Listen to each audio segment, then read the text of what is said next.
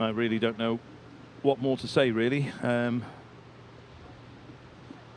think for the moment, I'm going to take a break, and then I will come back as soon as there's any more information, and we'll take it from there. So this is me, Dave Moore, for the moment here at Macau, signing out. As you can see, no warm-up, and at the moment, no motorcycle Grand Prix. If it is going to happen, we have two options. We wait and wait and wait for the track to dry and we start the day, or the cars go on time as scheduled and we try and get the bikes in at the end of the day. We shall see. But sorry folks, for now I'll speak to you later. Bye-bye.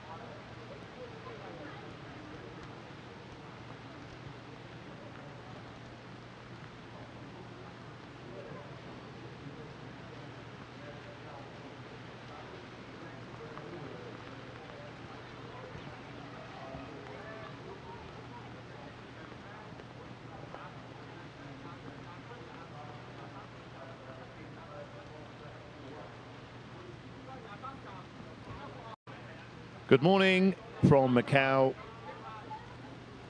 where it is 8 o'clock local time, and I have been given a direction to read out, and that is due to wet track and weather conditions, according to the Macau Motorcycle Grand Prix, the 56th edition regulations, and in accordance with Article 4.5, the race on November the 17th, Sunday, is cancelled. And in accordance with Article 42.4, the trophies will be given to the top 3 riders in a qualifying session, and the award of best lap will be given to the fastest rider in the qualifying session. So Davey Todd, Erno Costomo and Peter Hickman will at least have a memento of their time here, but unfortunately, as you can see from these pictures, this year's Macau Motorcycle Grand Prix, the lights would have just gone out and we would have been racing over 12 laps distance. However, the rain just hasn't stopped, and you just cannot race motorcycles in the rain at Macau. They don't even have wet tyres, which we've talked about many times in the past. There's a similar situation to the Isle of Man TT, where if it's wet, the riders don't go out. They are circuits that command respect, and as you can see from these pictures, there's even standing water in places as well. So it is the last day of racing here. There are no road closing orders for Monday. So today, it's today or nothing. And with the cars due to finish at 4 o'clock, and I'm guessing with the fact that the forecast maybe for the rest of the day is not good, that they can't squeeze in a motorcycle Grand Prix race at the end of the day. That has happened in the past, but today the decision has been made that there will be no Grand Prix for motorcycles at Macau in 2024. This is unprecedented for this event. Going from memory, I'd have to check through the books, but I'm pretty certain there has never been a year where it has not run. We've had reduced race distances in the past.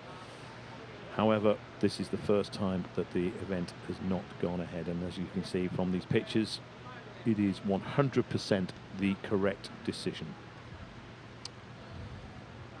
So all I can say, folks, is thank you so much for your company and your patience. It has been a very trying and testing week here at Macau, given the weather conditions.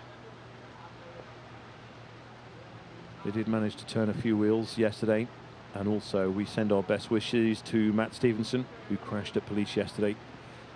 I understand that he'll be in hospital for 6 or 7 days, and then will be making his way home back to the United Kingdom.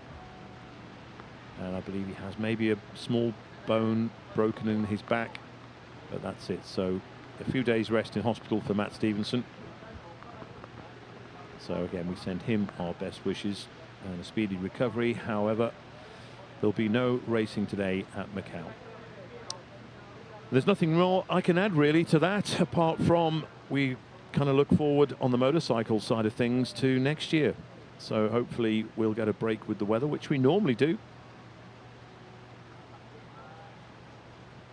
Whether any of the cars will be affected, I'm not too sure, but that's something we'll have to wait and find out. At the moment, they are still going to go ahead as planned. So for the Macau Motorcycle Grand Prix, I'm signing off now. I'll see you again, fingers crossed, next year in 2025. But from myself, Dave Moore, it's goodbye.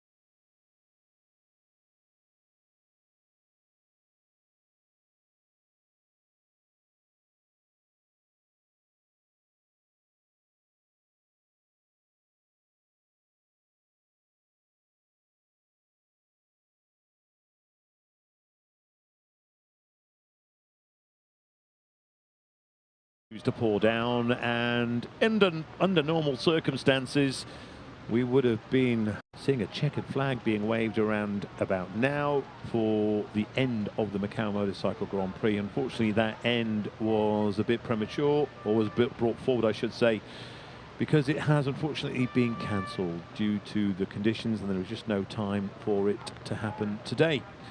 There will, though, still be a presentation of sorts, and trophies will be given to the top 3 riders from yesterday's qualifying session, and there'll also be the award of the best lap, which will also go to the top rider, the fastest rider in yesterday's qualifying. And if you do remember, if you were with us until the early hours of the morning, if you were watching in Western Europe, you would have seen that Davy Todd and Erno Costomo were dicing for pole position. It was Davy Todd who edged it in the end with a time that was just 0.2 slower than the time he set last year when he finished second to Peter Hickman in qualifying. But then again, they didn't have as much track time this year. So Michael Rutter, for a long time during the session, held on to 3rd place. And if you're wondering what happened to him yesterday, he actually ran out of fuel. That's I think there was a slight miscalculation, and he ran out of fuel, so he wasn't able to continue the session. And then Peter Hickman came in right at the end on the checkered flag lap to nudge Peter Hickman, to nudge Michael Rutter out of 3rd place and to qualify 3rd fastest. And as he was telling me later on, which is very certainly the way Peter Hickman operates, he likes to build. He's not fast out of the box. He likes to build and get quicker as sessions go on. That's normally his way, and he's done that plenty of times in the past. So, but he nudged Michael Rutter onto the 2nd row. And if you'd have seen Michael Rutter on the live feed yesterday at the bottom of San Francisco, just after Lisboa, telling Peter Hickman that he had just been nudged onto row 2 by his MGM FHO Racing teammate. So Michael Rutter, his 30th year here at Macau, of course, but he won't be on this presentation, so it will be Peter Hickman who will at least have some more hand luggage to take home with him back to Blighty.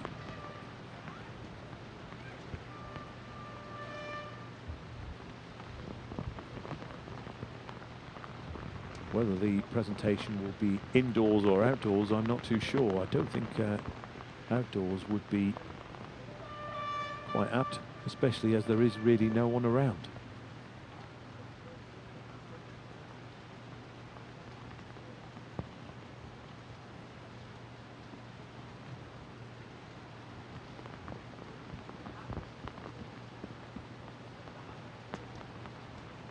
As for the rest of the day, the schedule is still expected to go ahead on time. So if you are tuned in to watch the cars, I have yet to hear anything different for the schedule. But obviously the motorcycles, it's a different kettle of fish, and therefore the motorbikes just cannot go out even the slightest hint of lack of adhesion. Any kind of dampness around the track. And we shall just wait and see what will happen with the cars.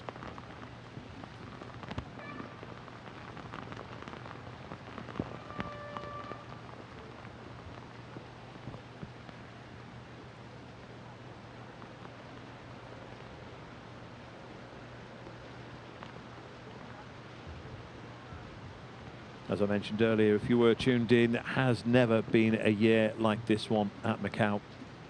This time of year, the weather is normally fantastic. And it is such a unique part of this planet. It's a wonderful place. Macau, I've been coming here many, many years. Never stops moving.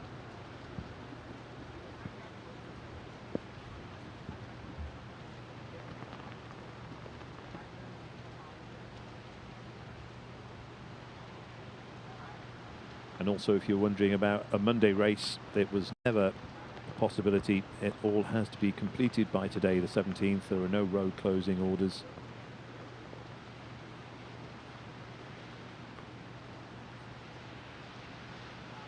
But to have 4 days, we were originally, this race was supposed to take place yesterday, of course.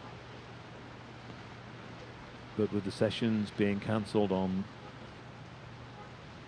Thursday and Friday, everything getting squeezed in. Plus, of course, there were a few red flags with the cars, etc., which curtailed the amount of time that was available to the riders to take their bikes out onto the track. So yeah, it's just been one of those years. Let's just hope that we've had all the rain this year. In fact, I would say we've had more rain this year in all the years, well, certainly in all the years I've been coming to Macau. I'm sure if you added up all the rainfall during that time over the last 22 years, it will not be anything like we've witnessed this week.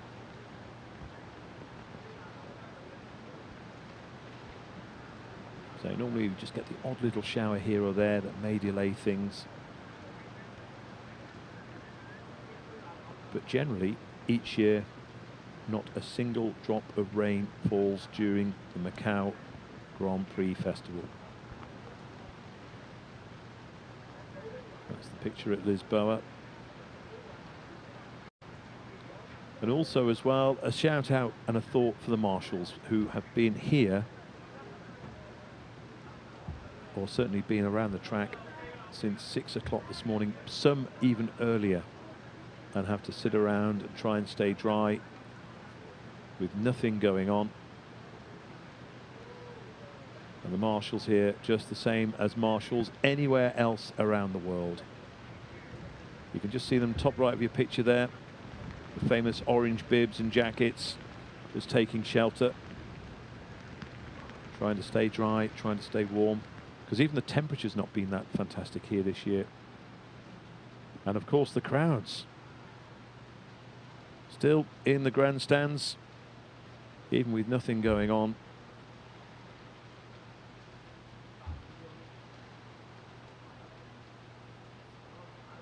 So yeah, it's a thankless task for the marshals at any meeting.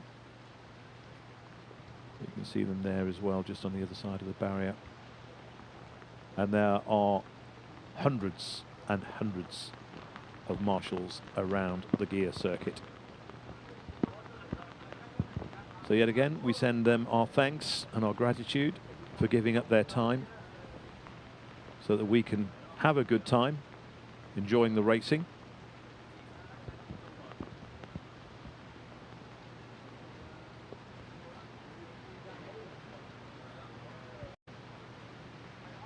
And despite the rain, life still goes on around Macau, as we can see with the traffic going past.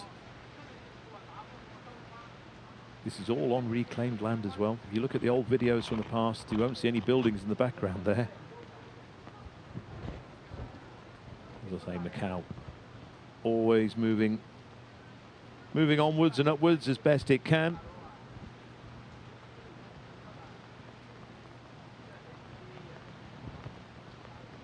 But it is a street circuit when it comes to the racing and the motorcycles in the wet.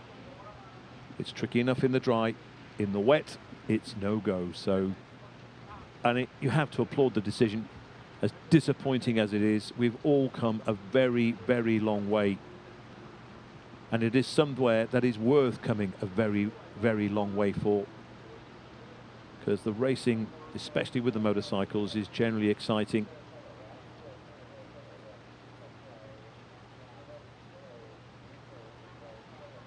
But it's a long way to come and nothing happening. In fact, personally, it even got to the point yesterday with a colleague of mine, as we were talking about today, and I said, so what's the weather forecast for tomorrow? And he said, I've not even looked. And I said, you know what, neither have I. It is what it is. And that is something we've heard all week here at Macau. It is what it is.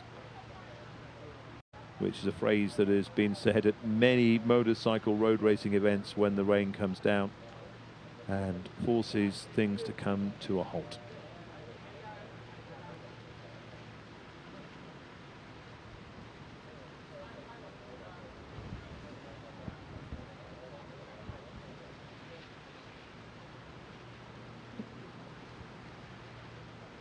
So we're still waiting this prize presentation. It was scheduled for 8:45, which is in 4 minutes' time.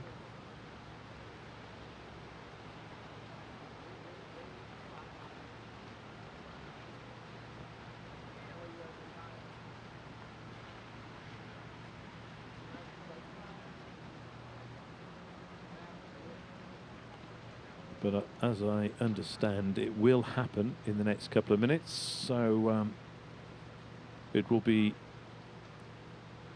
Peter Hickman, Erno Costomo and Davy Todd. And we'll even get a national anthem. And the prizes will be presented by Dr. Wilfred Wong, the Executive Vice Chairman of Sands China Limited. Also met a few people who've come to Macau for the very first time this year and haven't seen too much. I'll say it's very disappointing for them as well. Thankfully, there is plenty to see and do when there are no bikes on track. Here at Macau, plenty of entertainment.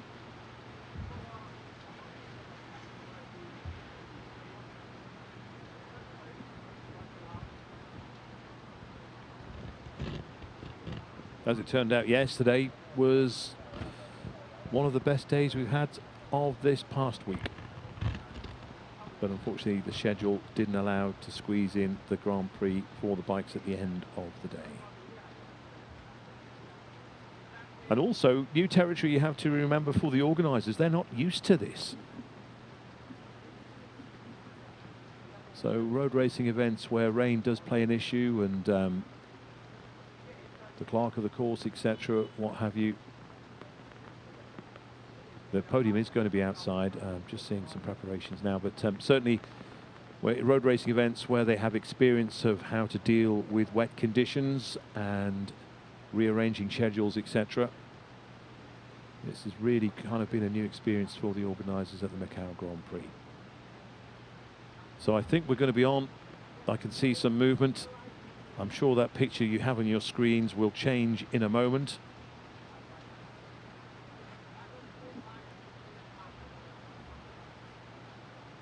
You won't see me, but I'm waving to you. There you go. I was going to say on the right-hand side of the screen, but they will be coming out into the wet.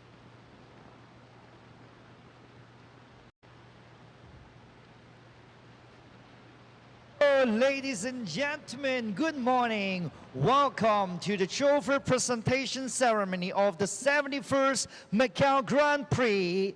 And now it's time for the presentation for Macau Motorcycle Grand Prix 56th edition. First of all, please welcome our winners. Second runner-up, number 88, Peter Hickman from Great Britain. Congratulations. And the first runner-up, number 38, Erno Costomo from Finland. And the winner, number 25, Davy Todd from Great Britain. Congratulations. Congratulations for all winners. And let's proceed on the podium. And now it's time for the national anthem for the winner.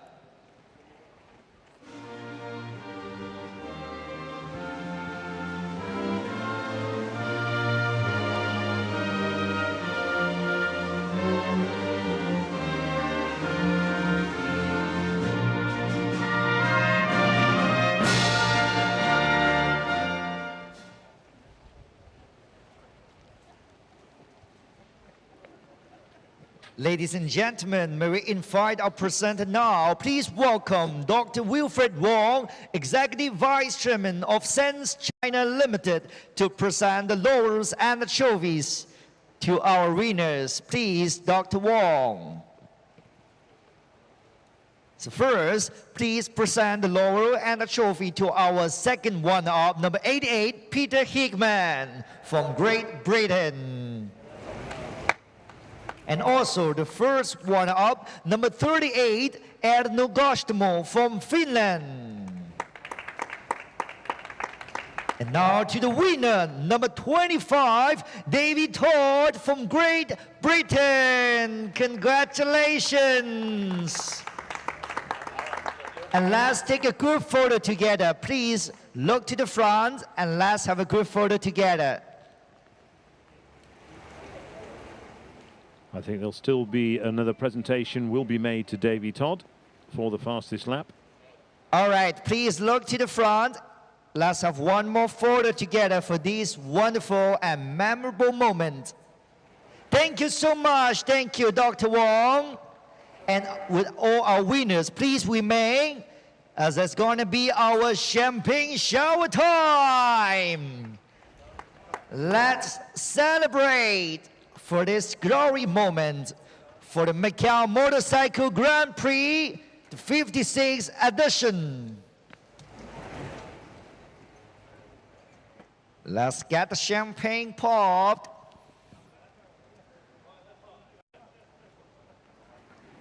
All right. Okay, congratulations. Wonderful. What a moment. Well, everybody is wet, of course. And all right, thank you so much. Thank you. And congratulations again. Let's have one more photo together. Please face our friends from the media on the platform. They are ready to capture more moments for us. All right, please look to the front.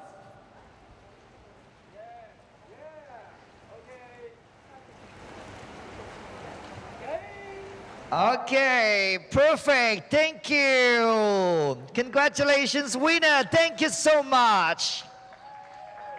Let's look forward to the upcoming races. See you soon. Thank you. And that's a wrap for the Macau Motorcycle Grand Prix for 2024, which no one would have predicted 4 days ago. So, Peter Hickman, Erno Costomo and Davy Todd on the podium. And with that, that is certainly now a final farewell from myself, Dave Moore, here at a very wet and rainy Macau Grand Prix. Fingers crossed, we'll see you all again next year, but it's goodbye for now.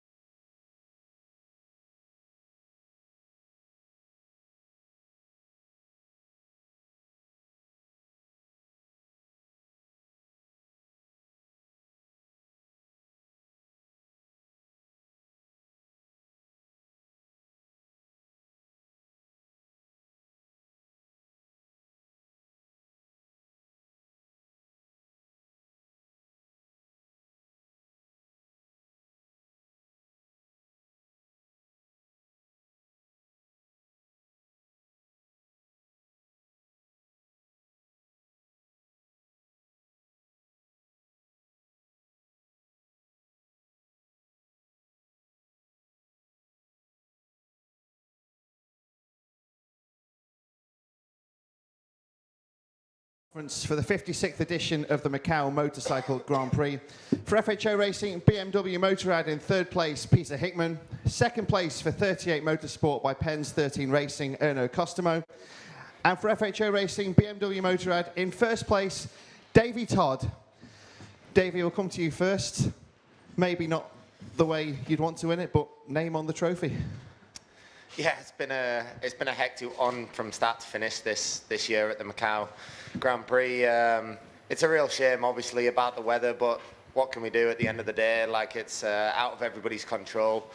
The organisers have done as best a job as they possibly can with what we have here, and yeah, we've just been super unlucky with these typhoons sort of coming in. I think, is it 3 that we've had this week? And this time of year, it's not normal. But yeah, to qualify on pole and then in essence take the race win is pretty cool. We got 2 FHO home race riders on the podium here, so it's really cool to do that for the FHO team.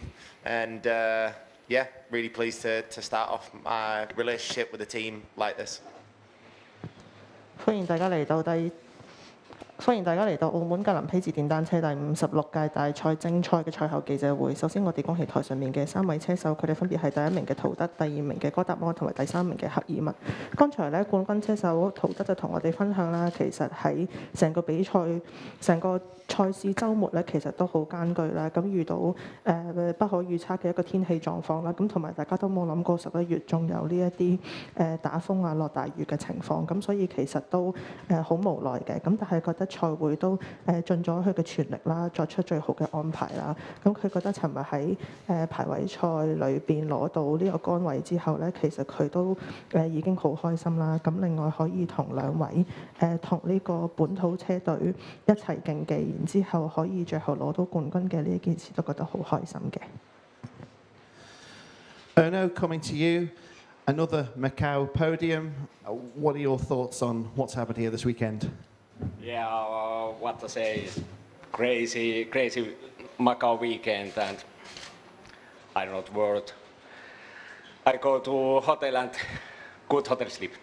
Thank you. 而第2位哥達摩咧，亦都表示覺得整個澳門嘅比賽週末都係非常之不可預測啦。咁但係都好開心可以攞到第2嘅。And Peter, great to see you back on the podium here again, but like everything else, it's been quite a weekend, hasn't it? Yeah, it's just been one of them, hasn't it? Everything's been against us. At least I've got the full set now. I've got a first, a second and a third trophy I can put at home. So yeah, bronze, silver and gold. Made the full set, but yeah, like David said, good obviously for Faye and FHO. Yeah, we both got on the front row yesterday, which has turned out to be the race result in the end.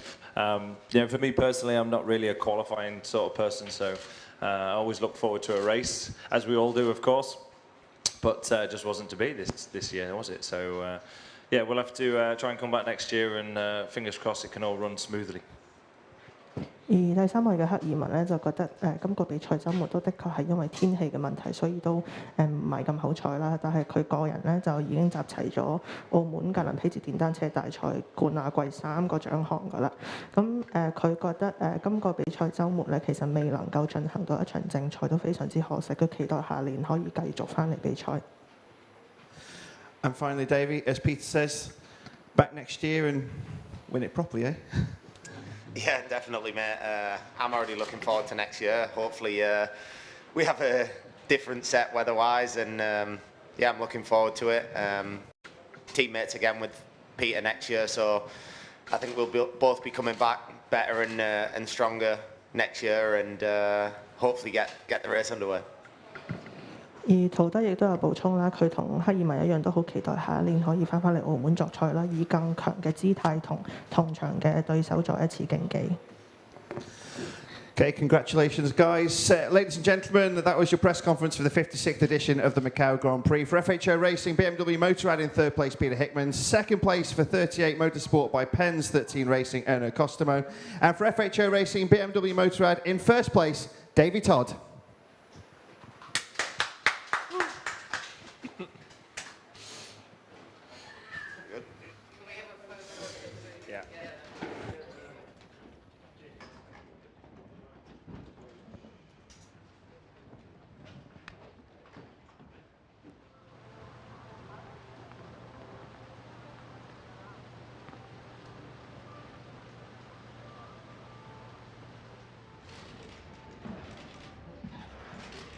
So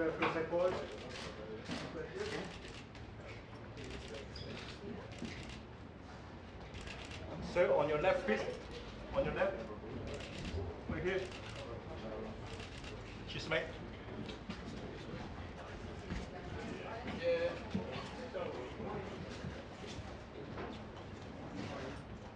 Thank you.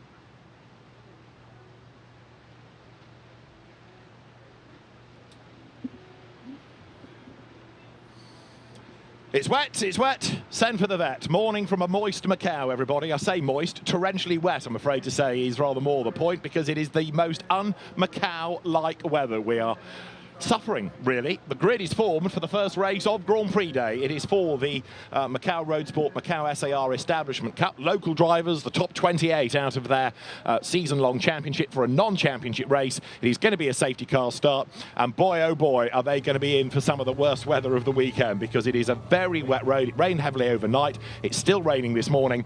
It's going to be, as I say, a safety car start, and they will go into battle once the race director is happy that they've had a good enough look at all of the puddles. David Addison and Alan Hyde sheltering from the rain trackside. And Alan, it is such a shame. Macau is a great part of the world to come to. Everybody tries so hard year after year. It's their showpiece event, and the weather gods have let everybody down. And you know what? It hasn't dampened the spirit down on the grid, because although it's different, it's a different spirit down on the grid. They know what they're up against. They've got umbrellas, they've got ponchos, they've got all manner of requirements to defend against the rain. But it's Grand Prix Day in Macau, and that in itself is special. And I tell you what a unique event. I've been coming here man and boy. Years, over 10 years I've never known a week like it. And so therefore everyone that's here, everyone that's involved in this event are going to have a story to tell, because this comes very, very rarely. We just saw a motorcycle podium. The race was not able to run. However, we have a new winner on the top step of the podium, because the results are declared according to their finishing positions in the qualification race. Davey Todd has had an amazing weekend here at Macau. He hasn't really raced, but he's been on the top step of the Macau podium, and that is history. And yesterday we had the equivalent race for the other half, if you like, of the road sport entry. Their race was rather affected by a safety car on the first lap because of an accident, and then we had a red flag, and it was all rather convoluted, and I won't bore you with it. But Lei Kit Meng was the winner. And what we did have were three utterly overjoyed drivers. The fact that they hadn't had the full 12 racing, that did not matter whatsoever. They bounded onto the podium as though they'd won the lottery. It was joyous, and you will see the same here. I know people are in the cars and they're a bit wet, and they're a bit nervy about the fact that it's a wet road. The enthusiasm that everybody has for the Grand Prix, especially the drivers on the grid, is just unbridled. And what a grid it is, as I say, because it stretches all the way back to the exit of our bend. You can see the cars, you can see the umbrellas, you can see the marshals in their ponchos.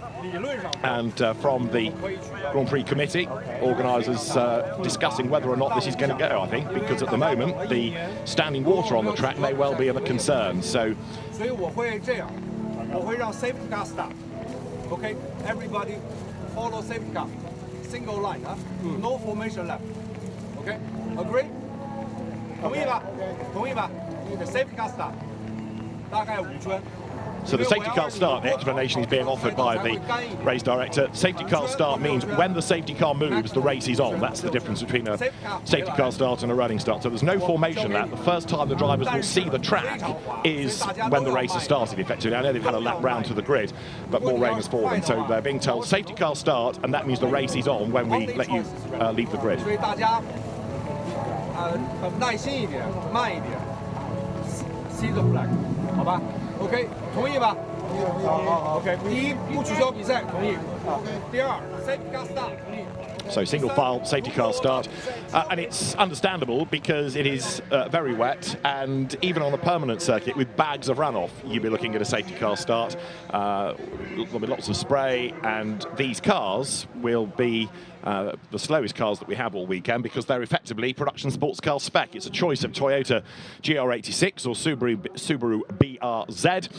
The nice thing about them is they're really narrow, so when we do get to a green flag situation, they can overtake, bravery and wetness of road allowing, in unusual places. Just about to add, you say they may well be the slowest cars, but they are perhaps the best equipped to get around tricky little corners in these conditions. And I was just thinking about the organising of this event. The organising for next year's Macau Grand Prix happens tomorrow morning, starts tomorrow morning. It's a whole year that this event goes into the planning. And you think about this, you and I have come over here for a week. We haven't brought wet weather gear. No. However, the organisers of the Macau Grand Prix have thought about it. So there have been more ponchos handed out than I've ever seen. There were various coloured ponchos being handed out this morning. There were ladies with boxes that were handing them out freely to everyone arriving here in the paddock, not just spectators, but team workers, anyone that wants to be defended against the weather today. They've got it covered. It's amazing the amount of various scenarios that they have to think about. I mentioned the motorcycle podium. That was already thought about. What happens if we don't have the race? We have the qualification yesterday. Well, we have a podium, and we have the top three from qualifying on the top three steps of the podium. They do just a huge amount of planning. And with that indication that we will start behind the safety car, it's going to be our first indication, and everybody else as well that's going to be racing today here at Macau, the first indication of where the standing water is, because I've seen a few shots around the circuit. There's quite a lot. Now, one driver has just come down pit lane, Joe Saray, and I just wonder whether he is going to, he was at the back anyway, so actually starting last is kind of irrelevant. It may be that he's decided that this is just too wet, and having had an accident over the course of the weekend, it's not really worth the risk. We'll wait and see, but he will forsake, therefore, 26th on the 27 car grid, and if he starts, he'll start at the back. So the car on pole position is going to be that of Damon Chan, and he very much is the man to beat, because he's already won the Road Sport Challenge and won each of his 4 races. So he is, as I say, the man to beat, no question about it. Looking further back down the grid, we've got number 9 there. That is Roy Tang, who is going to start from 8th on the grid. Yui Lung, that you just saw, was 7th. There, number 19 is Wang Chuk Pan. He's had a race win this year within the Road Sport Challenge. So it's tempting to say there are lots of people to look for, but that kind of, it doesn't become irrelevant as such, but it's harder to gauge really, because we don't know how many laps and what situation we're going to be in given the weather, and whether or not, you know, we're going to end up with the bulk of the race behind the safety car, or indeed how many interruptions we may have. But there are lots of people with pace that hopefully can make progress, is what I'm edging towards saying. Do you know what I've learned over the last 4 days? I will never look at another weather forecast as long as I live. It said that it was going to be wet on Thursday, wet on Friday, and dry and sunny and really hot on Saturday and Sunday, which would be more the kind of weather that we would expect here at Macau. This is wetter than we had on Thursday, which was day 1 of the Macau Grand Prix weekend here, and a huge amount of water. It's okay, it's a safety car start, but the safety car is going to be the first car that comes up to the various elements around the circuit where you're going to see standing water, puddles of water. They are going to be splashing around for a few laps, I reckon, behind the safety car. Yes, indeed. Now, it's a 10-lap race, and the drivers will also have a time limit. So the other aspect, of course, of the Macau Grand Prix weekend is that there are not only other categories that have to be slotted in, but also the roads have to open again at 6 o'clock for the traffic.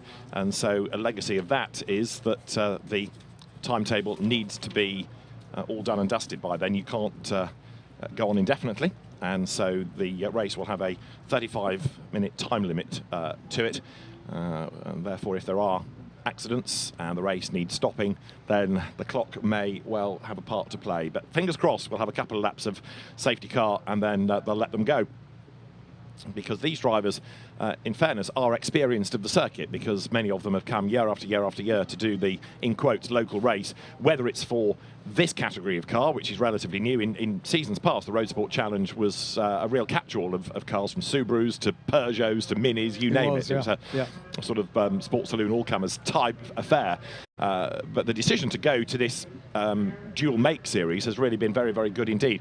And you look down on the grid, and Alan's been excited about it all weekend. The level of preparation and the colour schemes, the liveries, they always take your breath away. I do. I love it. It was what struck me the first time I came to Macau, and helped me to fall in love with Macau, because it made it very, very clear it was really the only place in the world that you would see cars like this, enthusiasm like this, and you can't help but be touched by the enthusiasm of the drivers and the teams. They're here at Macau. It's an amazing circuit. It's an incredible test of machinery and of driver as well, and they only get to run on this circuit 4 days in every year. So it's it is the stage that they have to show off to the world how they can prepare cars, how they can think about the liveries, and how they can show off their sponsors as well. And the race is underway because the safety car moves away and the clock starts to tick. 10 laps in theory. And the race is on. No formation lap for a safety car start. And now you get an idea of just how gloomy it is. If you're thinking, crikey, they race late at night at Macau. No, they don't. It's 9:25 in the morning. There's a lot of spray in the air, of course, but it's a very gloomy day and it's a very wet day. And the headlights working overtime, piercing the darkness as they go down towards the first corner on the left of Reservoir.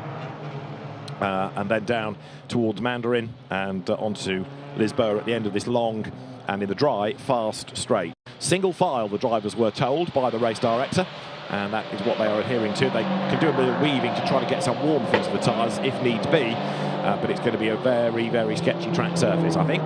There's the weather forecast for the day. I reckon it might be a little bit tricky weaving the cars as well, because there is a lot of standing water down there. If it had stopped raining, then what they were doing now could potentially be something that could clear water out of the way on the racing line. However, it's still absolutely pouring down. Just saw the camera crew make their way off the grid from the preparations, the shots that they were bringing from the preparations for the race, and they were literally shaking their hands and their equipment dry as they made their way off the grid. It's still pouring down with rain. Now, we've had a long look at one part of the circuit. Bear in mind, the gear circuit here is 6 kilometres long. Yesterday, in the qualifying race for the Macau Grand Prix for the single-seaters, the FR cars, it was incredibly wet down at Lisboa and pretty much dry everywhere else. It was very, very odd weather indeed. Looking at the circuit now, it is wet all the way round, yes, of course. But this is the slower part, so there's always going to be less spray, so it never looks quite so bad on the mountain section. And that's a great opportunity to see the very bright liveries that pierce through the gloom here at Macau. You were looking at Ivan Cito's car from the second row of grid, that distinctive purple and lime green coloured car as they make their way through the twisty section of the circuit, with the indication at the marshal's post, the safety car board being displayed. This race is underway and underway behind the safety car, and they need to be careful. Okay, they are under a safety car, they are racing essentially, no overtaking is allowed, but even with that amount of water, even at the pace that they're going behind a safety car, it's not going to be simple, is it? No, but in fairness, I think the safety car is, or certainly was, going pretty rapidly, trying to help the drivers to understand what the circuit is like at a pace, and until somebody turns off the tap, we are where we are with the weather, so we'll see how many laps. Of course, the race director will be in contact with the safety car crew, Pedro Cruciero, the driver, who's an experienced touring car racer himself, and the observer there, who'll be saying, well, it's a bit wet here, but it's not too bad there, and maybe one more lap, maybe 2 more laps, or maybe even they're good to go. So the communication will be coming from the car. Ultimately, it's the race director and the race control team that have their names above the door, but a lot of the information to make the decisions coming live from the track, from the safety car crew. We always hear about drivers, they don't mind if it's wet, they don't mind if it's dry, it's when it's that intermediate, so a wet circuit that's drying or a dry circuit that's wetting, that's what they don't like. No question about this, it's a fully wet circuit. The only thing, and the difference between the commentary that we regularly do during the year on UK and European racing, how much experience of really wet conditions have drivers from this part of the world actually got? That's a very good question. I mean, I'm tempted to point to Japan, which I know is a completely different country, but there they get some horrendous wet weather and they race in it. China might be rather different, and therefore there's the first casualty under the safety car, and that's going to prolong the whole process. It bounces off the wall. Lu Longyin's car. It was number 6, and he was in 3rd place, but he actually kept going, in fairness. So he's damaged it, but that, I'm afraid, is not what race control wanted to see, because that just makes them even more fearful about letting them go. That's under the safety car and just touching the water and going without any control whatsoever through 360 degrees. I did wonder, you know, you can't be too aggressive, you can't change direction too much. Okay, you're weaving the car from side to side to try and get the wet tyres up to a little bit of temperature, but you can't afford to do it too much. You can't afford to... he wasn't even weaving the car, was he? No, he got a bit close behind Chankin Sang. Maybe touched the brake? Yeah, maybe. And settled himself, hit the wall on one side, then spun across to the other. And I don't think he actually lost a place. I was going to ponder what you do overtaking under the safety car if somebody spins ahead of you, but I think actually Lu Lingyin was able to keep going in third place. So he bounced off the wall, the car a bit dog-eared, but we'll see what race control ponder about that. For the moment, the safety car obviously stays out, and it is Damon Chan who leads the way, and in fact Lu Longyin's car is badly damaged enough to not get as far as Lisboa, so he's done more damage than first thought. He was able to bounce away, but there you go. You see, people say, well, there's no point in having a race behind the safety car because it's just grid order. Not necessarily. You never know what might happen. There are huge challenges around the gear circuit here at Macau, even on a dry day. And if you add to it the kind of weather that we're dealing with, the conditions that we're dealing with, which is worse than we have had for the past 3 days here at Macau. We have never had over the last 3 days such a large amount of standing water. This is quite a challenge. I'll tell you what, the safety car drivers and the official car drivers over the course of this weekend have been busy. Yeah. They've been going out on the circuit when the rain has stopped. They've been going out before racing was going to get underway, not only assessing the amount of water that was around the circuit, but also endeavouring to find out just what the limit is on the circuit to work out whether it's dry enough to get racing underway. And I've walked trackside into the circuit in the morning when the BMWs have been out on circuit. They are really pushing on. Yes, absolutely. Really pushing on. Yeah, it's deceptive, isn't it? Because you look at the pace of a race car, you put it behind the safety car, and you think, oh, you know, they're just crawling around. But the safety car does have to be driven very rapidly as well, but safely. The last thing you need is a safety car having an incident. So now the safety car has scooped everybody up, and I just wonder whether it might be bringing them into the pit lane at the end of this lap. I know this is a slow part of the circuit, but seeing that race control have now seen people aquaplaning off under the safety car conditions, that might be triggering further conversations upstairs. Opposite where we are, we're over the start and finish line. We can see the marshal's post, which is a busy one. There is the safety car board, there is a yellow flag, and there's lots of staring at the television pictures and waiting for more news. There's no sign of any colour of flag other than yellow as yet, and the yellow flag is there while the safety car is deployed for this safety car started race. And we're on lap number 2. Don't forget the race is live, albeit under controlled conditions.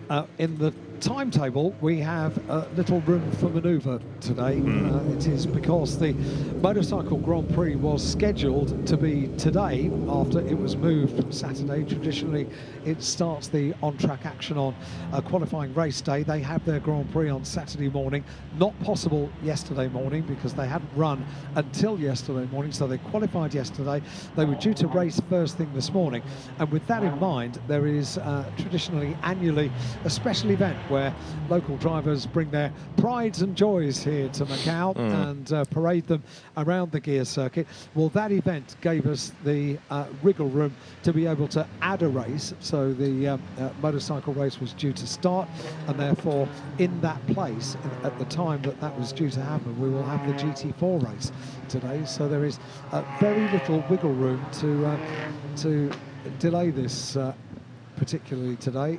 Now, the field has slowed, coming, as you can see, through Fisherman's, and I think part of this is that the drivers want to be, or the race officials want the drivers to be in a fairly short and compact line so that they can all keep to one side of the road going past the incident zone from the Lu Yonglin accident, and in fact they're going to be brought down the pit lane. Now, this might be to stop the race, or it might be to just go through the pit lane to give the marshals chance to work and clear the debris off the road. So we'll wait and see. We haven't yet seen a red flag. My suggestion is they're coming down the pit lane so they are not going through the debris that was there before. And the safety car drives down the pit lane. As I say, there is no red flag showing, so my expectation is the safety car will just drive straight through the pits and rejoin, unless, while it's in the pits, race control throw a red. And the safety car, as you can see, is still moving, and you can see the rain still falling. 2 laps complete now in our first race of the day on the 71st Macau Grand Prix race day here at Macau.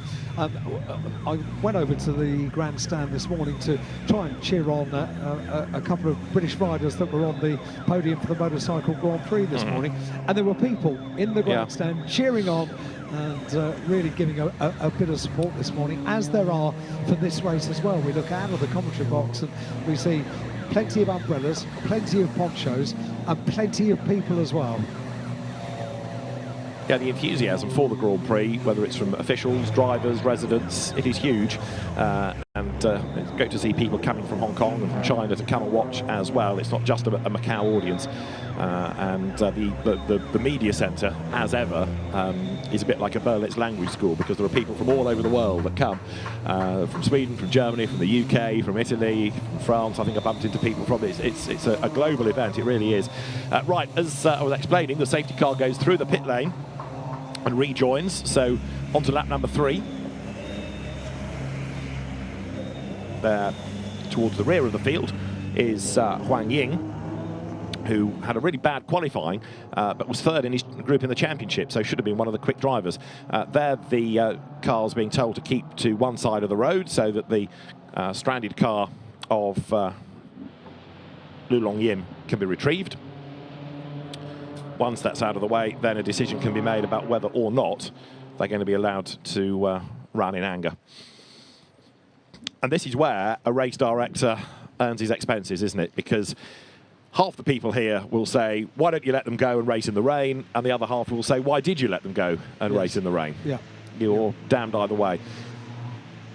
I do not envy the decisions that have been taking place in race control for the last 3 days, in fairness. They've had some really challenging conditions, and we've been talking about the rain being heavy. I have to say, in the last 5 minutes, it's got heavier once again, and our sort of barometer of that is looking out over towards the pit lane, and we are just directly opposite the race control building, the very, very grand and impressive yellow and black corporately coloured building, which was unveiled for first use when we had the celebration of the 60th Macau Grand Prix. And if we look over to the pit lane from our commentary box, you can see the puddles. You can see the puddles that are taking a real beating as far as the rain is concerned at the moment. It's not getting any better, but on the plus side, 2.5 laps now complete behind the safety car. They know what they're dealing with. Yep. It's not going to get any better, and it's probably not going to get an awful lot worse. No. And equally, you kind of need a bad experience to create a really good one in the future. And by that I mean that the Macau Grand Prix Committee have been doing this for 71 years now. They will look at this year and they'll think, okay, right, that weather was unprecedented.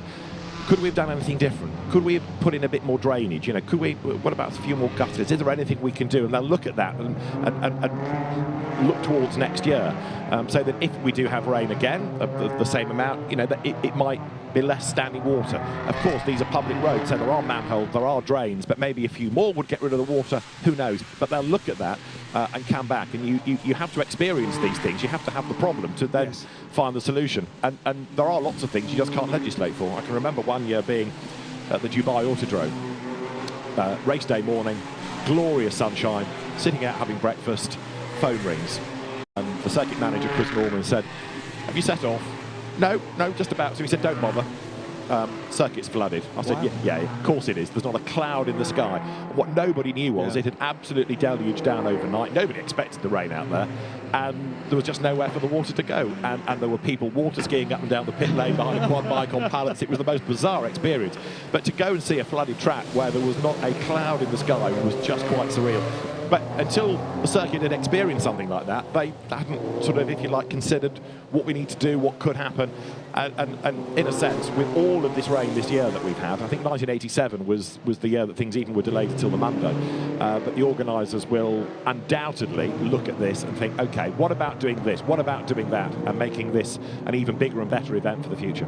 That's what we look forward to, because this year, although we've had the challenge of rain, it is a great lineup for the 71st Macau Grand Prix. For the single-seater racing, the Macau Grand Prix later on today, and of course the FIA FR World Cup. It's the first time we've had those cars here, so it's been an exploratory meeting as far as the cars are concerned, and very young drivers, really young drivers from 16 years and above. Yeah. We are looking for, whatever happens, we're looking forward to everything that's going to happen on track today. And of course, everybody that's here wants to be here. I know that might sound obvious, but if you're a driver in a championship or driving for a manufacturer, you may go where you are sent. And you might not want to go and race at, I don't know, Ossersleben, but you've got to. But everybody wants to race here. That's why they are on the entry list. They want their name on the trophy in the history books, and that's exactly what happens. You look back at those that have won in the single-seaters for the Macau Grand Prix, in the touring cars for the gear race, and in latter years for the GT Cup that we have here at Macau. Everyone wants their name on the trophy. Some are greedy; they want it more than once and more than twice. It's just like we can't get enough of this. Now the safety car, I reckon, is speeding up again. So whether this is to try and get us towards a couple of racing laps, we'll wait and see. Clearly, as Alan rightly says, the weather is the weather is the weather. It's not getting worse. It's not getting better. It's a wet track, but the drivers have had a look at it, and with the exception of that one slightly overzealous driver of Lu Long Yin, everybody else has been okay behind the safety car. So the decision will be made in due course. And actually, what happens in this race kind of then becomes the information guide for the rest of the day. You know, the subsequent race officials that will look after GT4, GT3, TCR, FR, they will all be looking at this and thinking, okay, well, we had that and this happened. So there's a lot of information to be gleaned here. To call these drivers the guinea pigs is a little bit unfair, but you know what I mean. What's being learned by the drivers is also being learned by race officials at the moment as well. Absolutely, make no mistake about this. The TCR drivers, the TCR teams are going to be looking at this very, very closely because they know what's about to happen this morning. They have their final race of the year and a championship to be decided here at Macau. So irrelevant of what the conditions are, they need to decide around the streets of Macau today a championship, a very important championship, a world championship title, FIA World Championship for the TCR World Tour, and also, of course, the prestigious Macau gear race. So lots to think about. Maybe the single-seater teams are not looking quite so intently. They are the final race of the day, and things could change massively as far as conditions are concerned between now and then. I'm hoping they will, because we all want to see racing. The cars, as I say, are going at a decent lick.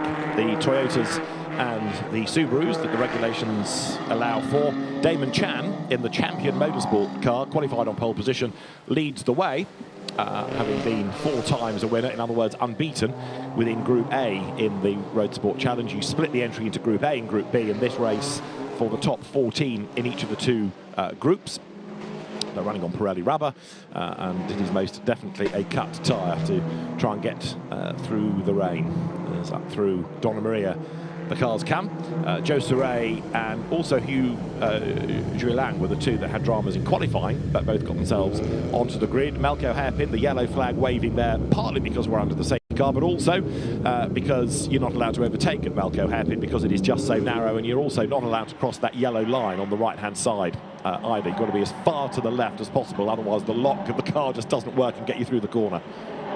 We are on lap 4 this morning. If you are just joining us wherever you are around the world, the local time is 9:43 here in Macau. This is the first race of the day. We also have the final round of the Kumo FIA TCR World Tour event of Macau, the final race of the weekend for the FIA Championship. The Macau GT Cup, that's coming up.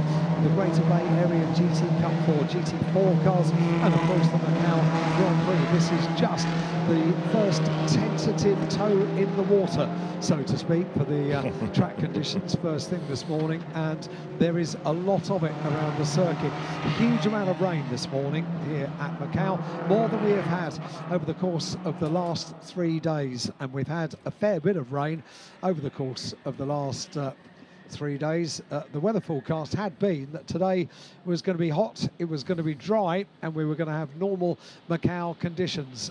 This is far from a normal Macau. Behind the safety car we continue, and very soon they're going to be coming up and completing half distance, aren't they? Indeed so.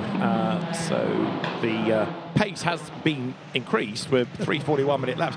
And I know that might sound silly, but it is relevant because now the safety car board opposite me is, I thought, being withdrawn. Maybe I'm being a bit overly optimistic, but I was about to try and suggest that if the pace is being quickened, that's taking the drivers closer to experiencing the circuit at a race pace.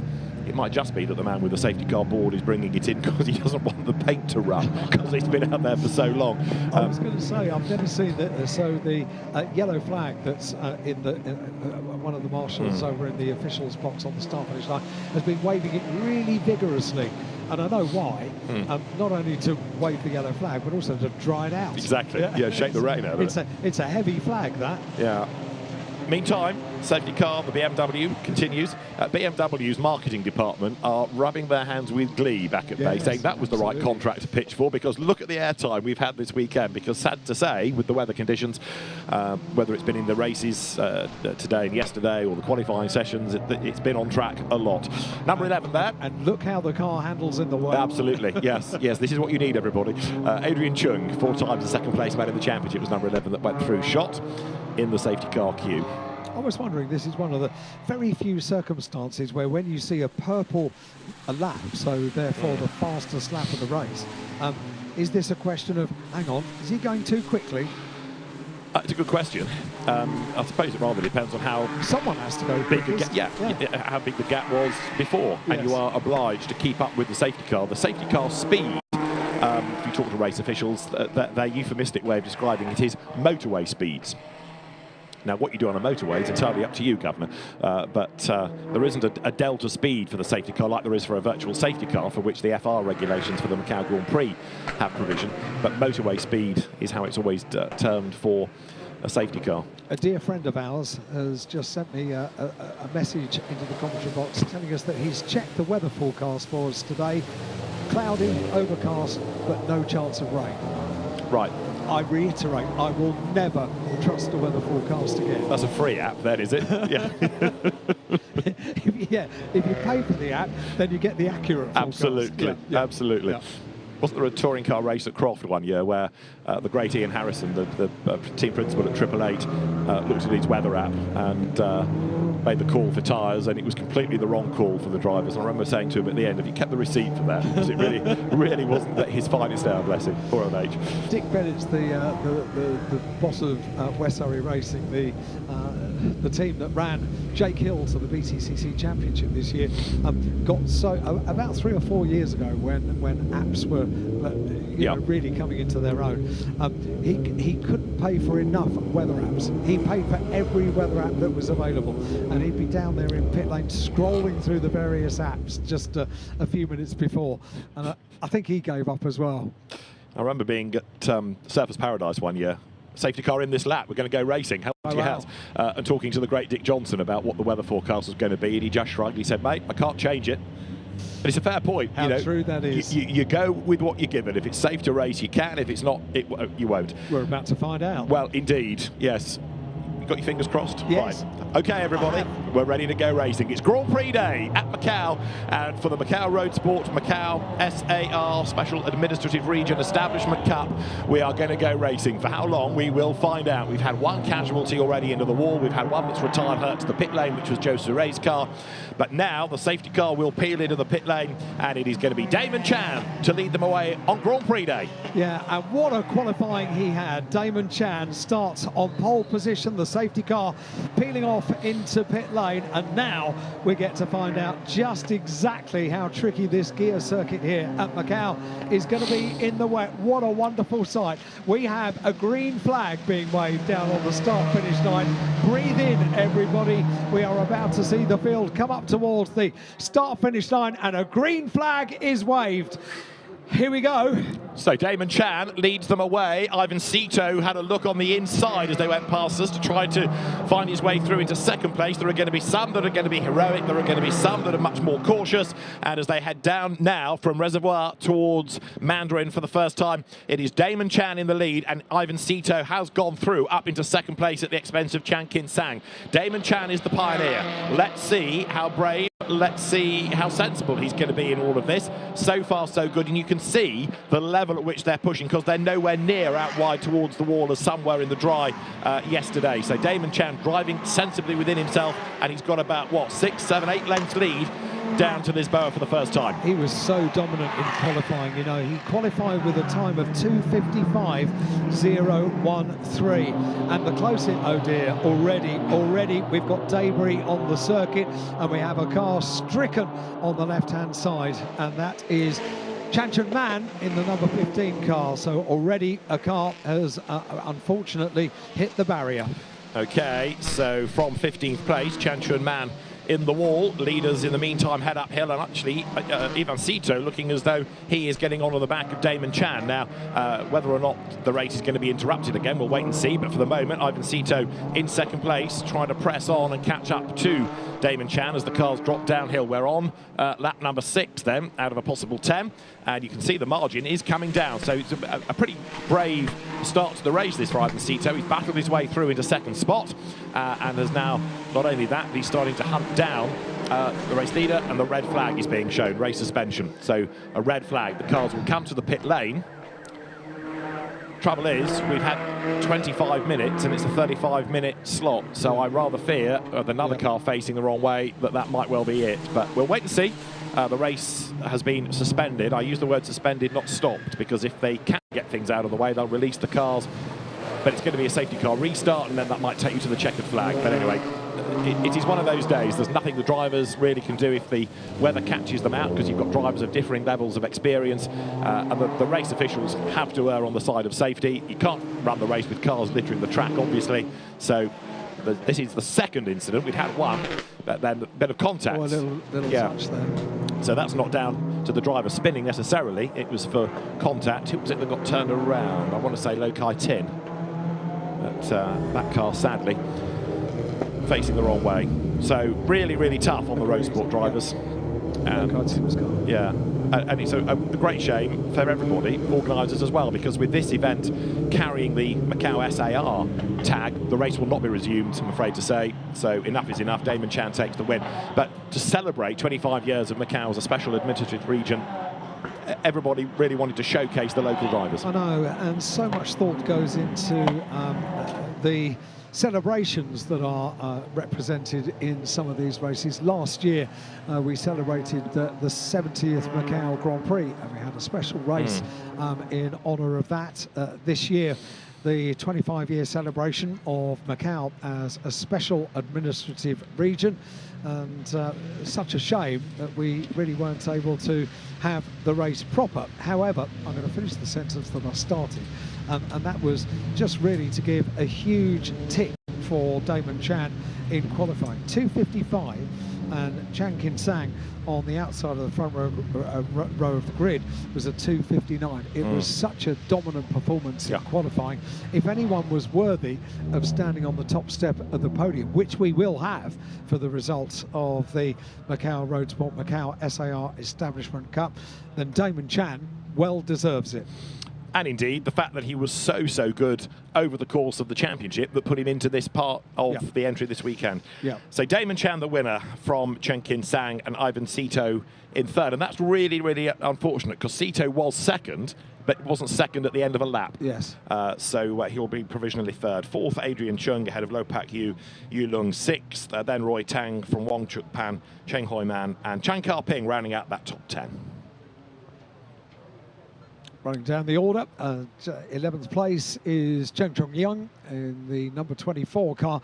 And as you can see from the results, so many of these local drivers, some from Macau, some from Hong Kong, some from China as well, all competing alongside for the prestige of standing on the podium here at Macau. You saw yesterday, if you were watching our first road sport race this weekend, the absolute joy and elation down in Parc Fermé for the top 3 drivers.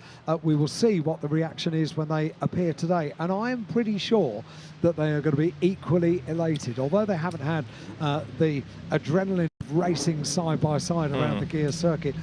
They've won a race. They've won a race here at Macau. And I know this might sound corny, and you might say, oh, you're just, you know, saying what the organisers want, but to have 4 laps or so controlled by the safety car at a half-decent speed is certainly better than nothing. And they have experienced the circuit, and they've gone at a reasonable speed, and they were never going to be flat out because of the rain anyway. So they have had some mileage, and it hasn't been a complete waste of time.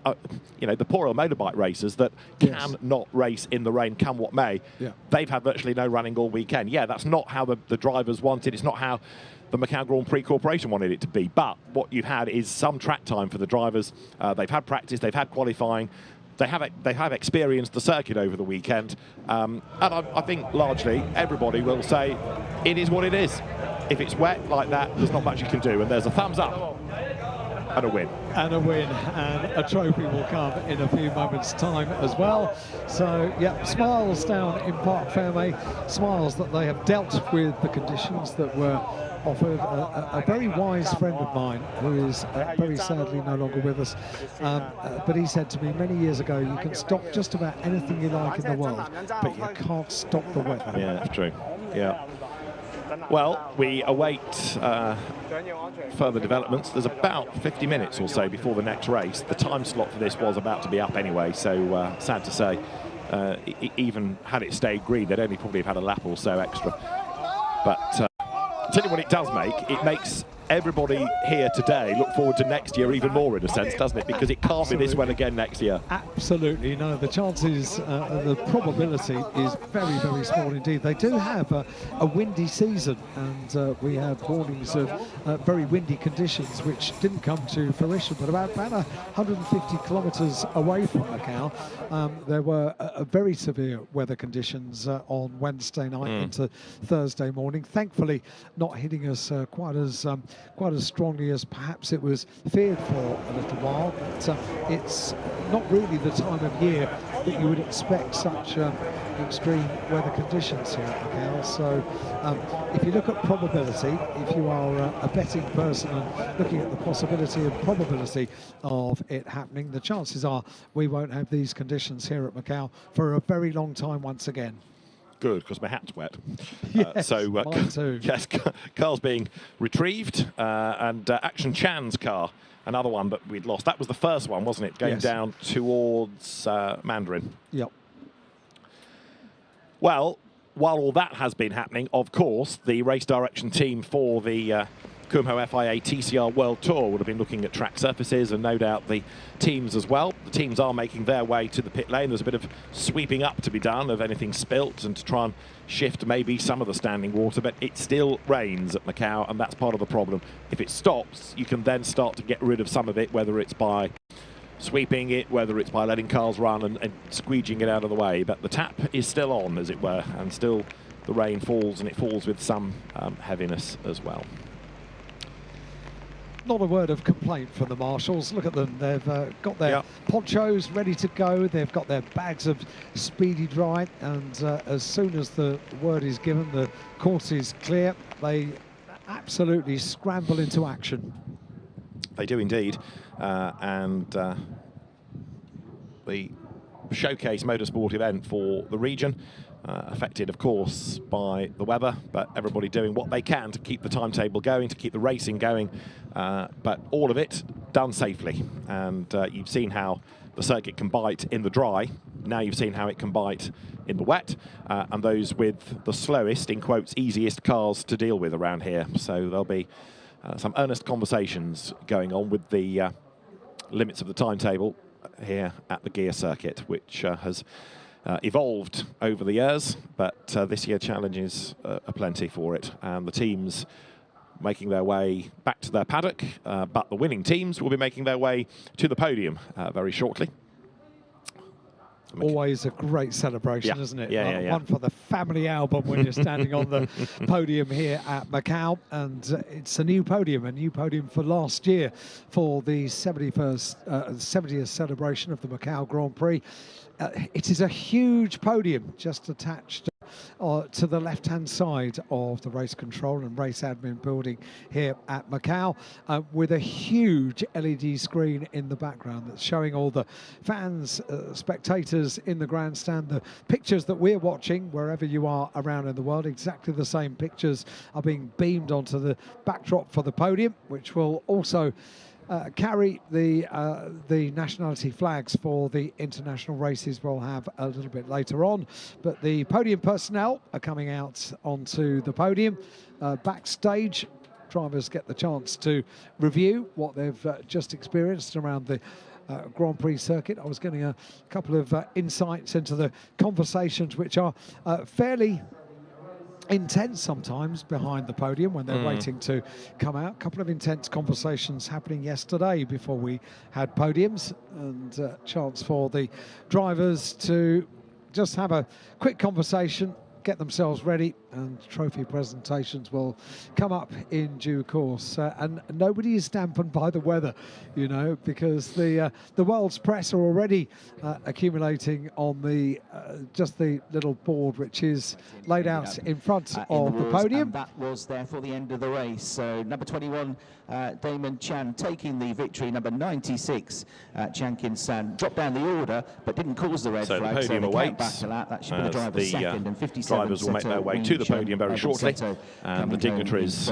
will also be present and correct as well, ready for the trophies to be presented. So it looks as though everybody is just about ready, and in a moment or two the nod will be given, and out will come the presenters and the drivers ready for the podium at the end of the first event of the day. For the Kumo FIA TCR World Tour event, and of course that will be the Macau gear race. On the plus side, it's not so humid today, is it? You are clutching at straws for positives now, I tell you. No, you're right, but just such a shame. It was really hot yesterday, wasn't Yeah, it was. Really hot. But when everybody works so hard, teams, organisers, you name it, sponsors come for this event, liveries are done, promotional girls are brought in, merchandise is created, and for the weather to just, you know, spoil one day is sort of disappointing, but Grand Prix Day specifically, it really is a great shame. But we look forward to the dry and the sunshine next year, that's for sure. We most certainly do, and who knows what's going to happen over the course of today. The word is, the whispers going around, that it's going to cheer up around midday, and potentially as we get closer and closer to the 71st Macau Grand Prix, potentially we could have a wet circuit which is drying out, or be something approaching dry. I have to say at the moment it doesn't look as if Thank you, ladies and gentlemen. Welcome to the 71st Macau Grand Prix Podium Trophy Presentation Ceremony of the Macau Road Sport Macau SAR Establishment Cup. So now, let's welcome the winning drivers to the podium. On the second runner-up, number 57, Sito Wengshen Ivan from Hong Kong, China. And on first runner-up, number 96, Chen Kin Sang from Macau, China. And the winner is number 21, Cheng Tenman Damon from Hong Kong, China. Congratulations. And now I would like to invite Mr. Wilfred Wong, Executive Vice Chairman of Sense China Limited, to present the laurel to the winning drivers now. Let's welcome Mr. Wong, please. And now, first of all, to our second runner-up. Congratulations to Sito Wengshen Ivan from Hong Kong, China. Thank you. And now to our first runner-up, Macau, China driver Chen Kin Sang. And of course, to the winner, Damon from Hong Kong, China. Congratulations！ 現在有請澳門特別行政區政府社會文化司司長及澳門格蘭披治大賽車組織委員會主席歐陽瑜女士為我哋頒發獎杯。And now may we invite Ms. Ao Yang Yu, Secretary for Social Affairs and Culture of the Macau SAR Government and President of the Macau Grand Prix Organizing Committee, to present the trophies to the winning drivers. Congratulations! Thank you. And now, Ms. Ao Yang, please remain at the center, and I would like to invite back Mr. Wong, and let's take a group photo together.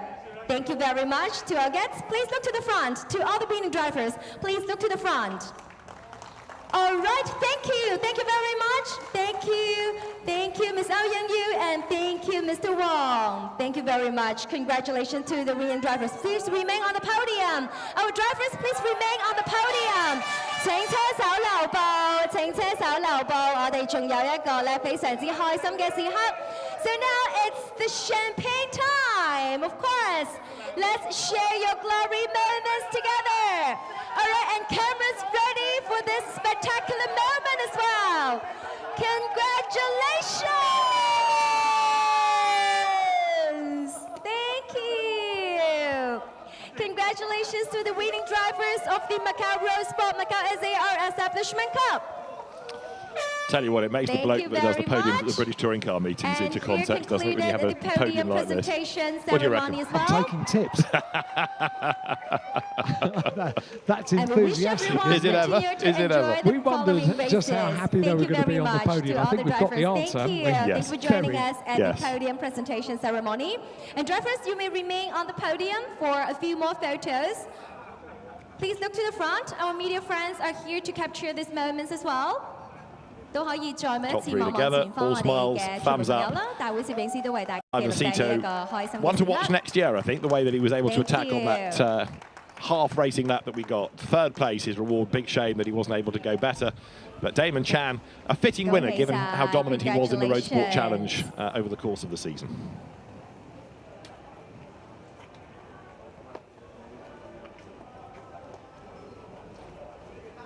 好，唔該晒 ，Thank you， 唔該晒咁多位傳媒朋友 ，Thank you our media friends as well。再一次恭喜所有得獎嘅車手 ，Congratulations to all the winning TCR World Tour. There'll be a break, hopefully a break in the weather as well, but we'll wait and see. But the touring car teams will be on track in a little while.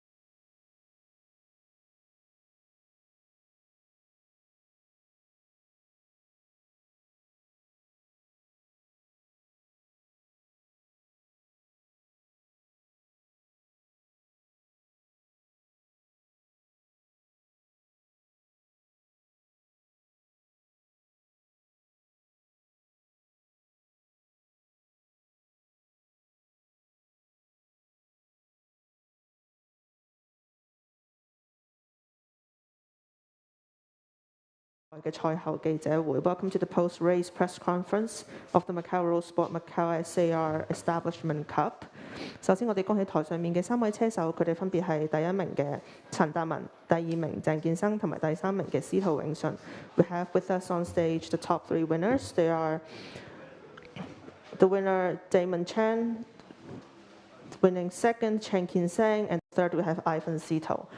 我哋頭先見到咧巡賽，其實賽之前咧都聽到話，我頭5圈咧會係安全車帶嘅，跟住之後就根據情況而再作出決定啦。咁我哋都見到咧，其實係安全車離開咗之後咧，3位嘅起步都做到好好，但係好可惜紅旗就出事咗，而賽事亦都冇再恢復，所以導致即係我哋睇唔到3位呢個更加精彩嘅演出啊！可唔可以同我哋講下你哋喺場上面嘅感受，或者我哋喺陳達文開始啊？好大雨啦，外邊一路都落緊啦，冇減弱嘅趨勢啦。咁車裏邊嘅狀況非常惡劣，玻璃蒙晒，乜都睇唔到。咁直路啦，超過150都浮起㗎啦，基本上。咁周圍都係水氹，所以艱難。如果係比賽嘅話，都未必話有十足把握。咁最後都係安全車之後紅旗完成，咁就大家安安全全啦，最緊要係。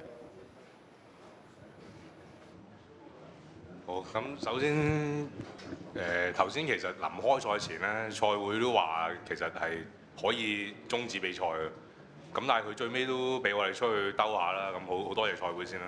咁另外就咁頭先阿達文都講咗啦，頭先個情況好惡劣嘅。真係乜都睇唔到嘅，淨係可以行中間嘅，隔離兩邊都全部係水氹嘅。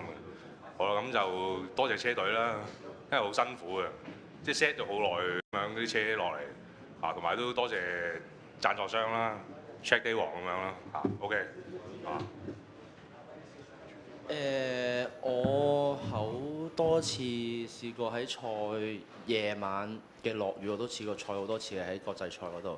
咁其實呢個 condition 我覺得係 acceptable 嘅，即係應該可以起碼 at least 幾個圈，最有意外即刻 cut 咗，我覺得係理想嘅。但係冇意外嘅時候，cut 咗就我覺得有啲可惜，因為大家都一個圈都未完成嘅。咁都好多謝賽會可以俾我哋 at least 唔好似電單車咁成個腰斬咗啦。咁希望下次再嚟澳門再繼續比賽。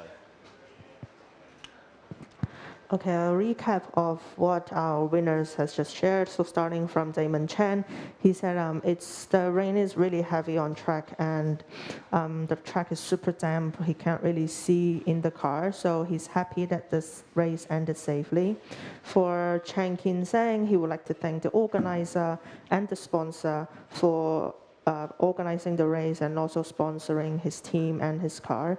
The track condition is pretty extreme and only the middle part of the track can really let the cars go without any mistakes. So he's also happy that the race ended safely. For Ivan Chan, he said he had rain races in the past and he thinks that the track condition isn't that bad, and it's such a pity that the race ended in the red flag. But he would also like to thank the organizer for the race, and he look forward to the next year.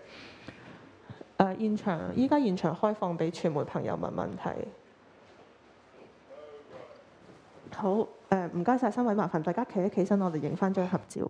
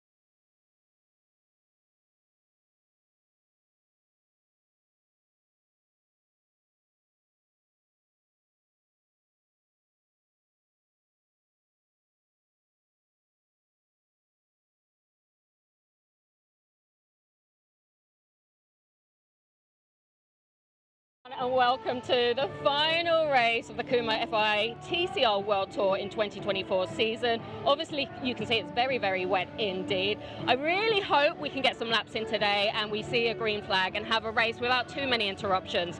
Obviously, it's the reverse grid for race 2. You've got 2 Chinese drivers on the front row. You've got Andy Yan, and of course you have his teammate as well, Martin Chow, who's over here. And Martin Chow is looking to seal the deal in the Chinese Championship. Hopefully I can see him. I want to grab a few words with him because I just want to see if he thinks it's possible to win a World Tour race, but I don't think he's here yet. Is Andy here? Is Martin here?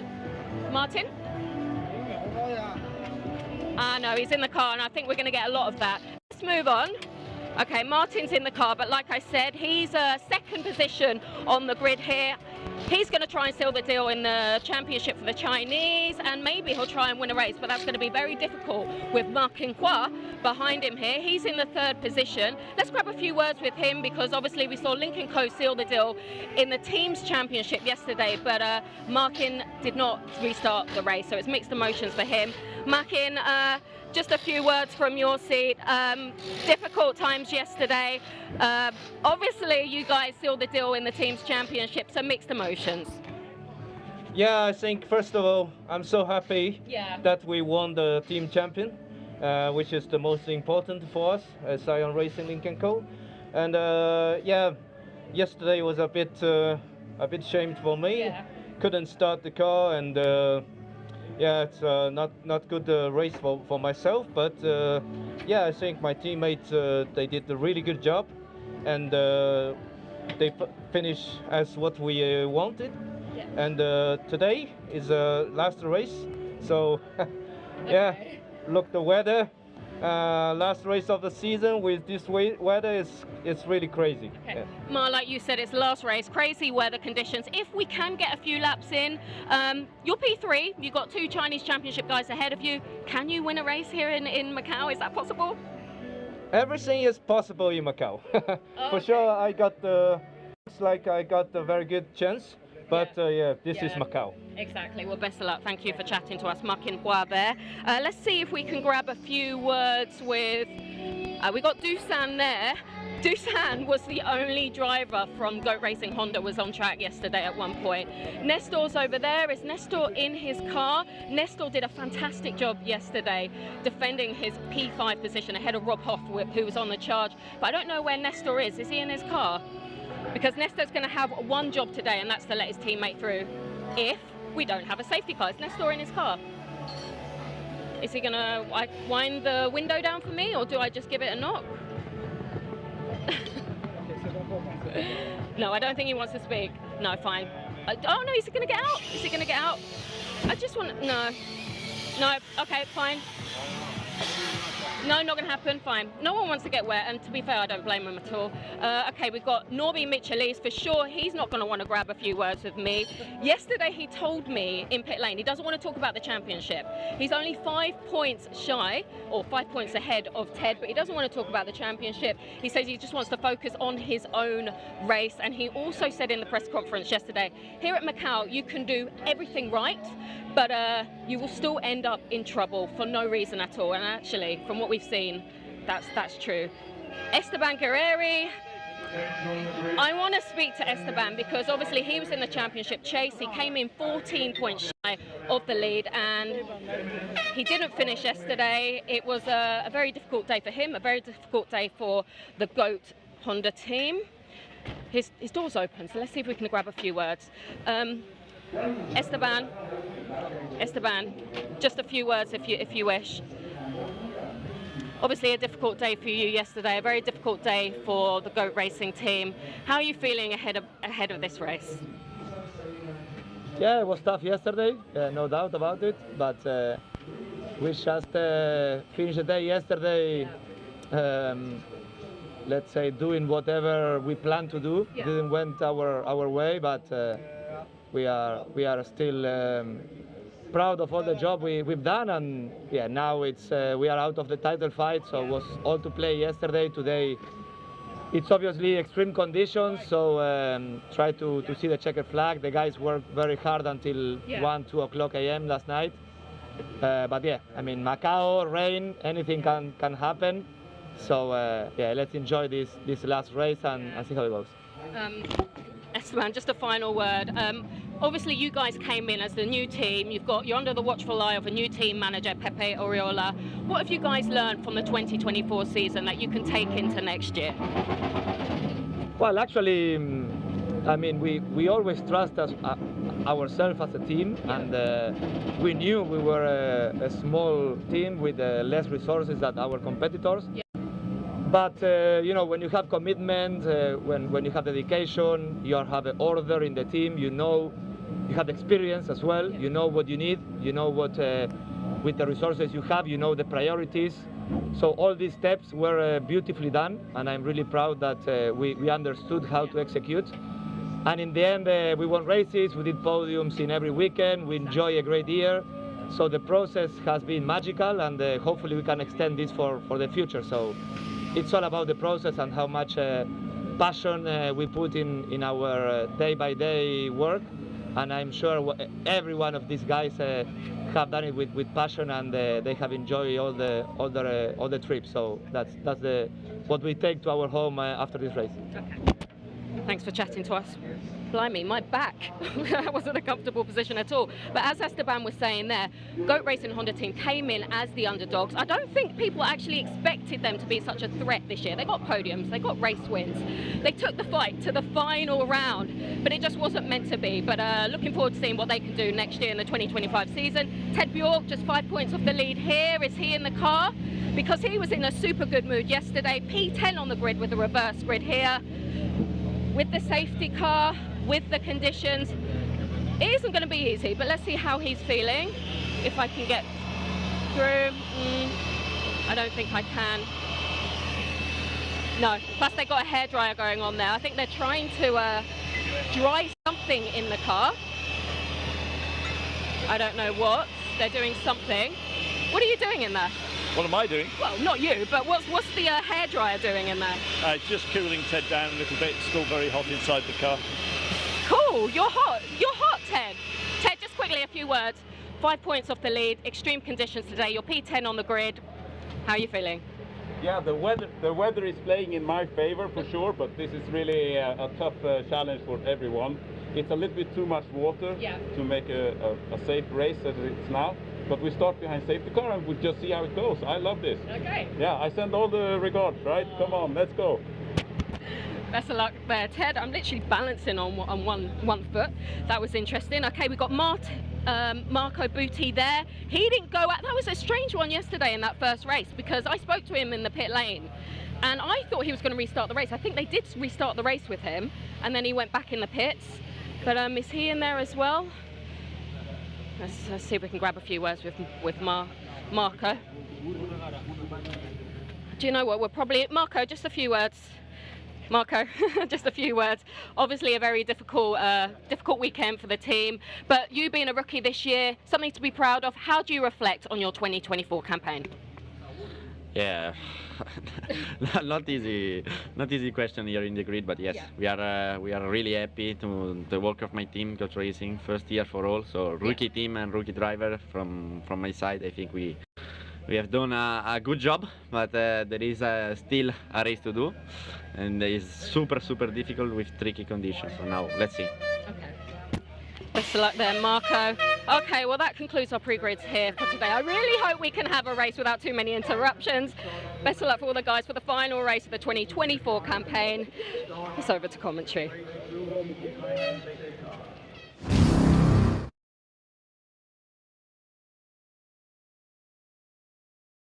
With a championship on the line between Norbert Mikulich and Ted Bjork, the Macau Gear Race, which is the final Kumho FIA TCR World Tour event of Macau, is ready to go. We had the TCR Asia Championship decided yesterday. TCR China will be wrapped up as well. And the point about the conditions is that the rain has been heavy all day and it's still falling. So it's not just a case of hoping that the standing water goes. It's just being added to all the time. However, we can't influence it from up here. The drivers can't influence it from down there. It is down to the race officials. It'll be a safety safety car start inevitably, and a call will be made over the course of what should be 10 laps. Of course, the drivers will be giving feedback to the teams will be passing that on to race control, but equally the safety car crew will be passing on information to the teams. Now, if you're Norbert Mikelish and you are ahead on points, you probably quite like no racing laps. If you're Ted Bjork and you're 5 points behind and you like these conditions, you probably want lots of racing laps. Who do you believe? And how positive was Ted down inside the car? These conditions play into my hands. I'm happy about it. He's been positive throughout, hasn't he? Every day we've heard from Ted, and with good reason. Had a great race yesterday. We've got a start delay board being presented on the timing screen now. So as the personnel making their way off the grid, we have a start delay board. And that, I think, is just because of the nature of the amount of rain. It's a quirky one because it doesn't look quite as dark as it did earlier on. It's brighter, the cloud is rising a little maybe, but out of our window we can see the rain falling. There's a puddle that continues to fill, and so the start has been delayed. It's a 6-kilometre long lap, the Macau gear circuit, and so the weather conditions where we are may not be as bad as elsewhere. They may be a lot worse than elsewhere. It's hard to gauge. So our immediate impression of the track surface and the amount of rain is what we can see at the start line, but it could be completely different elsewhere around the lap, as it was yesterday for the FR race.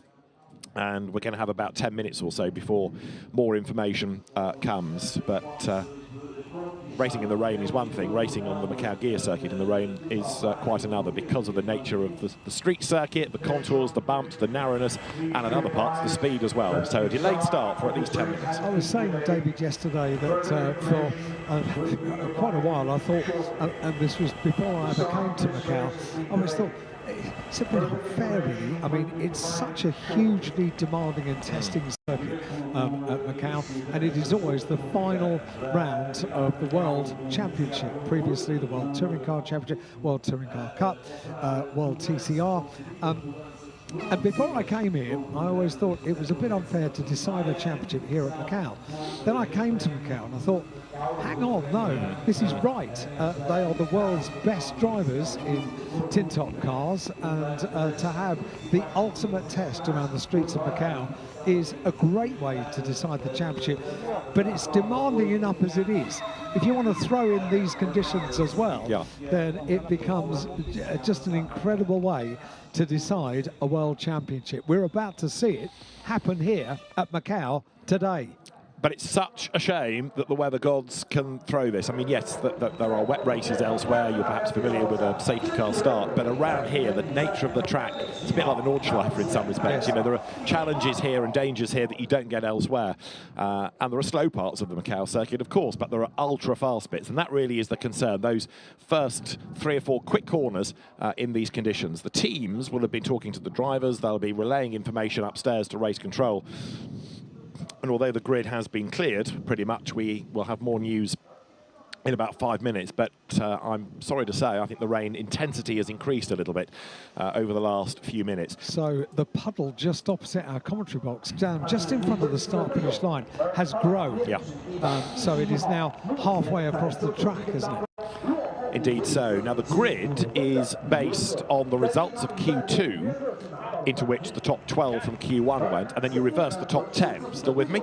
So it's the reversal of the 10 fastest drivers of the weekend, and that means that it is Andy Yan on pole position, who has been a regular here in the last few years within TCR, touring car events, and he's the pole position driver, and Martin Tsao looking for honours in the TCR China Championship, lining up alongside. Second row of the grid is where you get to the first of the World Tour drivers. You've heard from him on the grid, Mark Xinghua. But Andy Yan, the pole position driver, multiple Chinese touring car champion, TCR Asia champion. He won the Macau Touring Car Cup race, not the gear race, but the all-comers touring car race back in 2014. Martin Tsao lining up with him at the front of the grid. the 2014 British Formula 3 champion, don't forget. It wasn't, I'm afraid to say, British Formula 3's strongest season, but Martin Chow was the winner. It's been the China Touring Car champion as well last year. Lots of single-seater experience before he came into touring cars, and he is the man second on the grid. Third on the grid is Ma Xinghua, from whom you heard a rather bedraggled Lisa talking to, and Ma Xinghua, China Touring Car champion back in 2020. And he's somebody else with a big pedigree in single-seaters. Formula Renault, A1 GP, Formula 3 in the UK and Spain, Super League, GP2, even Formula E for a time. And then fourth on the grid is where you find the first of the GOAT racing team Hondas. You're looking at Esteban Guerrieri's car, but fourth is his teammate, Dusan Borkovic, multiple Yugoslavian karting champion, Serbian hill climb champion, European hill climb champion, and European Touring Car Cup champion as well. And for 5 years, he also served in the National Assembly of Serbia. Fascinating fact, 37 of the morning. Then you get Nestor Girolami on the grid in one of the many Hyundais on the grid. And there is, of course, that sort of separate teams and manufacturers battle to look for. It went in favour yesterday, the teams championship of Scion Racing, Lynk & Co. But the Hyundai Elantras are here in big numbers, and Nestor Girolami, twice the Argentine Super TC 2000 champion. And sixth on the grid is where you get to the championship leader, and indeed the reigning champion, Norbert Mikulich. And he would dearly like to leave Macau again with a world title in his pocket, but he would perhaps like it after a pure race rather than safety car laps, or whisper it, no laps at all. Suzuki Swift champion, Hungarian Clio champion, Seat champion, and TCR World Tour champion as well. That's the front six on the grid covered as we head towards 11 o'clock and more news. Now, it's not the easiest of timetables to juggle here. There are more races, and the roads need to be open for the public, for the local traffic, by 6 o'clock. And you don't just open a gate, you do have to disassemble bits of the circuit. So there's always a curfew, there's always a cut-off. And so, really, if you can't run in your time slot, you don't run. Lisa was having problems getting in to speak to drivers, not surprisingly. One of the things that they really do have to deal with in these kind of conditions in a tin-top car is not steaming up inside, because where they're sat, they can't just lean forward as you might with a road car and just use the back of your hand to clean the windscreen. You can't get to the front of the inside of the windscreen, or indeed the side view on the side windows. So that would have been quite an issue. And when you see them leaving the doors open, that's so they don't steam up inside with all of this humidity. You realise, of course, that not only is it wet, but it's also a humid part of the world.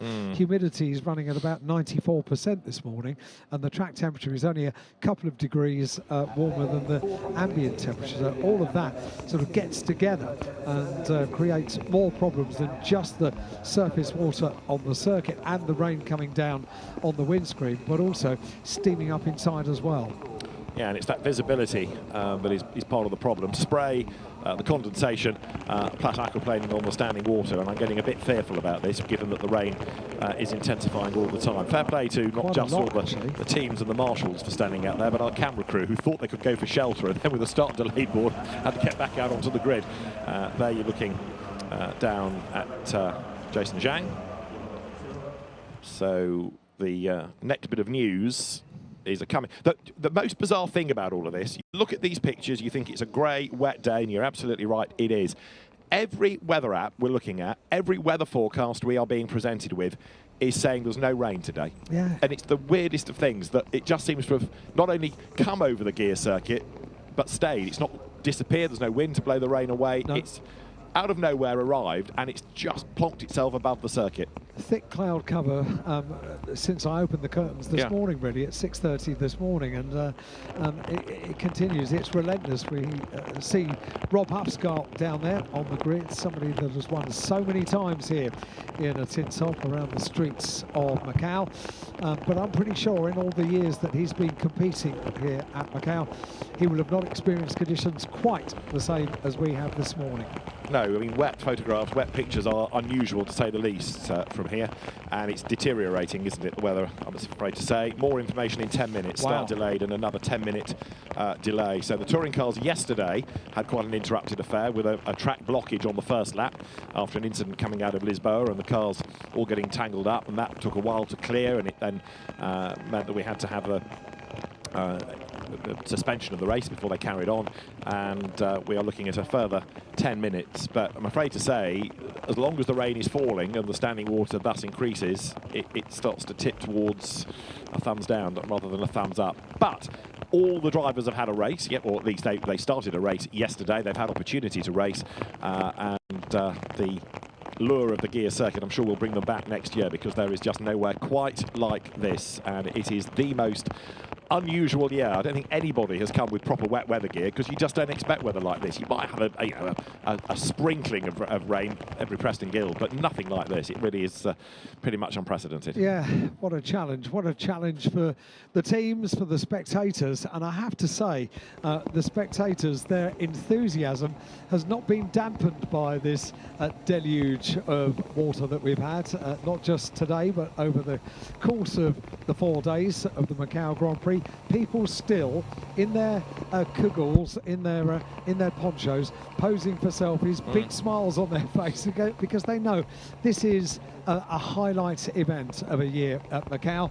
They look forward to this all year round. The planning for next year starts tomorrow morning. It's a big organising committee for the Macau Grand Prix, such is the enormity of this event and how important it is for the region as well. And the spectators equally look forward to Grand Prix Day here at Macau. Whatever the weather, they want to be here in the grandstand, and they are. Now, we've had one driver. Do you want a selfie? With whom? With me. Oh, later, maybe. It's a unique selfie as well. Is it? Yeah, okay. With the rain in the background. Well, I'll put that on my to-do list. Absolutely pouring down off the roof of the commentary building. I think it's Marcin Qua who's got out of the car and gone for a splash and dash, because he's been told he's got another 10 minutes sitting there. So clearly he's making the most of the time. It's horrible. There are more drivers scampering off the grid. It's such a shame, because this is out of everybody's control. It really is. And that's a challenge in itself, because when a driver gets out of the car, instantly the problem is wet soles of the boots. And the team will be doing their very best to dry them off before they get in the car. But that's not easy either. Remember, they used to... I think I first saw it in Formula 3. They had little overshoes that they would put on over the boots and then pull them off before they got into the cockpit of the car. But I've just seen, as you say, a couple of drivers getting out of the car and running off for a comfort break with this further delay to the start of the race. And that in itself is important. The drivers have to hydrate hugely before they get in the car. These tin-top cars all closed up. This part of the world gets extremely hot inside, so they have to take plenty of fluid on board, and nature being nature, that fluid needs somewhere to go. What do you mean, what goes in? Yes. Oh, yes. Just like a quick look at Jamie Lai, the TCR China driver on the grid. There is the Korean driver, Hwang Do-yeon, who picked up some damage early on in the weekend. He's another of the drivers from TCR Asia. Missed out yesterday on the opportunity of taking the championship, but former Lamborghini Super Trofeo racer and Asian Le Mans LMP3 category driver there on the grid. The grid that continues to be a wet one, sad to say. Now, you said to me it was going to brighten up about lunchtime. That's about right. And it's about 11:05 here. But lunch isn't until midday. You can't have lunch before midday. All right, but it's just so depressing with the puddles filling up in front of us. There, back onto the grid, is number 66, which is another of the local drivers, Richard Lee, who's been racing in TCR China.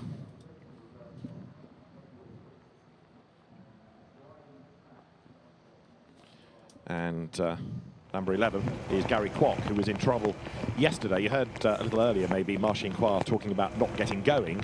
He bogged down on the grid, stalled on the grid, and Gary Kwok was the unsighted one that ploughed into the back of him and damaged his own car. So Gary Kwok didn't get going particularly, which was a real shame for the TCR Canada champion of 2019. TCR, the rule set to which we run, really is a global category. It's spread far and wide. And the World Tour has this sort of nucleus of regulars, as you'll be aware if you follow the championship, and then it links up with the local championship, the local drivers, and there's another of them, Hugh Heng, in number 95, in another of the Audis that we have on this grid. Hugh Heng, who has raced in the past in the gear race, in the Honda Cup in China, and the China Endurance Championship. So there are lots of experienced drivers on this grid, even if they are not regulars within the TCR World Tour. And the gear race, Alan, as well, something with a tremendous pedigree. For many years, it was a non-championship sort of catch-all touring car race, and then eventually the ability to have not only a common rule set, but an actual championship was enough to entice the second coming of the World Touring Car Championship here. It's when you look down the former winners of this race around the streets of Macau, it's a who's who of tin top greats over the years. May I start with 1989? Can I offer you Tim Harvey, who won around the street? Oh, you're grinning. Well, I was going to offer you somebody even earlier than that, 1980. I was going to say Hans Stuck, because he was an absolute legend. Yep. But yes, you can offer me Tim Harvey. I don't know what happened to him. Hans Stuck, who won a couple of times around the streets of Macau for the Macau gear race. Other drivers include Emanuele Pirro, Joe Winkelhock, Frank Bieler, Steve Soper. Shall we go on? I think we should. Jörg Müller, Augusto Farfus, who not only has won in GTs around the gear circuit here at Macau, but let's not forget he was a tin top driver as well, and won one of the races in 2005. Andy Prio, how many world titles did he claim? The race has been postponed. More information as soon as possible. Race postponed is the latest that we have on our timing screen. So race postponed, more information later. Where that takes us to, we shall await more. But for the moment, the race has been postponed. I think the feeling is there is little point keeping everybody on the grid getting wet, but where the race can slot in before the road opens, better brains than ours have to try and make this call in race control. Now, back to Alan's list of previous winners. I've only got as far as 2005. That was Augusto Farfus. And I was about to say, how many titles has Andy Prio? He was known as an expert around the streets of Macau in a touring car, and he claimed multiple titles, with this being the final round of the year. And it kind of played into Andy Prio's strengths, even if he came not necessarily leading the championship. He knew he could be confident around the streets of Macau and claim another world title. 4 world titles went the way of Andy Prio, and of course the final round of the World Touring Car Championship here at Macau. Alain Menu, Rob Huff, of course, who's on this grid. He has won so many gear races here at Macau. An absolute expert. Alain Menu, Ivan Muller. These are the names that are on the trophy for the gear race here at Macau, and I am pretty sure that not many of them will have experienced conditions quite like today.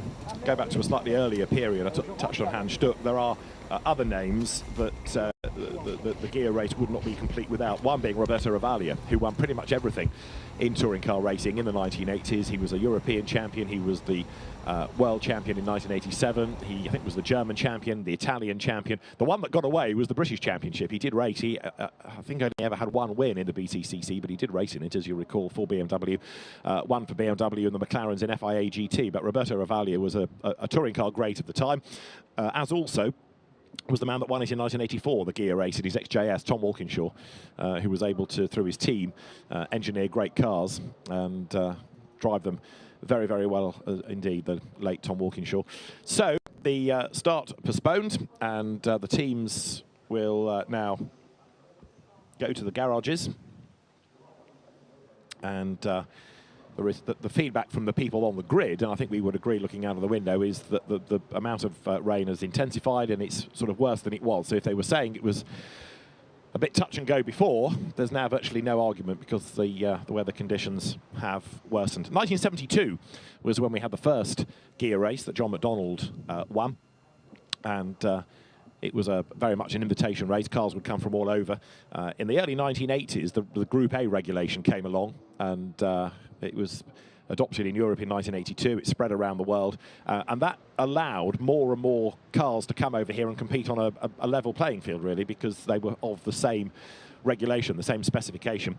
And that continued all the way through to the end of the 1980s when Group A fell apart, and as Super Touring, the 2-litre regulations picked up, then the race came for 2 litres, and it was then, after a few years of that sort of interim between Super Touring exploding and Super 2000 rather coming on stream, but it was rather dominated by Duncan Heisman and his brother Patrick for a few years, and then when Marcello Lotti kick-started the European Touring Car Championship and then the World, the Streets of Macau welcomed touring car racing greats from all over the world with open arms, and of course through the troubles of the COVID era, it became a local race once again. There were 1 or 2, though, that were prepared to come out here and quarantine for 10 days, such as a Mr. R. Huff, amongst others, in order to still be part of the mystique of Macau. Loves this place, loves this place, and I don't think it takes an awful lot of arm twisting to get Rob to come out to Macau. It is a gift of a circuit for a driver. Maybe not so much today for the touring car drivers, as they will now be feeling a sense of disappointment because they take their adrenaline, their pre-race preparation to such a point that whatever the conditions, they're ready to go. And now they are having their cars pushed back through the barriers into pit lane, and they will have to get themselves at some stage today back in that zone, getting ready to race at Macau. So cars being pushed away, and such a disappointment for the teams because it's hard to see instantly where a slot may be in the timetable. So back to the paddock they go. The paddock also, we should just make the point, is an underground car park. So it's at least the teams can be dry briefly. Now Lisa is back out in the rain, and she's found Dusan Borkovic. Dusan, not ideal conditions for the final race of the year. The race is postponed. They're clearing the grid at the moment. What are your thoughts on the situation? It's the best thing. It's the safest thing, isn't it? Yeah, maybe the safest, yes, but for me no, because I was in P4 and yesterday I had some big issues with the engine of the car. Today I hope that we solved everything, and my hope was, of course, to be on the podium, and it could be really possible because I had a good pace when everything is okay. And for me these conditions are okay. I managed that, so it's true that it was very difficult to drive, and even in 5th, 6th gear, the aquaplaning, there was a big wheel spin, so it is dangerous, quite honest, but sadly we are not racing, and I like to race, and this was my chance for podium, so I wanted to give the podium to my fans, to Serbia, and to everybody who cheers for me. Well, thanks for chatting to us, Dusan. Let's just see what happens. Okay, back to commentary. Thanks, Lisa. Yeah, a disappointment there. We said the drivers are going to be disappointed. Dusan saying, I like the conditions. I've got a great starting position. It would be nice to get the race underway, and it's, I'm sure, going to be echoed by quite a few of the drivers. But, you know, these are tricky decisions that are being made in race control, and they are being made not by being swayed by drivers, maybe 1 or 2 drivers saying, no, don't want to race in this. It's a little bit too wet. There might be a couple of those, or at least teams that are saying we'd rather not race in these conditions. Most of them are at the point that they're ready to go racing. Whatever the conditions, they've known since first thing this morning, since they got up and pulled the curtains of the hotel room back, they knew what they were going to deal with, and they will be, by and large, disappointed. The rain is one thing, but it's the standing water and the drainage, and that's true of any circuit. I mean, I can remember at the British Grand Prix this year, we had races delayed and races interrupted because of standing water, and this is a different ball game altogether. Public roads, that are used only in terms of motorsport for the Grand Prix, the 4-day period every year. So Marcin Kwar's car being pushed to the paddock. There's the big race control building, which will be an absolute hive of activity right now, because, of course, as the TCR organisation team say, no, it's not safe to go. Into the room will walk the FIA GT World Cup, Macau GT Cup organising crew, and say, right, well, how does this affect a GT3 car with all that more power? And then have the same deliberations to make. So. Wider tyres as well. Water displacement can take place, can't it, with GT3 cars? But if the rain keeps coming down like this, it's going to be very, very tricky. So apologies for the absence of racing here at Macau, and hopefully more positive news will come during the course of the day. So fingers crossed, we will go racing in Macau.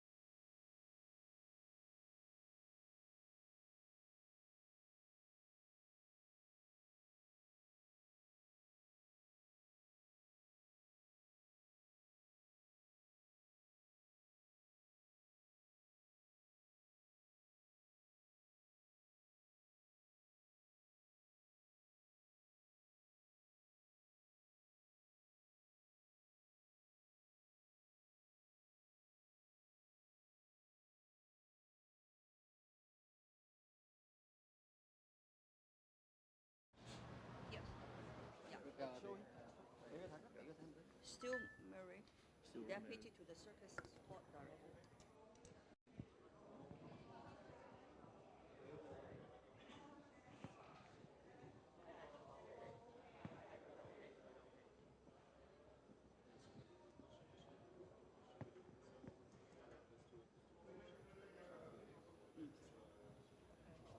Okay, yeah. Okay. You want to go sit down?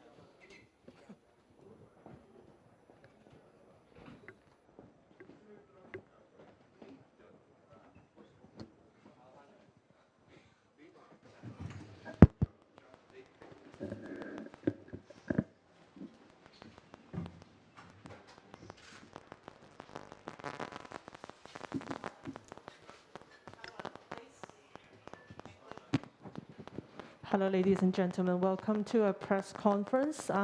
We have something to announce on stage. With us sitting on the left to us is the FIA safety delegate, Mr. Zhang Tao. And sitting on the right to us is Mr. Stuart Murray, Deputy to the Circuit Sports Director.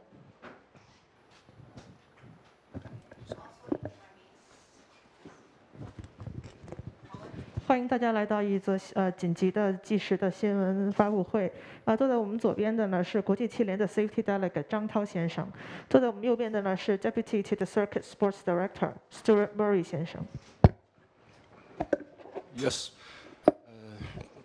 dear gentlemen and dear journalists, and due to poor weather condition, we have very wet on the track, and concerning to safety, we will waiting for the condition improved, and the program will be postponed. We will announce soon after the condition change. Thank you very much. 张涛先生刚刚表示，受天气的影响，现在赛道呢比较湿滑，所以赛事将会延迟举行，之后将会更新新的赛程。剛才咧張圖先生都有同我哋講啦，佢因為受天氣嘅影響啦，所以呢個國際汽聯嘅 TCR 呢一場賽事咧就將會延後進行嘅，咁有最新消息會在之後公佈翻俾大家。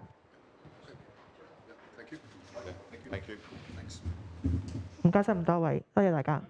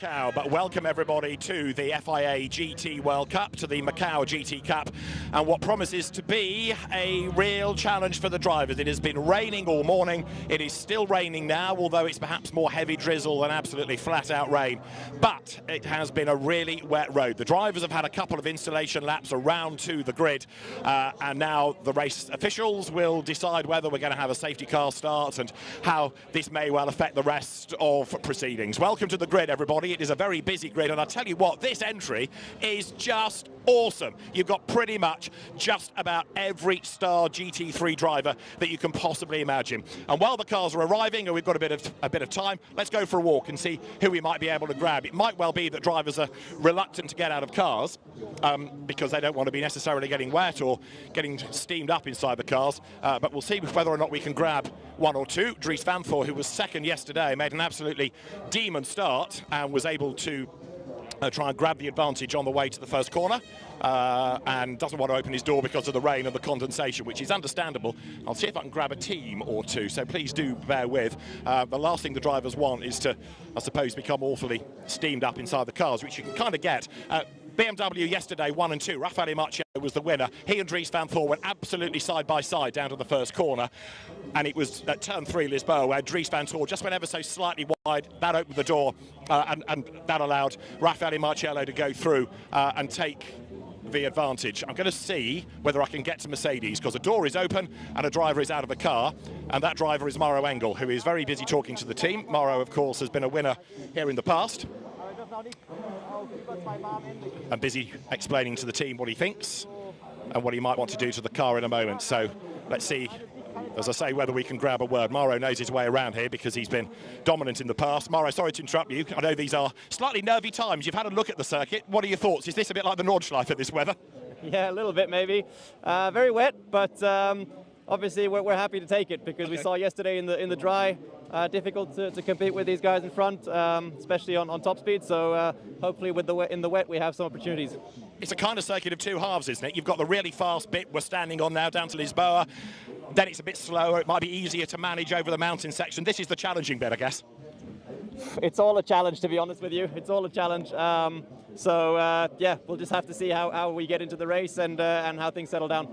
If anybody can do it round here, it's you. You've won here in the past. You know what to expect. Thank you. Cheers. Good luck, Mauro. Mauro Engel, then, who, as I say, has been a real hero around here in the past. Let's keep walking, because you never know who you might bump into on a GT grid. As we head back towards sort of BMW area, Augusto Farfus's car is on the next row. Sheldon van der Linden next. You get the feeling it's quite BMW-ish, although Antonio Fuoco's Ferrari was mighty impressive yesterday as well.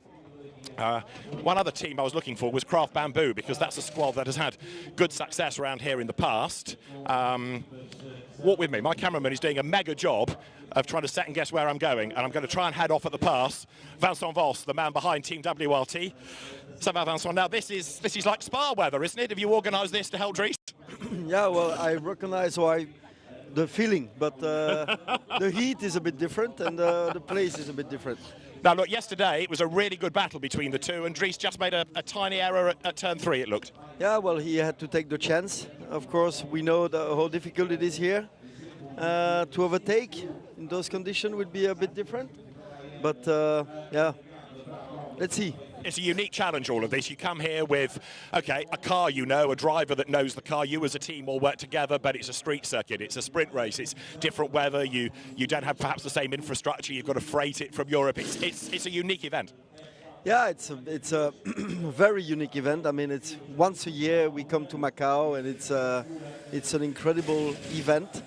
Yeah, let's say that no one expects, I think, to have that much rain today. So let's see what we can do in the wet. Fingers crossed. Vincent, good luck. Right, let's go this way, chaps, because we've heard a lot about BMW. There are Porsches to enjoy on the grid as well. Alessio Picariello in 911. Laurens Van Voor, who's won this event in the past, upside down, is over there, but busy talking to the team. Lamborghini we ought to touch on as well, because Eduardo Mortara, Mr. Macau as they call him, is this year for Lamborghini. And one driver I want to talk to specifically because, sad to say, this isn't quite how we expected, Luca, actually. If I get my cameraman to point down, you'll see the effects of a really nasty accident in qualifying. Luca, it's good to see you on the grid. Are you okay, is the main question. Yeah, all good. I mean, seeing the incident, it's all good, all good. It was a really high-speed accident you had. What happened the other day? Well, just talk us through it. I mean, everybody saw that we've struggled big time in quali. Having Edo on P11 in quali just shows that we were not there, so it was clear that we need to take maximum risk, and that's what I did. I went all in, yeah, knowing that it's going to be tough, but I tried it flat, and in the end, yeah, didn't work out, as you can see.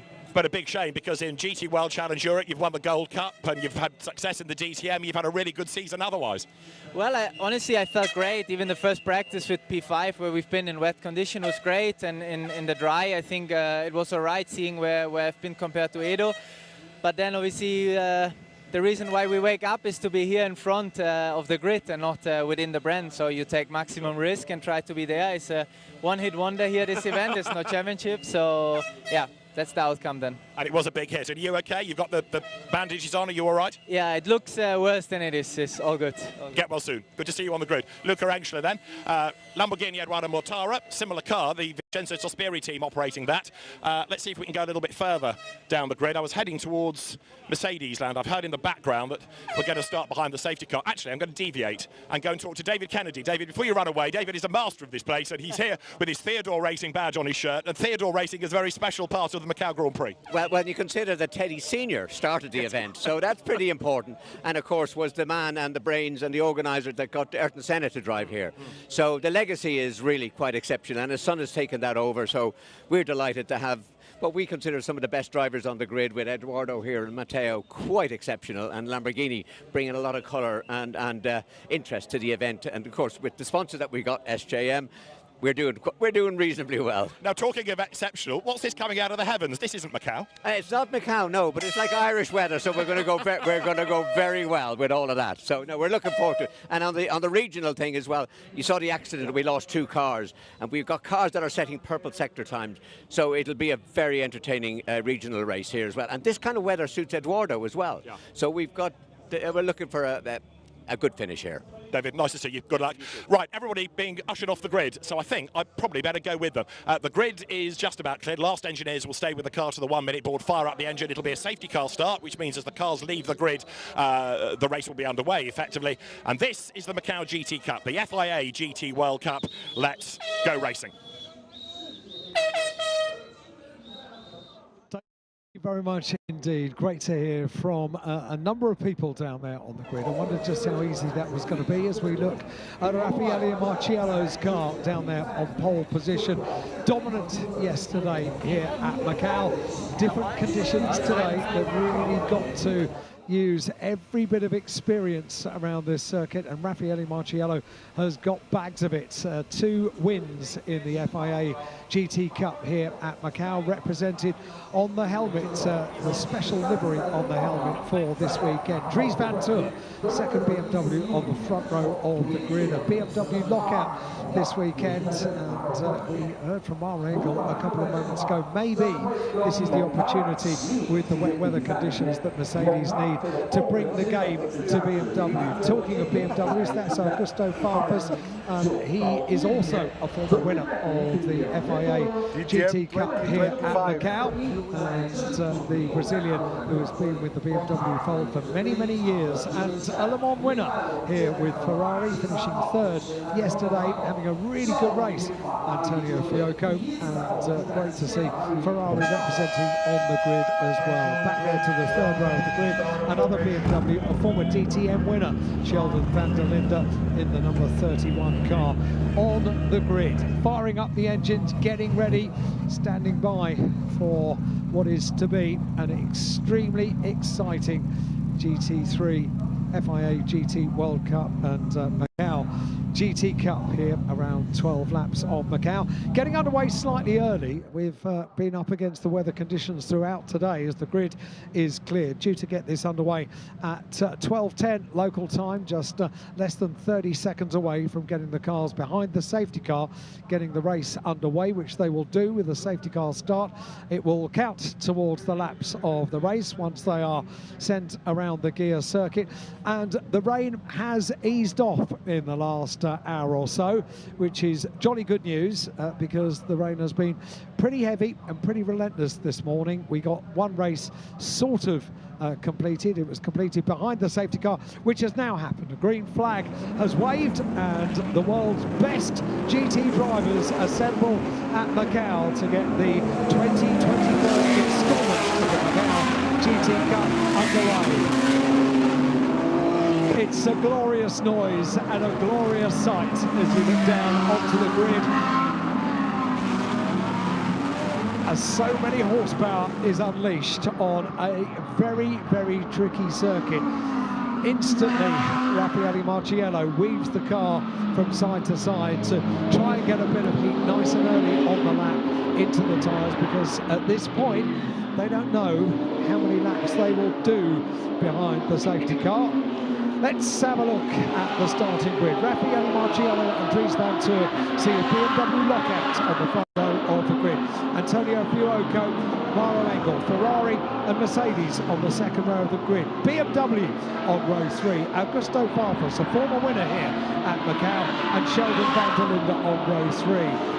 Alessio Piccarello on the next row of the grid alongside the second of the Van Toor brothers. Podcast favourites they are. Lawrence Van Toor on the outside of the fourth row of the grid. Christopher Haase and Eduardo Mortara, the man that's known as Mr. Macau. He's a rock star here at Macau. Cannot walk 2 paces without being stopped for a selfie or an autograph. Edo Mortara in a Lamborghini for 2024. Ricardo Fella and Danny Juncadella on the next row of the grid. And as they thread their way around the top section, they climb and they go left to right, up and down on this top part of the Macau gear circuit. We see the absolute focus in the eyes of Eduardo Mortara. We've spoken about this before. He barely blinks. Absolute concentration as he threads his way around. And in these conditions, you need every single millisecond of concentration. David, welcome back. Thank you. It's a tad drier up here. It's still incredibly humid out there. Apologies that 1 or 2 of the drivers were reluctant to open the door, but you can understand not wanting to get the cars all steamed up, but hopefully 1 or 2 of those. I think you did a lot better than we thought you might. Good to see Luca Angela down there, yes. As you saw quite the way I took the other day. So we're riding on board in Ferrari number 50 with Yefe. Gives you an idea of not just the track, as Alan has been describing it, but of the rain as well. I've got to say that having stood out there, it was drizzle to rain to drizzle to nothing, and I think on the way back it's pretty much stopped on our side of the circuit. So my optimism app is working overtime, and we are on lap 1 of 16 in this FIA GT World Cup race. The Macau GT Cup, another race out with a mega history. And loads of the drivers that are taking part in this race have won this race before. They know what it is to conquer the streets of Macau in hugely powerful GT3 machinery. They don't necessarily know what it's like to win a race here at Macau in the wet, and that is the prospect that they have. We've been able to bring the race forward a little bit. They're all professional teams, ultra-professional drivers, ready to go when they were called to say. It's sometimes tricky to get a race underway a little bit early, but they were all ready to go, quarter of an hour early, and that is testimony to the drivers and to the teams as well. It talked to one engineer who, when I said, what do you think, this was about half an hour before the pit lane opened, I said, what are your thoughts? He said, I'd like not to run, because we've got to put this in a crate and take it to Bathurst for the 12 hours next year. So I don't really want a load of damage, but hey, we'll give it a go. You never know what's going to happen. And that's true, because as you heard Maro Engel say, anything's possible. And Maro experience counts. Yeah, Maro Engel was sort of suggesting that they were a little bit away from the BMWs yesterday in the dry weather. supreme and dominant earlier on in the course of 4 days for the 71st Macau Grand Prix weekend. We saw that the Mercedes were much closer and the BMWs were a little bit further back in the damp and wet conditions, but with the safety car board being displayed, we now have 1 lap completed for the 2024 Macau GT Cup, FIA GT World Cup. 1 lap complete behind the safety car. And it means Raffaele Marciello leads, Dries van Voort, Antonio Fuoco third, Mauro Engel is fourth, Augusto Farfus fifth, and Sheldon van der Linde is in 6th place. And we did see in the road sport race early on today that it doesn't necessarily follow under the safety car, that it can be grid order. Somebody had a spin and clobbered the wall, and of course you've got no real option but to overtake when somebody's having a drama like that. The BMW then of Raffaele Marciello in the lead. He was the winner last year for Mercedes AMG. Switched brands, and he's been driving in myriad GT championships, but also in a hypercar program as well for BMW. It was quite a thing, really, to wrench Raffaele away from Mercedes AMG, for whom he'd had so much success. But it's probably an impressive switch. Dries van Voort became a BMW factory driver really when WRT, the team for whom he was driving Audis, switched allegiance, went the BMW route. And he, like the man ahead, the man behind, also has a hypercar prototypes too. Two for Dries van Voort, then hypercar for BMW this year. And Antonio Fuoco, lest we forget, in 3rd place. The man that won Le Mans this year, or one of the 3 that won Le Mans. But coming here, you know, it just illustrates the level. I think 70% of this grid are platinum graded drivers. That's an illustration of how intense a competition this is, how strong this entry is. GT3 racing, the category that we run this for, created by Stefan Montana, SRO Motorsports Group, has been just a massive success. It began at Silverstone many moons ago in actually not dissimilar conditions. Actually, I can remember being a pretty wet weekend.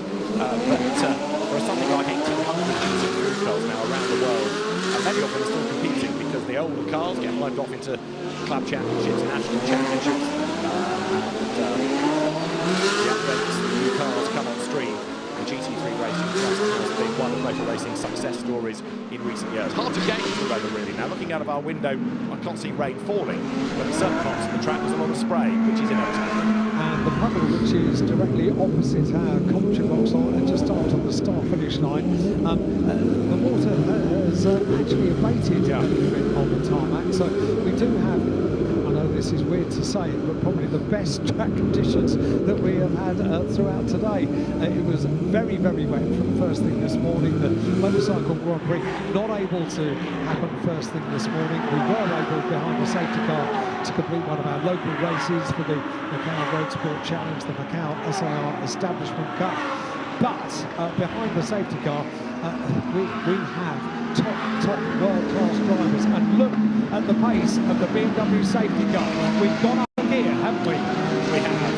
So the race director, Miroslav Bartos, I think, is pondering letting them go, because as Mauro Engel was saying on the grid, yeah, okay, you've got a high-speed section, but the mountain part of the circuit is relatively slow, and that's where precision counts, wet or dry. So this is the iffy bit, and it's not being helped by the spray, is it? I mean, that was like the dead of night, not 17 minutes past 12, just after lunchtime, but the cameras tricked you a little bit with the spray hanging in the air there. The safety car down towards Lisboa, heading into that braking zone. Raffaele Marciello will be, of course, the race leader, as the man leading for pole position. If you look on board, it doesn't look that bad at all, does it? So, Yefe with the wiper going, but there's not a vast amount of water actually there to shift off the screen. That gives a bit more encouragement, doesn't it? Down towards Lisboa comes Yefe. We're all on Pirelli wets, of course, and the sustainable fuel range the cars are running as well this year. This is San Francisco. This is where, Alan, the road really starts to narrow and become almost a different circuit altogether. This is a real test, isn't it? The barriers either side, the walls either side, the change in undulation of the circuit, and the jigs from left to right and left to right. And there is very little space to squeeze two GT3 cars side by side, has been known. Doesn't always work, but this is a real test. This is very much the nature of the gear circuit here at Macau. and I agree with you, absolutely, this is room for positivity as far as this race is concerned, because the pace is up. James Yu, who is in penultimate place, is being given the meatball flag, that black and orange mechanical warning flag. His rear rain lights are not on. The instruction has been given to everybody to put them on. It's been a reminder to him as well, and it ain't happened, so therefore there must be a problem that's preventing the Uno Racing Audi's rear lights from being on. Ergo, he's got to come into the pit lane and attempt to, because in these conditions, lights 4.5 are obligatory. Currently working lap number 3 here, and as the clock ticks, the GT World Cup field makes its way around the Gila circuit. There, it does look pretty wet. It's a slow part of the circuit, so relatively speaking, that's perhaps less of a concern than it would be elsewhere. You can see the tar marks cutting through the water, and they're staying cut through, aren't they? They're not then being covered up by a deluge of water. And here, all right, a bit of rain on the windscreen, but that's looking pretty decent on board Mortara's Vincenzo Sospiri Racing Run Lamborghini that carries the Theodore Racing tag. Let's say once again, this is a collection of the world's top GT drivers, so if anyone can master the streets of Macau in conditions like this, then this lot can. It's an absolute mouth-watering prospect every time we have the GT3 cars here at Macau, and when they've got this extra test as well, well, goodness me, they're really going to show why they are world-class. So there's going to be one more lap, I think, behind the safety car at least, because it's coming over the timing line now. But the last lap through was 3 minutes and 28 seconds. We'll see whether the pace has picked up. It has. It's a 3 minutes 21. So what Alan was saying about the cars just looking that little bit quicker is certainly true. Now, of course, it's not race pace, but the point being that the closer to a race pace you go up incrementally, a little bit quicker, a little bit quicker, a little bit quicker, get the drivers used to then accelerating, not from, if you like, 50% to full, but let's say 85% to full. It's an easier transition to make, isn't it? So they're getting them there gradually behind the safety car, and I think we're still clear on this side of the circuit from extra rain. James Yu coming down the pit lane, incidentally. Although his rear rain lights look like they're on now, but it's not very bright, but they'll have a look at it. They certainly will, and we've got 3 laps completed now in this 2024 Macau GT Cup, and relevance of the weather, we have packed grandstands. They have been initially given clear ponchos over the course of this weekend. I think we've gone through so many. We're now onto the blue collection because they are the ponchos that have been handed out to an expectant crowd who cannot wait to see this race underway. I went to watch the blue ponchos in Bridlington once. They were awesome. Great band. Absolutely. Right, we're on. Yeah, you think. Threads his way between the barriers. The fastest lap of the race, for what it's worth, is from Daniel Serra, who's one of the Ferrari drivers this weekend. Good to have, as ever, a Ferrari presence. You've got all the great sports car GT brands, Ferrari, Porsche, Mercedes, but it's BMW leading the way under these controlled conditions. And do you know what? Every time I look out of the window, it just feels that little bit brighter. There's a bit more of the scenery, a bit more of the backdrop of Macau that's visible out of what was really low cloud earlier on. So Miroslav Bartos, who is the race director, will be talking to the safety car crew. He'll be looking at the pictures. That's James Yu's Audi that I mentioned coming to the pit lane. And it's the rear lights that to have attended to. So there are many hands there making lights.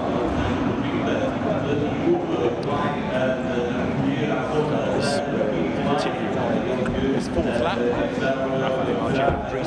Continuing this impressive epic weekend for BMW. They're 2 different teams. They're both BMW factory drivers, but just to give credit where it's due, it's Toro Racing powered by MCG that operates Marcello's car. It's Team WRT that looks after Greece Vanthorpe. Vincent Ross, who we heard from on the grid. I mentioned it being spa weather. Twig, Belgian, whose first ever race, if memory serves correctly, was at Spa. Champion racing at Spa 24 hours with it himself. So he knows a bit about motor racing and a bit about GT racing, but a bit about inclement weather as well. Down for the Macau hairpin, they spread. Huge credit to the safety car drivers over the course of this year here at Macau, because they have done multiple laps, not just leading races, but also trying to clear routes. All once rain was stopped over the course of this weekend, and they do a great job threading around the Macau hairpin, not least when it's dry, but in particular in conditions like this, is not the work of a moment, and they are properly pressing on. Across the line goes the BMW, leading Raffaele Marciello and Dries van Toor in their BMWs.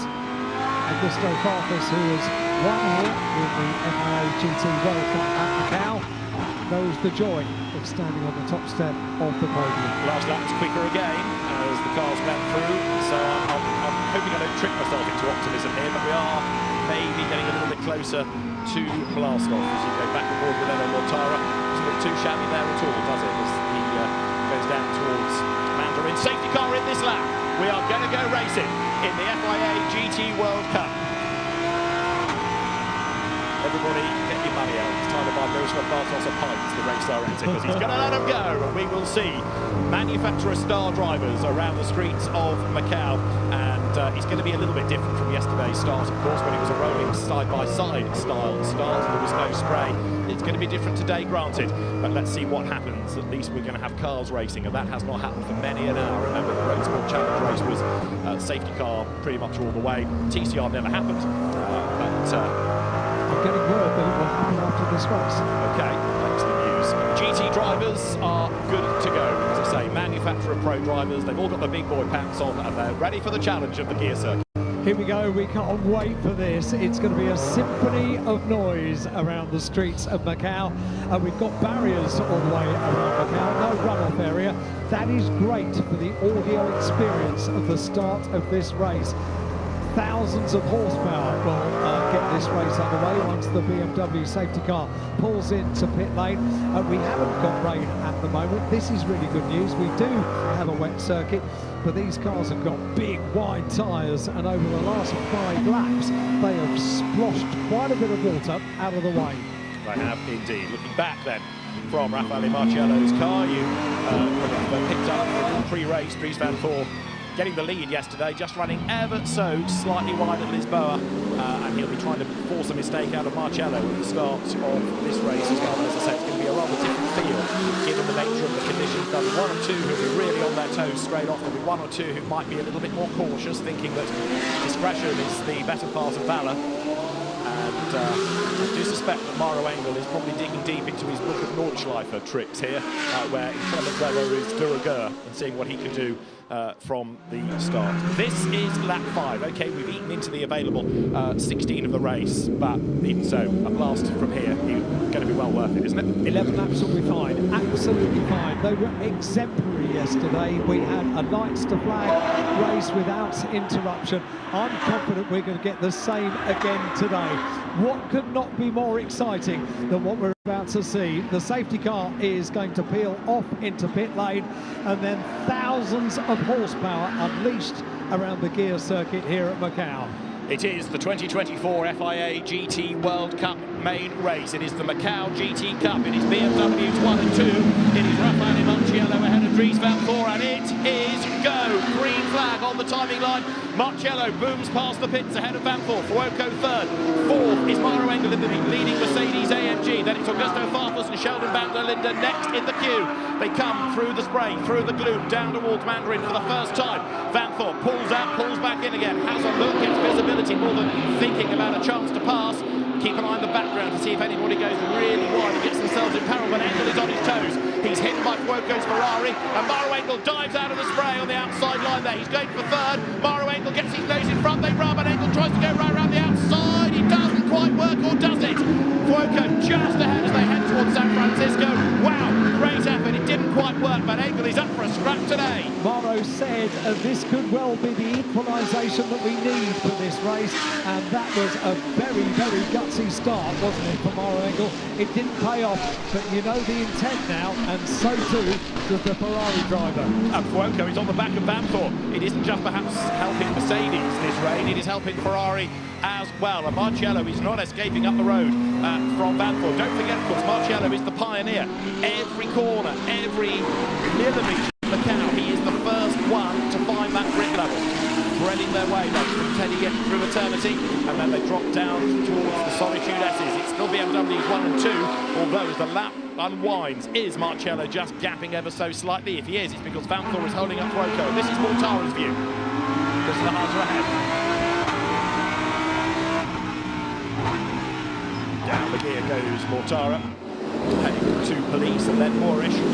Really wet at that part of the circuit, but it's a low-speed corner, so it's not quite so serious a drama as Danny Juncadella goes through ahead of Yefe, ahead of Ralph Aaron, and up the hill climbs Engel. Look back from Yefe's Ferrari, though, heading towards Donna Maria. Long left-hander heads up towards the no overtaking spots anyway at the Macau hairpin, and that's where they thread their way around now, tiptoeing so hard. These GT3 cars are pretty wide to squeeze themselves around the Macau hairpin when it's normally pretty difficult to do, and sometimes they come a little unstuck on the exits of the Macau hairpin.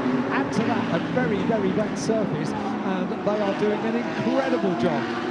Now Engel is going to try another move at Lisboa, isn't he, to get third place, and he's got to start round about now. He needs a good exit from Albert. He's actually dropped back slightly from Fuoco.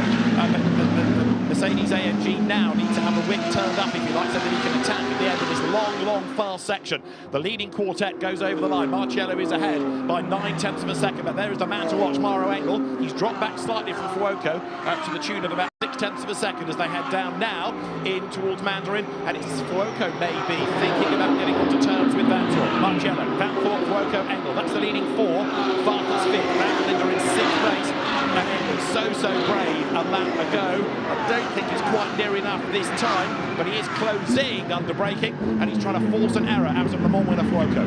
Tight entry for the Ferrari down towards Lisboa. That position was very much defensive as Fuoco turned into the right-hander at Lisboa. The traditional overtaking pace, as we've seen, they can go side by side through the corner.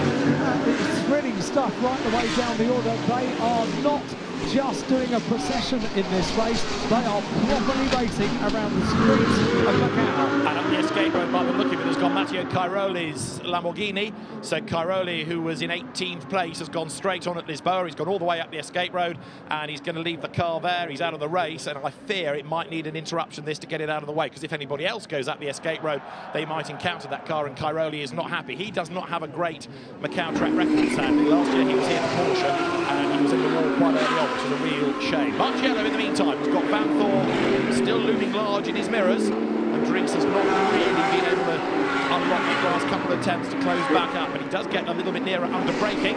This, in the meantime, is Eduardo Mortaro's view, and the redoubtable Christopher Haase, Audi veteran of over a decade now, is the man ahead of him. Marcello has just been the way for everyone else to aim at, not just this year here at Macau, but also last year. Quickest in qualifying. That was Haase going out wide. Mortaro trying to get at the inside. It didn't quite work, but a tiny error made by Haase on the way down far away hill, and that was close. Very, very close indeed, and there isn't a lot of room for mistake on this twisty part of the gear circuit here at Macau.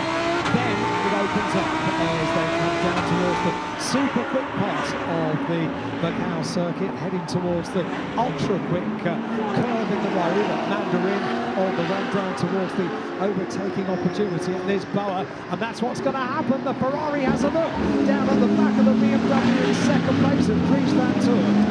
Antonio Fuoco down the BMW ahead of him in second place, and he's just done the best lap of the race. No, he's not. Mauro Engel has done it. No, he's not. Augusto Farfus has done it. After you. Fastest lap of the race, trading between drivers, but Fuoco is very definitely on his toes, isn't he? As now Marcello is ahead by 1.6 seconds, and Antonio Fuoco looking really menacing as far as Dries Van Voor is concerned. Down towards Lisboa they come. Engel's just falling back ever so slightly this time. I don't think Fuoco is near enough to have a go at Van Voor at Lisboa, but just the fact that he's there in the mirrors is adding pressure to 3 times GT World Challenger and Sprint Cup champion Dries Van Voor, already on lap number 8. Augusto Farfus in the BMW in 5th place has got the fastest lap of the race at 2:35.2.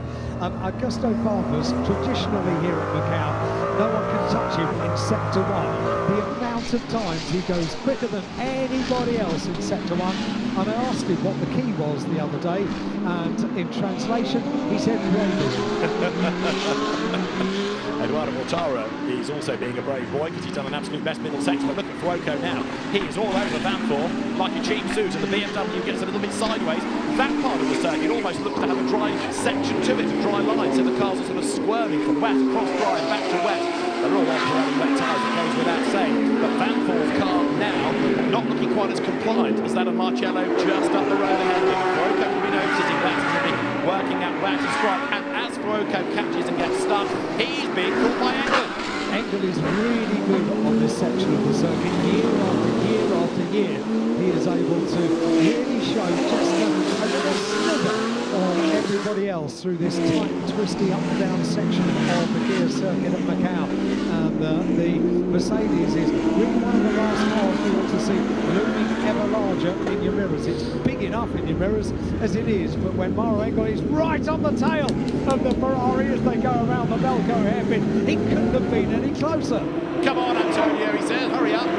So the Ferrari gets a little tap in the tail. The leaders come down towards Fisherman's, and then Albed, which will end lap number 8. But Vanthor now is really in a different race, and that race is not catching Marcello. It is fending off the pack and trying to hang on to second place. He's looking a tad more vulnerable. Fuoco has a think about the inside line down towards Albed. He's got the traction, he's got the line. Has he got the place? They're going to come through absolutely side by side, and Fuoco goes through. Antonio Fuoco up in the second place, and now we're going to see what, if anything, he can do about Marcello.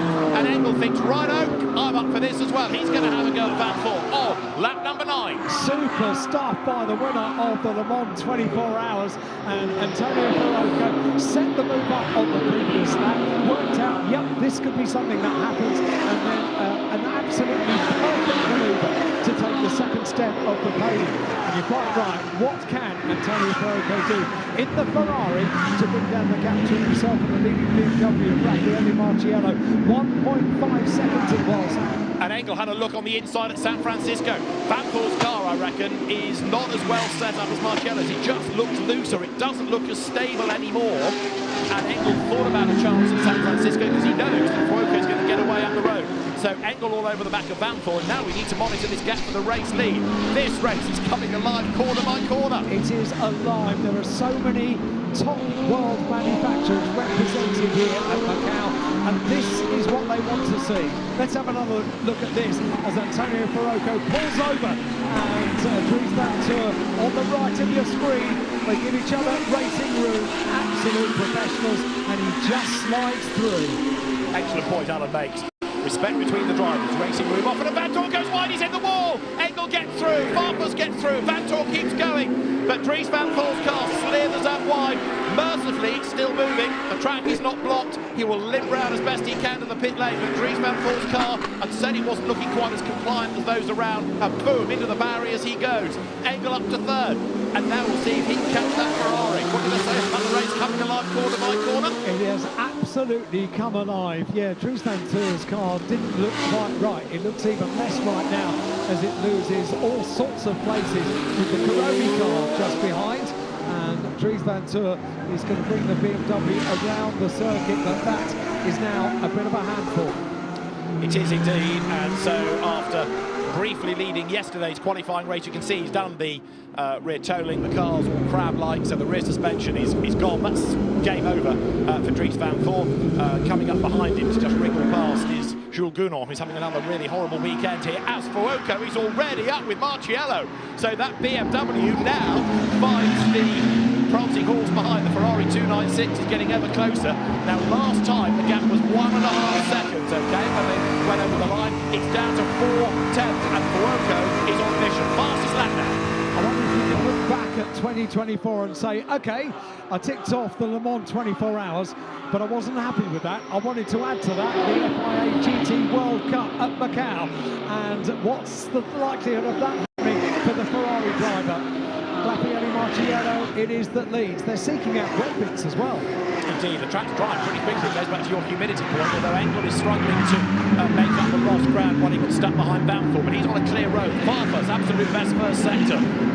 Again, says everybody, doesn't let that. There going through was Ricardo Feller, chasing after Mortara. Feller is 10th, Mortara 9th, Haase is in 8th. And there is a bit of debris at turn 12, we're being told. But Fuoco, there's the hero card illustrating he's second. He's done the fastest lap, and he's only now really about a nap semi-prompted away from the leader. That gap is almost nothing at all, and it's getting reduced by the corner. And every lap when we've seen Fuoco really come alive is on this twisty section, and that's great for the overtaking manoeuvre towards the end of the lap.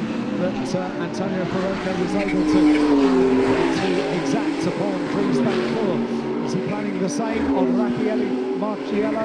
You bet your life he is. Raffaele Marciello, BMW, Ferrari, Antonio Ferroco twist their way around the top part of the circuit into these tricky right-handers at Police very quickly into Moorish. It's caught out so many in GTs and touring cars over the years. This is the replay of Vantour and Engel from that previous lap, and Engel, I think, had a look. Was there contact between them? There might have been, but either way, Vantour bangs out into the wall, so I wonder whether that may get looked at. But this is being looked at by everybody because it is the lead battle, and I reckon that Ferrari is better at getting its power down, but Fuoco wastes it there by wagging the tail. But normally the move has started at Melco, where the Ferrari has the bite sooner. The BMW, I think, is good in a straight line. It's good when the power kicks in, but it's the better bite out of the corner that helped the Ferrari a lap ago against Vantour, 2 laps ago rather, against Vantour. And is it going to help this time as they come down towards our bend? I don't think Fuoco is quite near enough. That's not going to stop him pulling out, having a look, trying to unsettle Marciello. Although, good luck with that.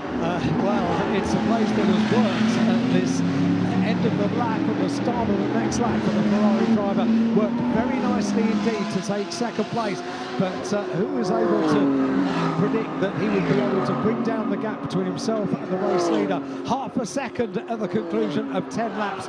Can we have another 10 laps? Well, no, not quite. We've got 6 laps remaining for the 2024 Macau GT Cup, and what a race this has proven to be. Yeah, the next time I go onto a Macau grid for a GT race, can you remind me to nick the checkered flag while I'm down there? Here they come, down to Lisboa, and this time Marciello is responding. He's done an absolute best in the first sector. It's BMW, Ferrari, and then Mauro Engel in third place, who is lapping quicker than the 2 ahead of him. Don't rule him out yet. 4 Farfus, and we are on lap number 11 here for the Macau GT Cup. Doubles up as the FIA GT World Cup, and what a battle it's turned out to be. Certainly is. 10 laps are now complete. BMW and Ferrari absolutely locked together. And the Ferrari is able to stay in touch with the BMW on this, the tight, twisty section around Teddy. They go into the solitude S's. That's on board with Raffaele Marciello, looking at the concentration, guiding the car around, avoiding any kind of contact with barriers and walls, and they are oh so close. And a look back at the bright lights of the Ferrari. The Ferrari is looking very, very nimble in these conditions, and this is the part of the circuit that sets up potentially an overtaking manoeuvre for the lead of the race. Around Prix they go, 2 as 1, BMW, Ferrari, and Mauro Engel in the Mercedes closing up. This is going to be a 3-way battle. Raffaele Marciello doesn't look overly flustered by this, but he is not getting away, and Engel and Vantour's incident is under investigation. So there might be a sting in the tail here for Mauro Engel. Right now, though, it is the Mercedes AMG third, Fuoco in the middle of all of this, and he goes a little bit deep into Melco, but can he get the drive off the corner better than the BMW?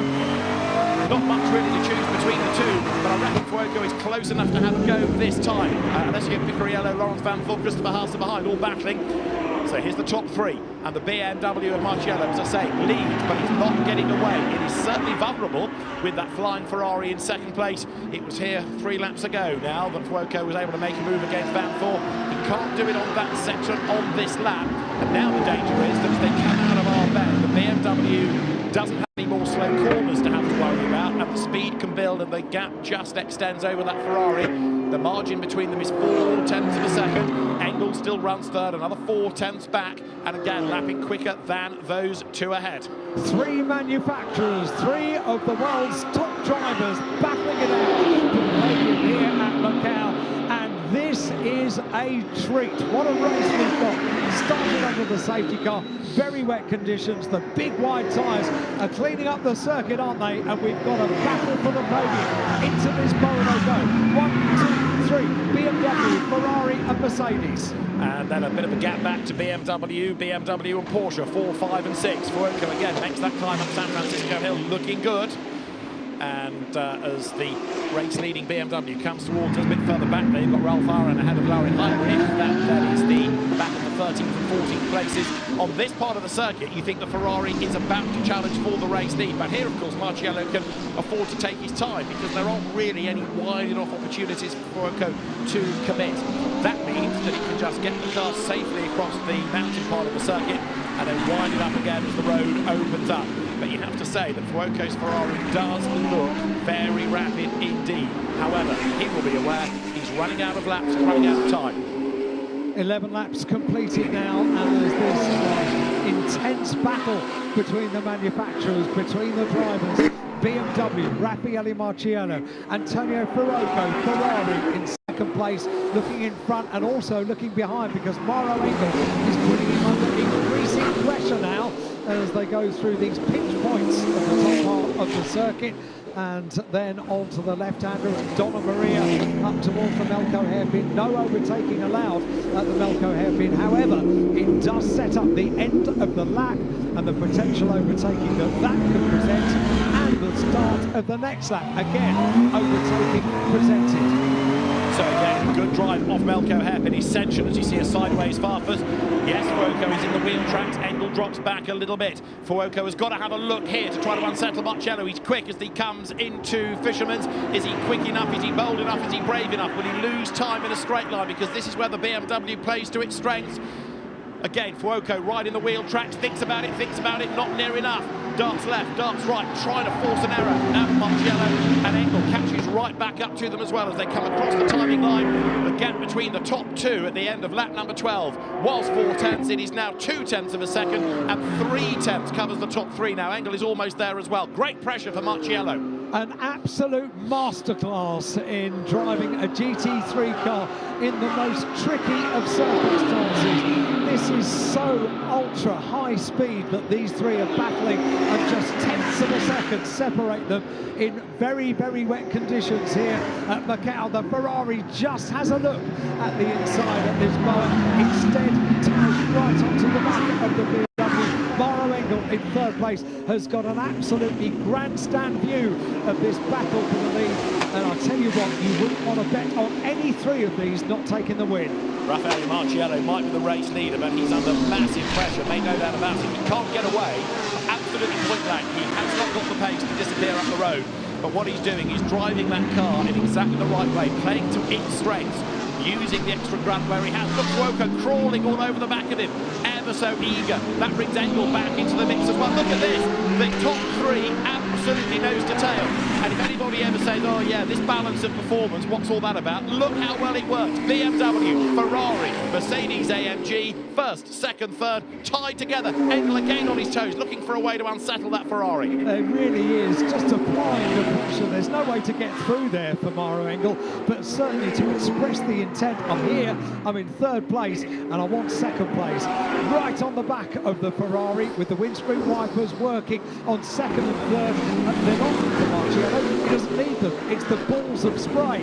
He's got the clear view, and therefore the advantage. Tell you what, it's interesting, isn't it, how quickly the road is driving. It's all of that spray we had on the proper start of the race.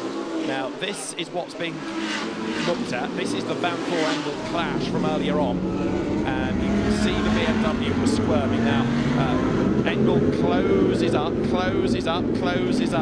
and let's see, does he break a fraction later? He has a go on the inside. I don't think there's contact. It's hard to gauge. I think Vanthor just understeers off, but it doesn't look like there's any damage on the front of the Mercedes, not even a little fleck of paint that we can easily see. So Engel, even though that's being looked at, might be okay. Here come the race leaders. Marciello sitting in the middle of the road a bit more this time. Fuoco darting around in the mirrors, but Antonio, you're running out of laps here. Certainly is. The Ferrari dancing over the road. He goes left, he goes right, slots in behind. Engel's got a good view of it. They all are expressing their intent on the driver in front, but this podium is far from sorted. 13 laps are complete now for the top drivers as they come down towards this pitch point at this bar. Through the very, very quick Mandarin and then down towards this bar. And now Raffaele Marciello has got a bit of a gap. It was nearly 0.4 of a second over the start-finish line, and putting in the fastest sector, overall best sector in the first sector, Raffaele Marciello. Yeah, 4/10 or so quicker than Fuoco. That's massive at this stage of the race. special for a car that just did not seem to be behaving itself in the same way that the Ferrari was. Let's look back a little bit and see one or two more of the battles, including there, Anthony Fong in the Kuromi Audi, keeping Leo Yi at bay, the very smart pink and black Audi. Allegiance to a cartoon character. We'd love to come back to Kuromi in due course. I'm sorry, Alan, the lead battle is just that little bit more exciting. Marciello, Fuoco and Engel are still tied together. They are absolutely tied together, and as Maro Engel applies the pressure to the Ferrari, in turn the Ferrari will apply pressure to the BMW that leads the race, and Maro Engel is looking incredibly pacey once again on this up and down tight twisty section of the gear circuit here at Macau. They will turn into Police, the right-hander at Police. The top three absolutely tied together. Jink out for the Ferrari. Just have a little look down the inside, trying to force some kind of error from Raffaele Marciello. It must be so annoying that he doesn't put a wheel wrong. It must, and it must be also annoying for Fuoco that he's got Engel behind him. Yes, Maro wants second place. Fuoco wants to attack, not attack and defend. So what happens is he gets stuck behind the BMW. Along comes Engel, he has to fend him off, but eventually he's able to just up the pace a little bit. But he gets stuck behind Marciello, who he can't dislodge. Here they come once again out of the Malco hairpin, and this is where the BMW tries to stretch its legs. Interesting how the Mercedes doesn't look all that good off the hairpin. The gap always stretches, doesn't it, on this part of the circuit, which is right where Fuoco is nearer to Marciello, and possibly nearer at this part of the circuit than he's been on the previous laps as well. So here they come, nose to tail. Fuoco in the Ferrari. It was at this corner he got past Van, he's going to have a go. Full send on the inside. Yes, he's gone through. Fuoco leads. Here comes Marciello back up the inside. Absolutely toe-to-toe across the timing line. Fuoco's Ferrari in front then as they cross the beam. Antonio Fuoco with the move of the weekend leads the FIA GT World Cup, the Macau GT Cup. Raffaele Marciello is down in second place, and Maro Engel is going to have a go. He looks to the inside line. The battle is on for second as Fuoco tries to break away with a massive move, and boy did he deserve that. Ferrari leads at Macau, and this is an exceptional race. The Ferrari comes under pressure, defends as they go into this boat, and they both go straight on down on the escape road at Lisboa.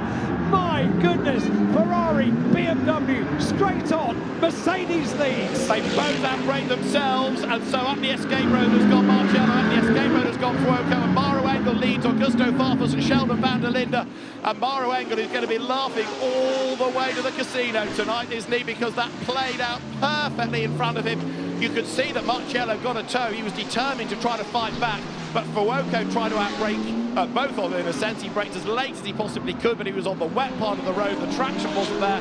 Both up the escape road, and so experience counts. Engel comes through as the race leader, and there is nobody else around him. Drama, drama, drama at Macau. Let's have another look at this as the BMW leading the race gives way to the Ferrari. The Ferrari goes through. It leads at Macau. The BMW fights back. What a battle this is between the two of them as the Ferrari holds on dear to the lead of the race. Marciello right there behind in the BMW. This the run down towards Lisboa, and this is where it all went wrong for Ferrari. It went wrong for BMW as well. Maro Engel is right there in the wheel tracks of the top two as they head down towards Lisboa. Just look how rapidly Marciello closes here. He gets into the wheel tracks, gets a bit of a toe. Fuoco sees him coming, thinks about covering off the line, and then realises he's got a brake and he can't, and Marciello thinks, where's the corner gone? And can't slow the car down and go up the escape road, and Maro Engel comes through to take over the race lead. That was how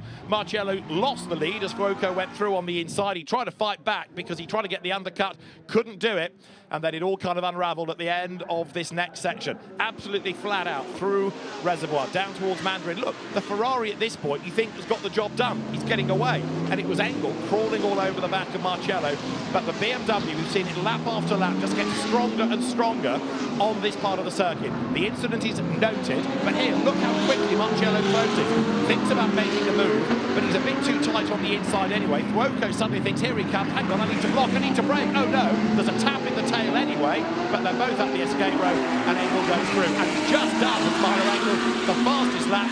We are on the last lap of the Macau GT Cup. The FIA GT World Cup tag looks like it's going to go the way of Mauro Engel, but he's under investigation anyway, don't forget. He's all on his own. The Mercedes out front. He has won this race at Macau before, as Mauro Engel, multiple times. Once under the title of the FIA GT World Cup, and twice more under the Macau GT Cup. It is both this weekend. It is the Macau GT Cup, the FIA GT World Cup, and Mauro Engel is about to etch his name on the winner's trophy once again around the streets of Macau. You've got to be in it to win it. And you've got to keep out of trouble as well, have you not? Raffaele Marciello has retired to the pit lane, and Antonio Fuoco is in 9th place. That's Marciello then out of the car, and Mauro Engel, a 5-second time penalty for causing a collision, but he's 7.4 seconds up the road. 5 seconds penalty now for Mauro Engel for causing that collision with Dries Bakker.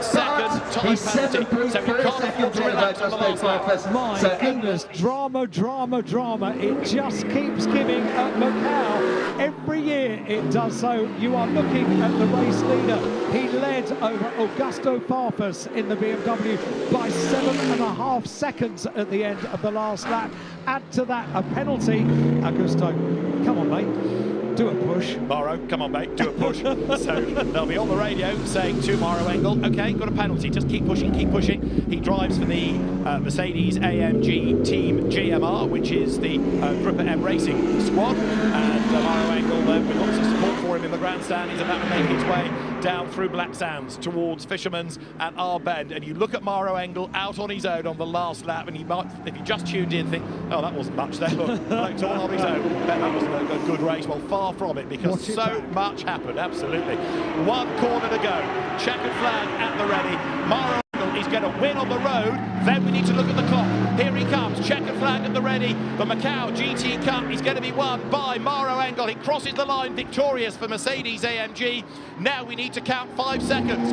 Is this man, Augusto Farfus, going to get to the line in time? He heads up towards the target line, the checkered flag greets him, Augusto Farfus goes through, and the gap is 6.6 seconds. He was nearer, but not near enough. Mauro Engel wins the FIA GT World Cup. Augusto Farfus second, Sheldon van der Linde third, and that was a race that nobody could have predicted. One of the greats around the streets of Macau. Emotional stuff. Goodness me. Emotions do run high when Ferrari lead a race. They led here at Macau, albeit briefly. BMW went off at Lisboa. So did Ferrari. And a Mercedes came through. Rich the history of Mercedes here in the GT Cup race. And still we've got these pending investigations, you know. Mauro Engel's going to celebrate down at Lisboa. He gets Macau, Macau gets him. He's another really popular driver, Mauro, who has been a mainstay in Mercedes for decades now. And he first really came to prominence in single-seaters like so many. He was the runner-up, what feels like 100 years ago now, in the British Formula 3 Championship. And the man that beat him, Marco Asper, is here this weekend as well, looking after Ralph Aaron. But Marco, after a single-seater career that didn't really click, moved to the DTM for Mercedes, to GT racing for Mercedes, and to V8 Supercars in Australia for a couple of years with the Erebus squad out there. But he's a good guy, great character. He has been a real stalwart, a real trooper for Mercedes-AMG, great team player, and all the Macau experience has come into play today. What a race, and it was worth the wait, wasn't it? 2 exemplary races by the GT drivers. Yesterday, lights to flag without interruption. Today, lights to flag without interruption. Just superb. That is what the crowd came for. And big smiles in the grandstands just in front of the commentary box, with good reason. They'll be checking back their photographs of that race, that's for sure. But boy, that was something to bring smiles to the face. In the meantime, the weather's got better, hasn't it? Has cheered up. They said that from midday it was going to be a little bit drier as far as more rain was concerned. And we've just had the biggest tyres in the weekend, clearing water out of the way, getting us ready for the mouth-watering prospect of a World Championship championship with touring cars about to be decided here at Macau. That will run very quickly off the back of the podium presentation for this FIA GT World Cup Macau GT Cup podium. What a race. We're going to take quite some time to get over that, aren't we? I do have a rather fortunate existence, as you know, because I get to see a lot of GT races. That was one of the best I've ever seen, because it just kept on giving, didn't it? You had the weather, you had the star drivers, you had the circuit, all adding up to a brilliant battle. Well done, Mario. And I have to say, accuse me of being biased if you will, but I think it would have been a shame had he lost that on a penalty, because to make a move, or try to make a move on this circuit in wet conditions, yeah, okay, perhaps contact is inevitable, but the stewards did give a penalty, but in the outcome it didn't affect the outcome of the race. That, I think, is good. One in 2014 for the Macau GT Cup, one in 2015 and one in 2022 when it was the FIA GT World Cup. And confirmation, our winner is once again Mauro Engel. Second, Augusto Farfus and Sheldon van der Linde completes the podium for Alessio Picariello and Lawrence Vansor. Christopher Haase was sixth from Edo Mortara. In seventh place, it was the Lamborghini from Ricardo Fella. Antonio Fuoco, after his trip up the escape road, ninth, and Danny Jonquidea in 10th. We lost Dries van Thor, we lost Mattia Cairoli, we lost James Q, and we also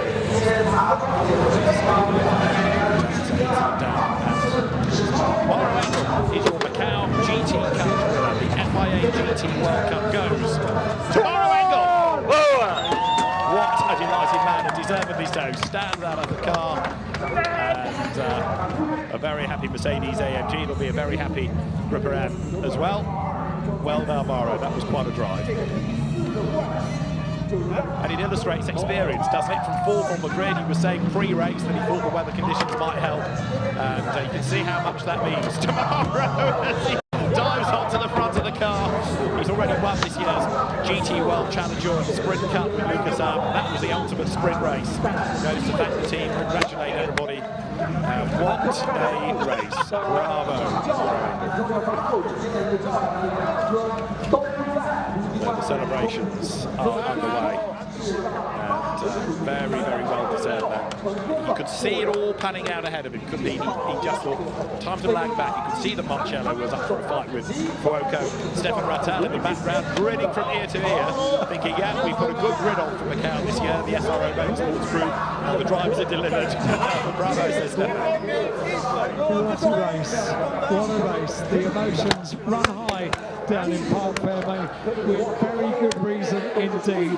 This is just wonderful to watch these celebrations. You know what? 2 hours ago, these drivers, these teams would have not really known whether they were going to get a race here at Macau. Today, the weather cheered up the drivers, their abilities absolutely at 100% to race without interruption here at Macau. And we have just seen one of the classic races in any form of motorsport around the gear circuit at Macau.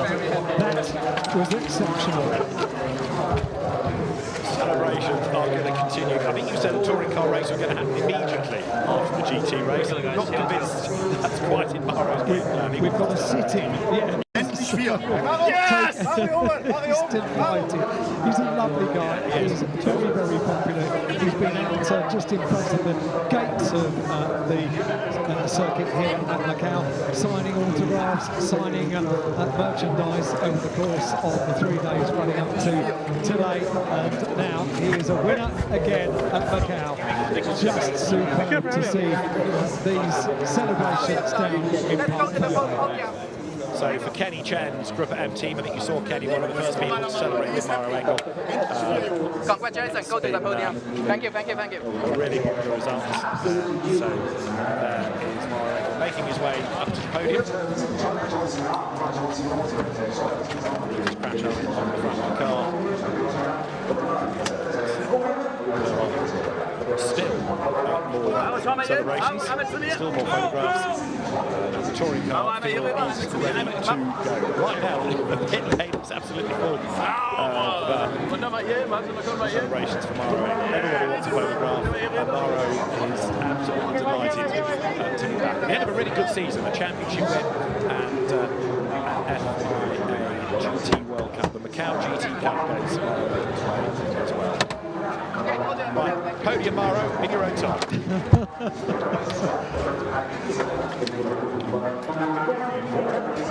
It's heading in that direction. Generally. Yes. Another heroic drive etched into Macau. Right, let's just catch our breath while he heads to the podium and have a look at a really tumultuous Macau GT Cup for the FIA.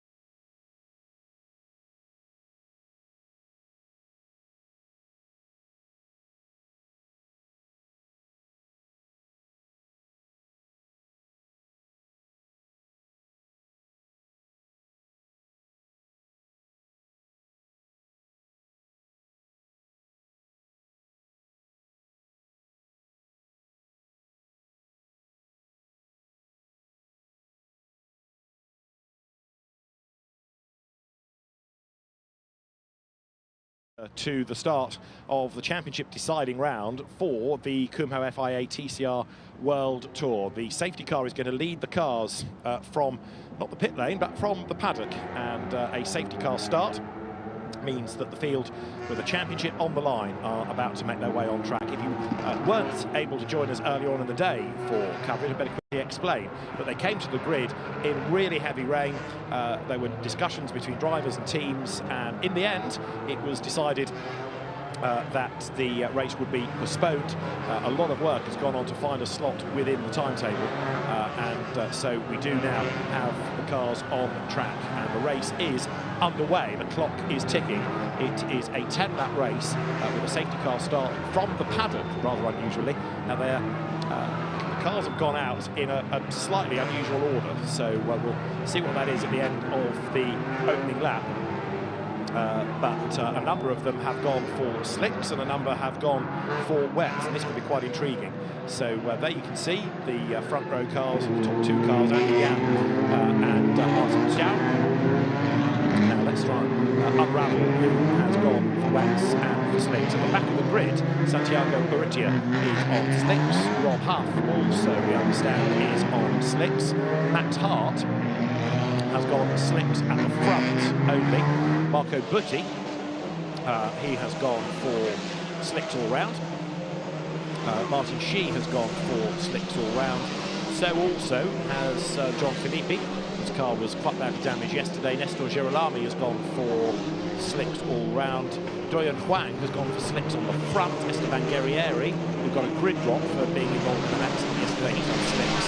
And Zhang Zhendong is on slicks. So can't offer you Björk yet, nor his championship rival Norman Nicholas. Maybe they're on wets, which is why they don't appear on my list of people on slicks. But anyway, we are anticipating 2 laps behind the safety car. As I say, unusual this, they've come out of the paddock. The president of the FIA's Touring Car Commission, Alan Gow, is here, and I think Alan particularly keen that for your World Championship deciding showdown race, you race. And therefore, there has been a metaphorical crowbar inserted in the timetable, and this race has been dropped in. So genuinely, the podium for the previous race has only just started. We're on lap 1. Yes, we are. I was given a little heads up that it would be fairly brisk after the conclusion of the FIA GT Cup race, that we would get this race underway. It is to decide not only local championships in this part of the world, but also a world championship. And if you've got the opportunity, race, I can just go back to the start of the year at Donington Park in the British Touring Car Championship. We had a deluge of rain. The timetable started 6 hours late because they were trying to clear the water from the circuit. And would you believe we were able to conclude a full programme of racing to get 3 rounds of the BTCC and all the support races complete by 8 o'clock that evening. That was quite a feat, and that is the intention for today here at Macau. So the cars then make that run towards the end of the lap, making the run now down into the right-hander of Arbent. Grid order: Andy Yan ahead of Martin Chow, then it is Martin Hart, Dusan Borkovic 4th, Nestor Girolami 5th, Norbert Mikulic 6th, Lionel Asher 7th, Esteban Guerrieri 8th, Nico Ashkin 9th, 10th, Björk 10th. Championship is a wet situation. Mikulic 5 points ahead of Björk.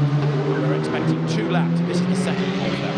GT guys have done a good job in some areas of the circuit, making sure that there is a dry line. Now, a couple of hours ago, I would thought that almost inconceivable, but those on wet tyres are potentially in some certain areas of the circuit going to need, and we wouldn't have predicted this in any way at all, seeking wetter spots on the tarmac to keep the tyres from overheating.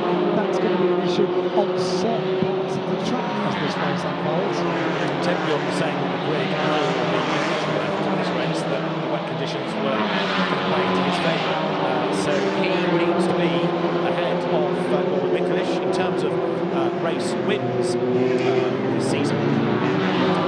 The World Tour has had fewer rounds, so it's harder to take race victories, but they'll come into play should we get to a tie-break. You're riding on board with Mikulic. Santiago Urrutia, incidentally, has just come into the pit lane. Now, he is on slicks. I wonder whether that's evidence that that might not be the right choice. There are only a few areas around the circuit at this stage that you can see a dry line. The predominance of the gear circuit here at Macau over 6 kilometres, twisting around the streets of Macau.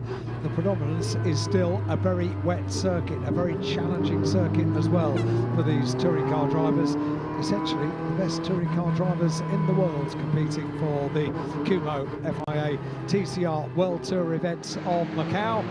The final of the FIA TCR World Tour, and of course the coveted title of winner of the Macau gear race. Earlier on today, we were going through some of the touring car greats, the names that are in the history books as the greatest tin-top drivers of all time have won here at Macau. And to add your name to that, particularly if you are a driver from Hong Kong, Macau, or from China, and they will very, very definitely want to add their name to the great list.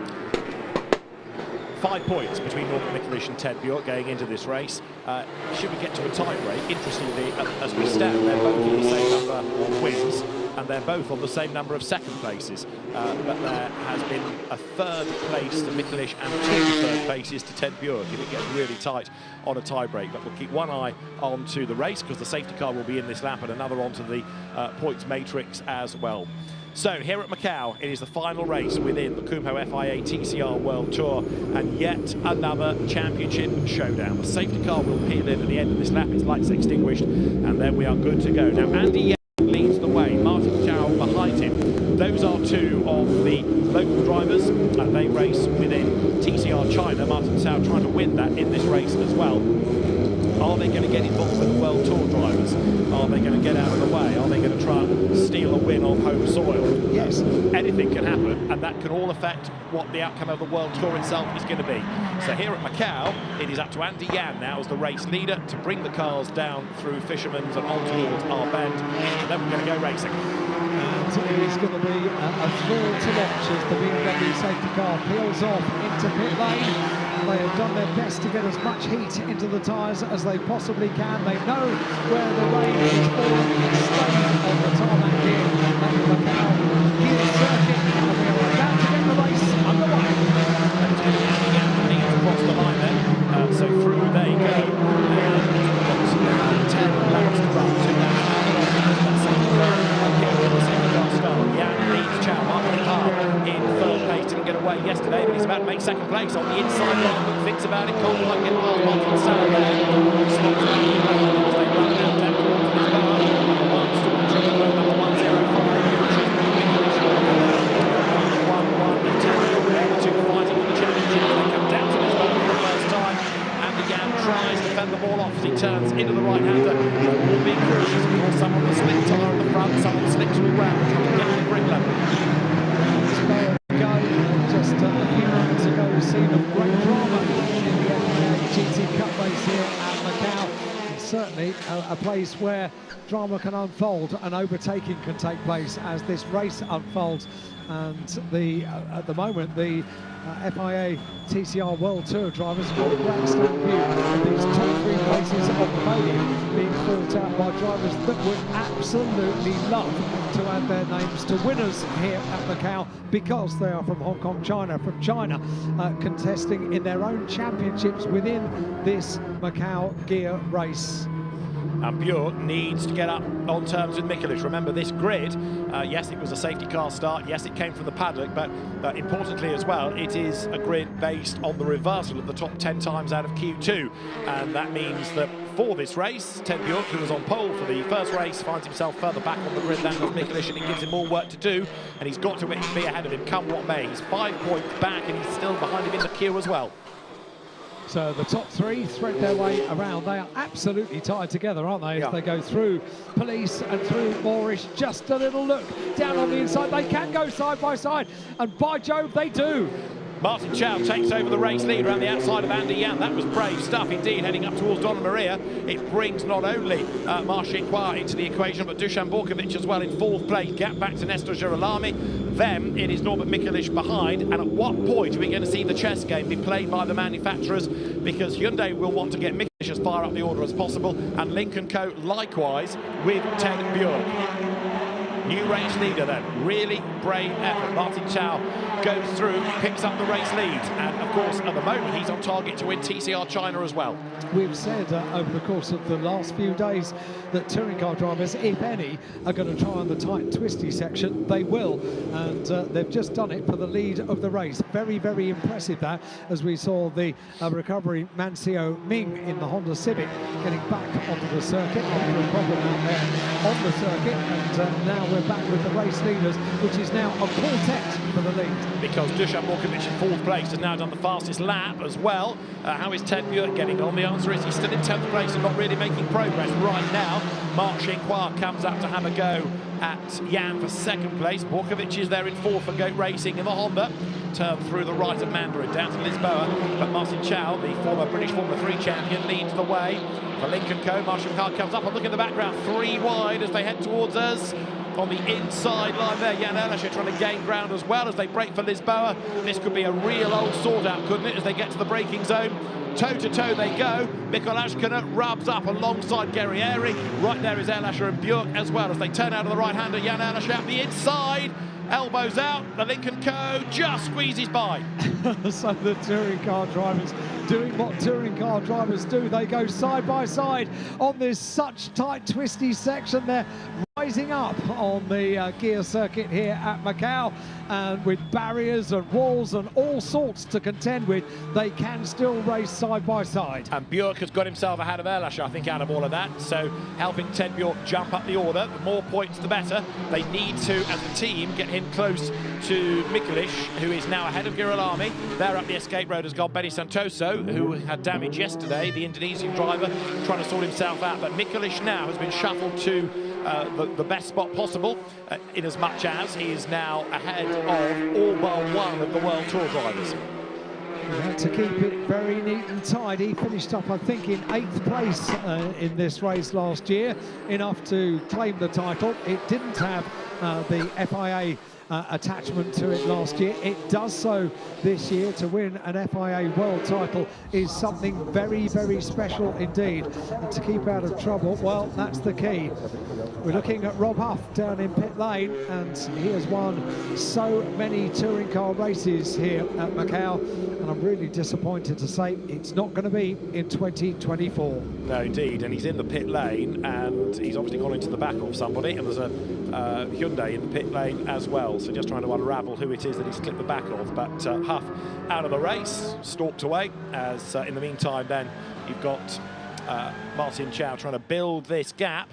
Interesting at the moment that Norbert Mikulic isn't closing on those ahead, but no doubt the message has got through. You're ahead of Buick, sit where you are, a little bit wide and there looked Andy Yan as he came out of Fisherman's Bend. And Ted Buick in 10th place. What's he done? Well, in Sector 4, he's gone overall best, so an overall best sector in Sector 4 for Ted Buick. He needs to get up the order, and we have limited laps in which to do it, as we have the leaders coming through. Fastest lap of the race goes for the race leader, Martin Chow, with a 2:52. And then very quickly it's taken, showing the greatest pace on track at the moment, is Mikkel Ashkener in 6th place. It's just put in the overall best lap of the race. Down they head then towards Mandarin, and Marc Chinquois is the one to watch now in 3rd spot, going for 2nd.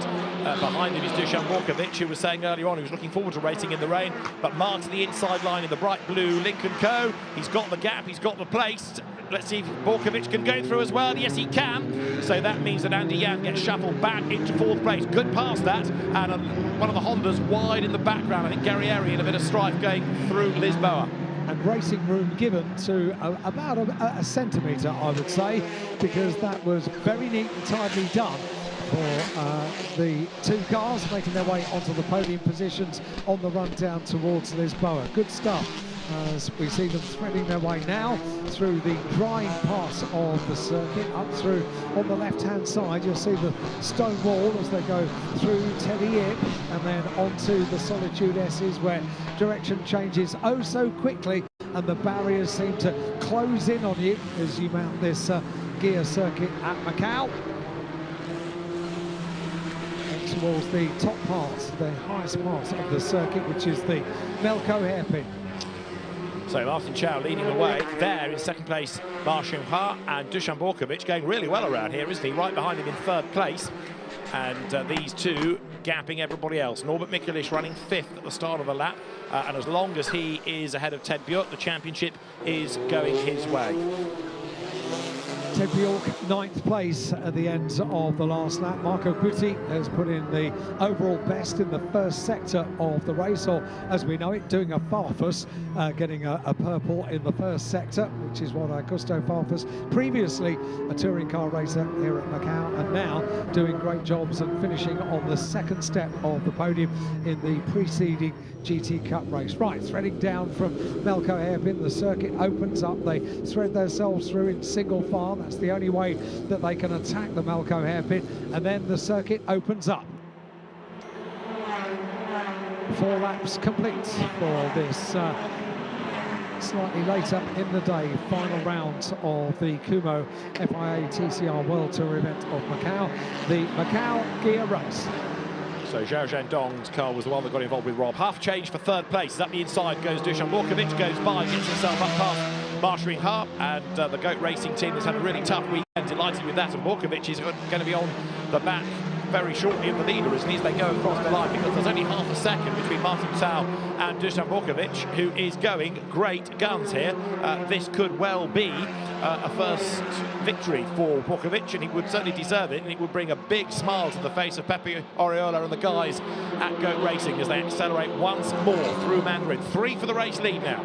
Yeah, and he was the one driver we heard from when we found out that the race earlier on was going to be delayed, and he seemed very, very disappointed. And maybe this is why, because he knew he had pace in these conditions, takes the lead of the race, and Borkovic going very, very nicely indeed. So delight at GOAT Racing, Borkovic up front.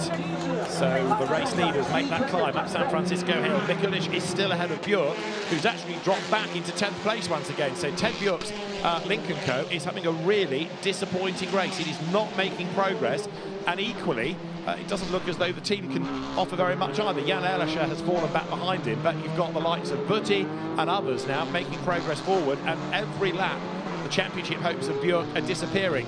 For Norbert Mikulich, he's now running in 4th place after Andy Jan has fallen way back to 8th. Mikulich, one hand on the championship trophy now. Björk sadly just can't respond. Mentioned to Max Hart, who's got good memories of Macau from last year. He's just put in a purple sector in Sector 2. He's made his way up to 13th place in the 69 car, and Max Hart with an overall best in Sector 2. That's right, Max, who lost out the opportunity to win TCR Asia yesterday because he couldn't take part in the restart, sadly, after a bit of damage. But was a race winner here last year in TCR China, wasn't he? So accelerates through in 13th place. There's that long, long queue of cars for 4th place behind Norbert Mikulich as he makes the climb up the hill now. Ashkan next, then Girolami, then Guerrieri, and Marco Butti 9th. But Dusan Borkovic will be trying to break away. I wonder what Ma might be able to do behind him, because the better of the Lincoln Co's edging closer. And as we are at half distance at the conclusion of this lap, so 5 laps in the book, about to complete 6 laps for the new race leader, and they go single file around once again around the Melco hairpin and the ever-drying circuit here at Macau. This bodes well for the remainder of the timetable. They've done an exceptional job to make sure that we could squeeze this final round of the year for the Kumo FIA World Touring Car event of Macau into the timetable, and not only that, but also to be the winner of a Macau gear race. For second place, Marcin Pah on the inside line goes through, gets himself ahead now of Martin Tau. They come across the timing line, so Dusan Borkovic leads Marcin Pah by 4 seconds. Mark has finally gone through, but bearing in mind he was ahead of him on the grid anyway, shows you the pace that Honda has got around the gear circuit. Dusan Borkovic not carrying any compensation weight, nor for that matter though is Marcin Pah. Further back there is Mikulich, and now as the road dries, Esteban Guerrieri, don't forget, who is on slick tyres, is getting ever more committed. Guerrieri getting quicker and quicker and quicker. that is going to be, as this race proceeds, the choice, I reckon, over the majority of the circuit. Not the whole of the circuit. There are still areas of extreme dampness, but with slick tyres on a car, well, that car's going to go nicely in the final half of this race. Down through Lisboa, they thread their way. And those on wet tyres are going to be, we said it at the start of the race, potentially it was going to happen. They already are seeking out the wetter bits of the circuit to keep the tyres from overheating. What a difference a few hours have made here after the torrential rain of early this morning, when these cars came to the grid and the race was postponed and it didn't look even like it might be happening. But right now, Norbert Mikelic getting a little bit nearer to the back of some of that traffic ahead. Threads his way down the hill. It is Dusan Vukovic in the lead of the race then. And the way now that Marc Xinhua is going behind, doing his best to bring down a pretty big gap, 4 seconds. Now, we've only got 6 laps to go as well, because we are on lap 7 and a change ahead. Look further up the road. Through has gone, by the look of it, Guerrieri. So there was a place change. Martin Chow drops back. Norbert Mikelic trying to get in on the act as well now. Guerrieri flying with an overall best second sector, and Guerrieri having a really, really good lap as conditions get drier and drier. Ted Bjork, before we got this race, tried to get the race underway earlier on, said he rather liked the fully wet conditions. It's rather showing that in the drying conditions, not having so much luck. He's putting in personal best sectors, but he's still down there in 9th place. Yeah, I think now you've got a track that is neither one thing nor the other. It's not wet and it's not dry.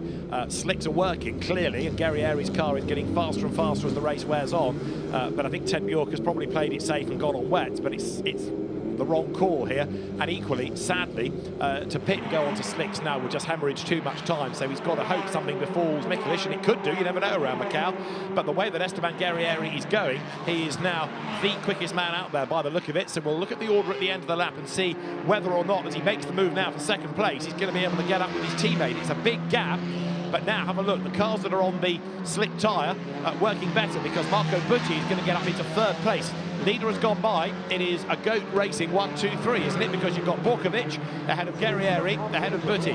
Marc Xinhua is in 4th place. The lead gap's 5.7 seconds. In 5th is Martin Schau. 6th it is Mikelic. 7th now Ashkana. 8th is Girolami.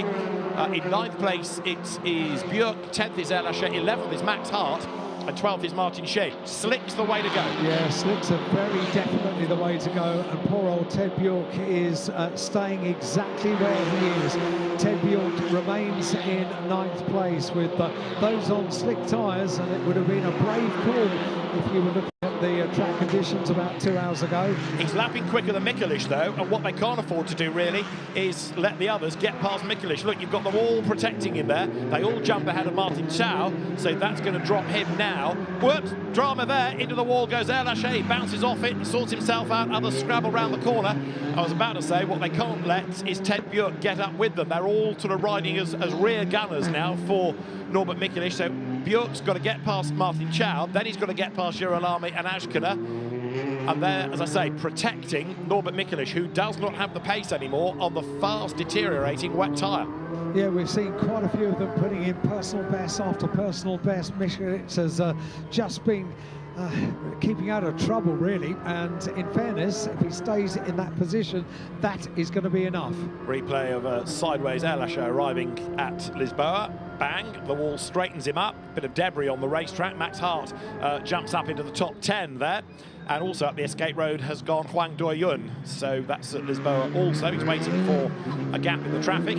Here, in the meantime, is Esteban Guerrieri, who has gone quicker by a full second alone in Sector 1. He's gone quicker by half a second in Sector 2.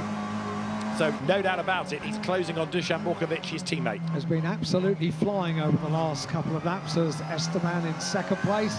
And we are on board with Esteban Guerrieri in 2nd place, 2nd step of the podium. I reckon is not good enough for Esteban in the Macau gear race of 2024. And with the pace, well, who can bet against him, as Vukovic has just put in an overall best in Sector 4. And that's the response to the times that Guerrieri is putting in. Contact between Huang Doyun, which is why he went up the escape road, and Juan Carlos Zhu. But they continue on their way, and although they get looked at, the way we're going, Norbert Mikelic is on target to win the championship, but all of that rather depends on the Lincoln Co's keeping, the Hyundai's keeping the Lincoln Co at bay because Björk's trying to get through the traffic, but he's got Girolami and Ashkana to worry about, as well as Martin Chow in the TCR China car that will score World Tour points, but it isn't part of that same stable. Lead gap, 4.2 seconds. So Guerrieri is closing, but not by a huge margin, but it has come down a bit. Bulkovic is going really, really well, and they are exchanging overall fastest sectors now. So sector 4 for Bulkovic on that last lap. 2 overall best sectors for Guerrieri in sector 2 and sector 5 as well. Marco Guzzi goes overall best in sector 1. Bulkovic is on slicks as well, as you would have expected from the pace of the car, so doing a good job. Now here is Formula Hyundai coming down towards Lisboa. Norbert Mikelic ahead of Mikael Ashkana, Nestor Girolami, but look how now Ted Björk is closing. He's getting nearer to them all the time, but then the trouble is getting through them all, and that's Max Hart up against the barrier. That, I think, is at Black Sands, possibly, but Max Hart looking as though he's out of the race. He's had a drama, it's up against the guardrail, and this now might have a part to play in the outcome of the race, and what happens to move that car. We'll wait and see. Big disappointment for Max Hart as well. He was going so well. Right, Björk right up with the Hyundais. Now, in fact, it is on the run towards Mandarin. Max Hart walks away, but I'm not sure that car can be left there. So Björk, even though his tyres aren't the best, he has got the same problem as the cars around him. So he's caught up to the struggling Hyundais. They haven't got the bite in the wets anymore. But equally, he's got to try and prize a way through all of those cars ahead of him, and it won't be easy. Look how Guerrieri in second place. He's absolutely flying. Puts the overall best sector in sector 2. Lap after lap this is happening for Esteban. Overall best in sector 3 as well. Trying to bring down the 4.2 second advantage that Bulkovic had at the end of lap number 8. They are on lap number 9. And that is potentially going to be a double champion. Norbert Mikelic leading with an awful lot of help behind. Max Hart in replay. He's got a bit of damage and then just peels across the road and parks it. Looks as though he'd had a problem already, and maybe there was something on the dash that said park it. Safety car deployed. Safety car deployed. Good news for Guerrieri in a sense. Possibly it doesn't really matter for Norbert Mikelic. It means that everyone closes up, but he's still got his 2 teammates behind to protect him. And wouldn't be a surprise, would it, on the restart, if Ashkana was just a little bit sleepy and just let Mikelic go to make Ted Björk's life harder. Mikelic has not really been putting in personal best sectors, just keeping it neat, keeping it tidy, trying to keep out of control, because at the moment that's what he needs to do. That was the way that the gear race was run last year by Norby to claim the first title of the World Tour, and now it's the FIA TCR World Tour, and would like to have back-to-back victories. Keep it neat, keep it tidy, keep concentrating and stay where you are, and that will be enough. Bear in mind, Esteban Guerrieri, who is now going to be right on the tail of Dusan Bulkovic, had a grid drop going into this race, so it shows you what the tyre choice can do. We're not really over yet for the championship. As I say, Björk is up now with Girolami, who's on the back of Ashkana. They are protecting Mikelic. So on the restart, depending on how many laps of restart we have, Björk can be on his toes and have a go.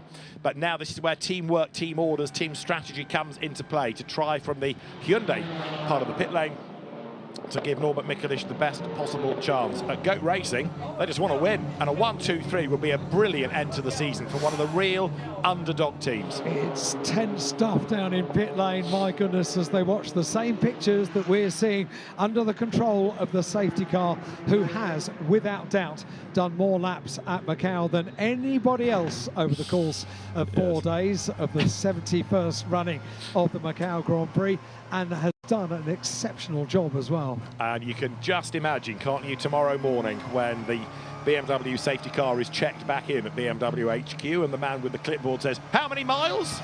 You've done what?" It has been so busy over the course of the weekend. But Hondas are first, second, third. Dusan Bulkovic leads Esteban Guerrieri, Marco Butti in third place, and Pepe Oriola, the team manager of Goat Racing, nervously looks on. So there they all are, coming over the brow. Now there is 111 Ted Björk, and he, don't forget, is trying to get up with 105 of Norbert Mikelic.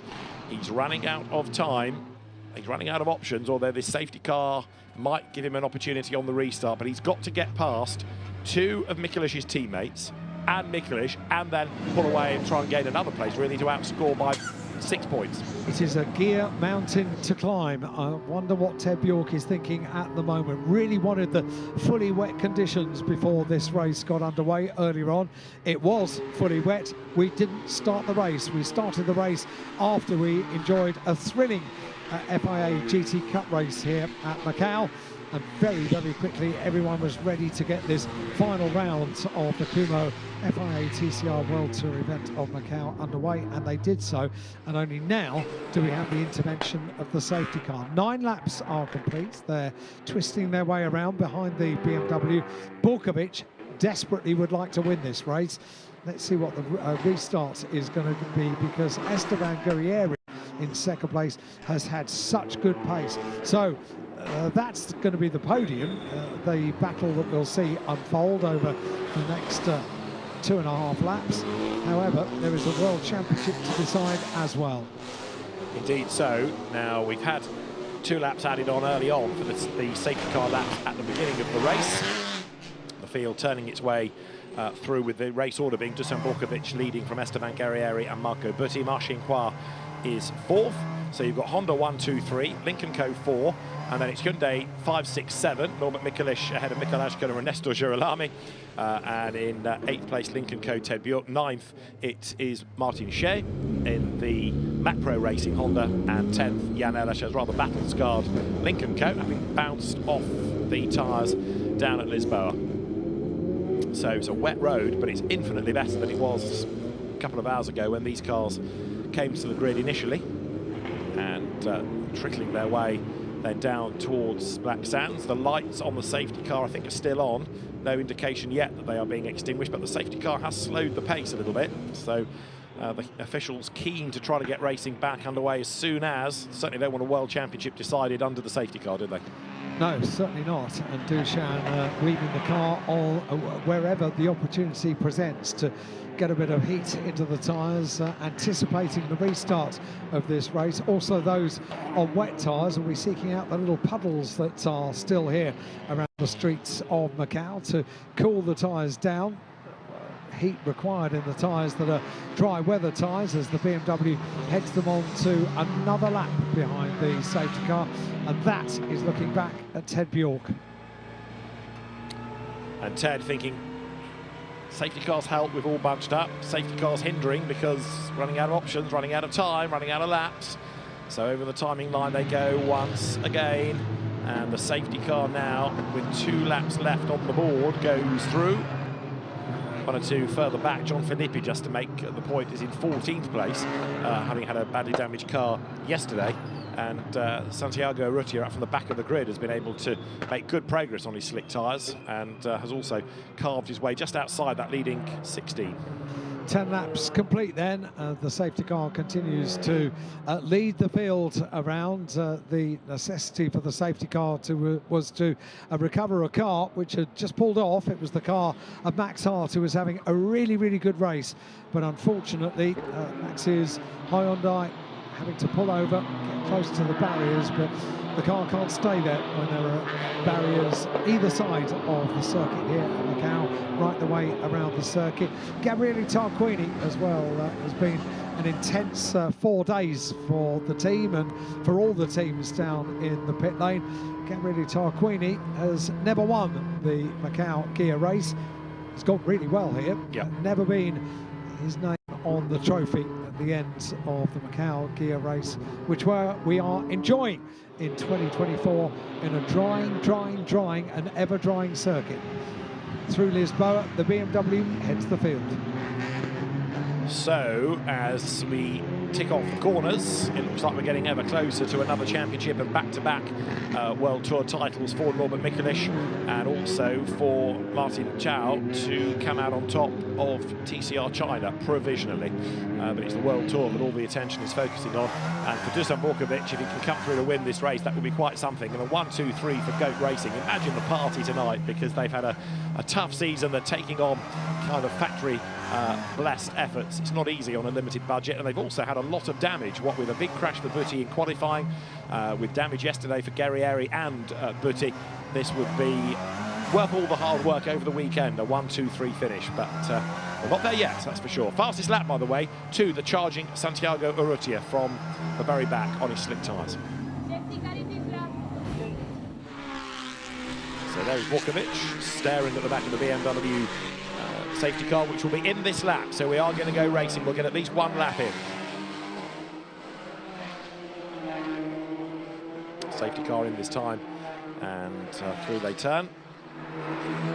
Which means now the intense work inside the cockpit to try and get the tyres as warm as they possibly can be for the restart. And make no mistake, Guerrieri would love to be on the top step of this podium. He has been closing and closing on the back of Borkovic. This was the gift, if you like, the safety car coming out, because all of a sudden a 4-second gap would become just about nothing when the safety car came out, and the restart is going to be absolutely vital.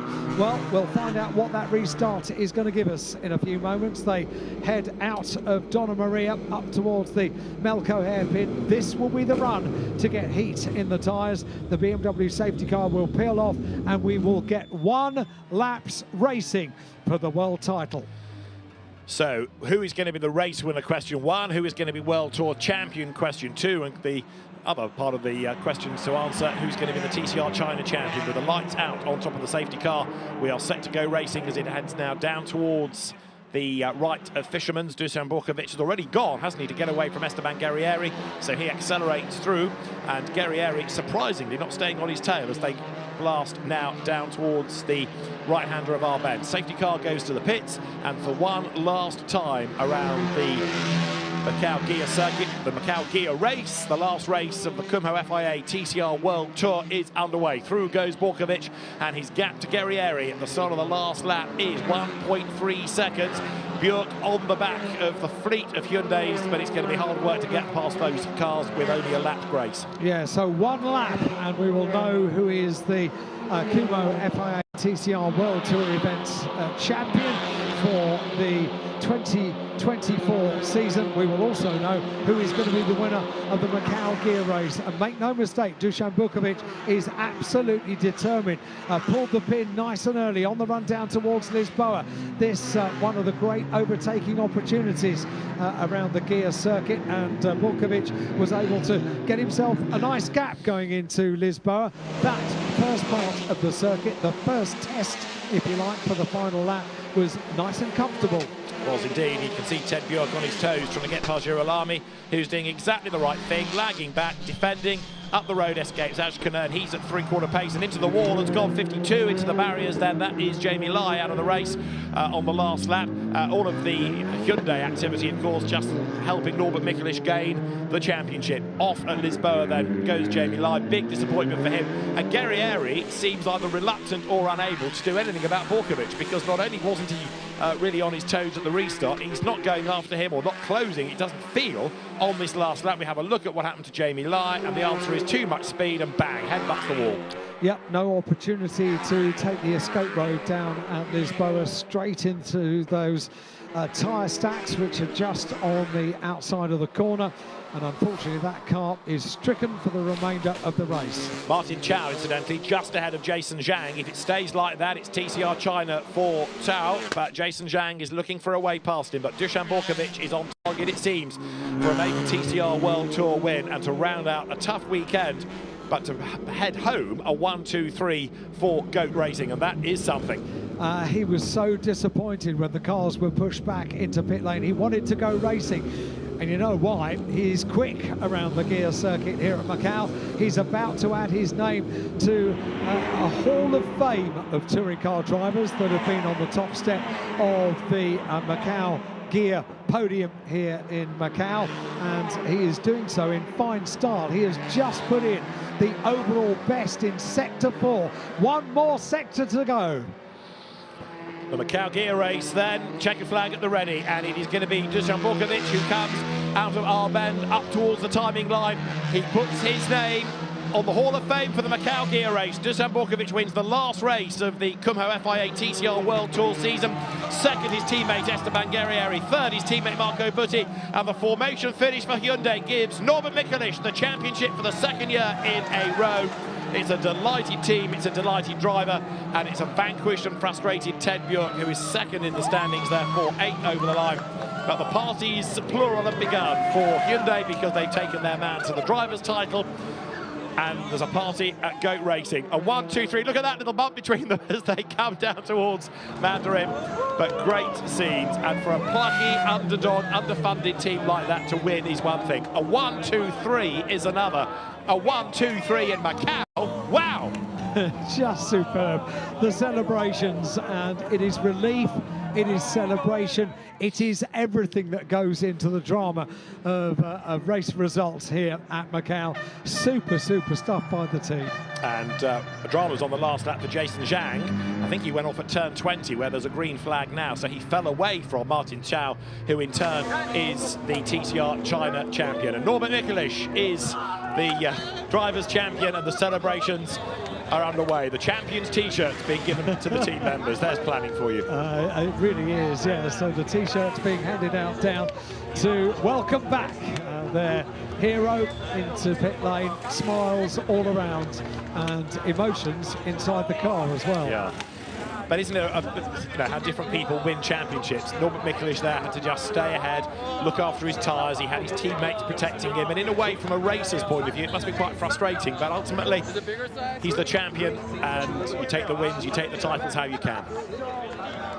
A strategic game played by the BRC Hyundai N Squadra Corsa outfit. Bravo. So they make their way back down to pit lane, giving the teams time to put the champions t-shirts on, the winner t-shirts on down in pit lane. And also for Hyundai, of course, they just won TCR China through Martin Cao, so there are more winners t-shirts, more celebrations, and more PR to be garnered overnight as well. I can feel my inbox filling up with Hyundai-related stories overnight. That was a pretty good last lap for Borkovic, you know, not only winning the race, but also putting in the overall best lap of the race on that final lap. 2 minutes 44.8. What a way to win. With good reason, he was excited about that final lap of the gear circuit. Once the BMW safety car, he pulled the pin early. He was not going to allow Esteban Guerrieri to take away the spoils of victory around the streets of Macau. Super stuff and so many stories to tell. What a drive, though, by Dusan Borkovic. A World Tour win is quite something. A gear race win is quite something. Combine the two, brilliant stuff. Esteban Guerrieri at the end was 3.5 seconds back. It is tempting to ask whether he'd got the best out of his tyres early on, or was just quite content to let Dusan Borkovic take the race win, knowing that his championship hopes weren't going to be affected by it. But either way, bravo, Goat Racing. That was quite something. And Marco Butti in third place. He picked up quite a lot of damage in the qualifying session when he charged the barriers. He was the winner on the road of the touring car race at the FIA Motorsport Games until a technical infringement hoiked him out of the results. But for Goat Racing, it's been a tough year. They deserve that. Guerrieri has been a race winner over the course of the year, winning at Interlagos. And I did wonder for a time whether it might be another Portuguese-speaking venue for a win. And there, he comes up alongside Dusan Borkovic, has a little bit of a rub.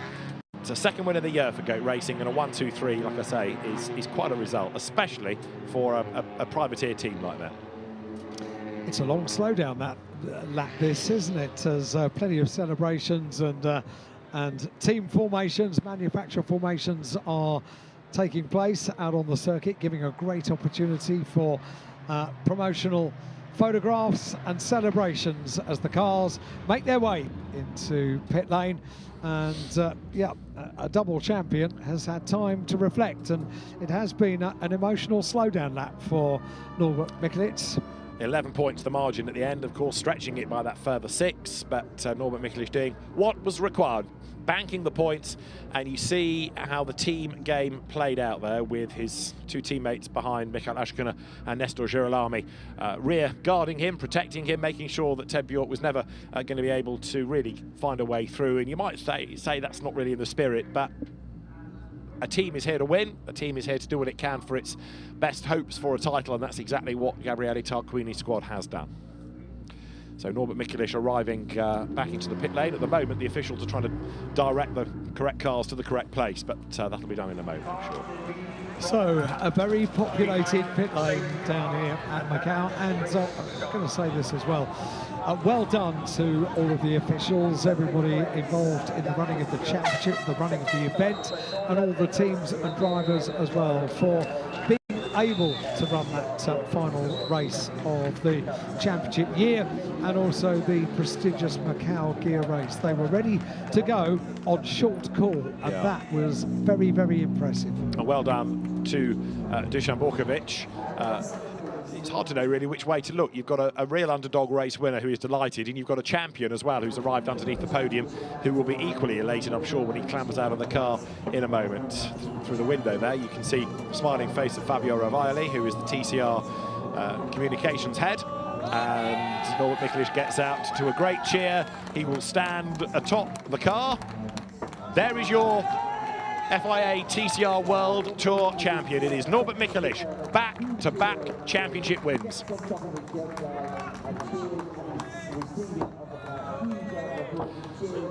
Down he jumps to go to celebrate with the team, and a season's worth of work there all comes good at the end. Norbert Mikulic will feel the enormity of all of this. To win one title is quite something. To win two and do them back to back, pretty special, isn't it? And Dusan Borkovic's efforts we shouldn't overlook as well.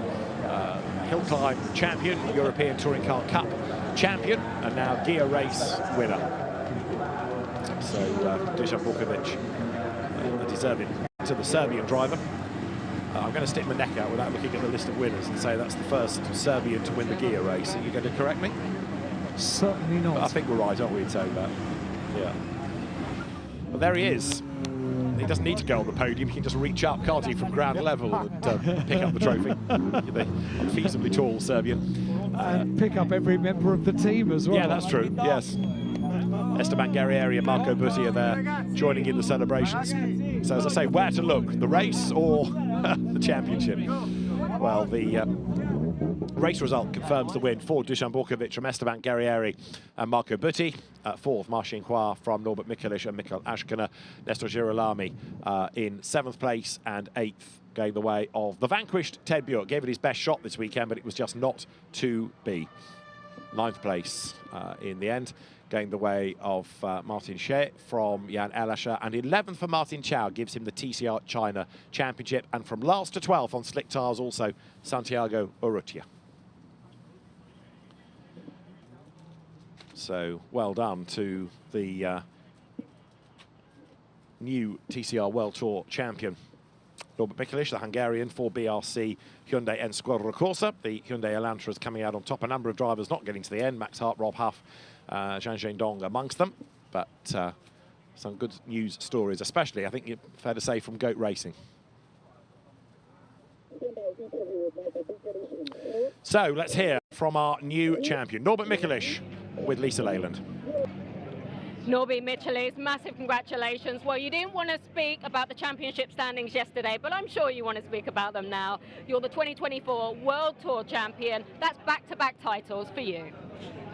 Could not have been better. To be honest with you, I was very stressed. Could not sleep yesterday. A lot of things were going through my mind, and I knew that today is going to be tricky. And with the weather, with the changing conditions, with the race postponed, it was one of the most difficult mornings and early afternoons of my life, but incredibly happy for myself, for the team. I think we showed again this year that it's all about teamwork. I would like to say huge thanks to my teammates, Mikael and Nestor. They were always there to support me, and in the end I'm so happy to be in this position again.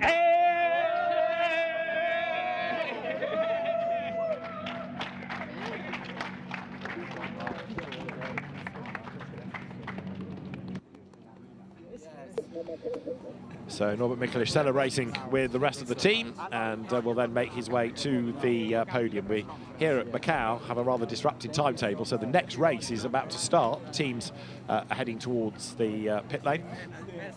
The drivers from Kumho FIA TCR World Tour, the event of Macau, will make their way to podium and press conference alike. One or two disappointed drivers. You have to feel for Ted Bjork to a degree, but it was still a good weekend with a really good shot at that title.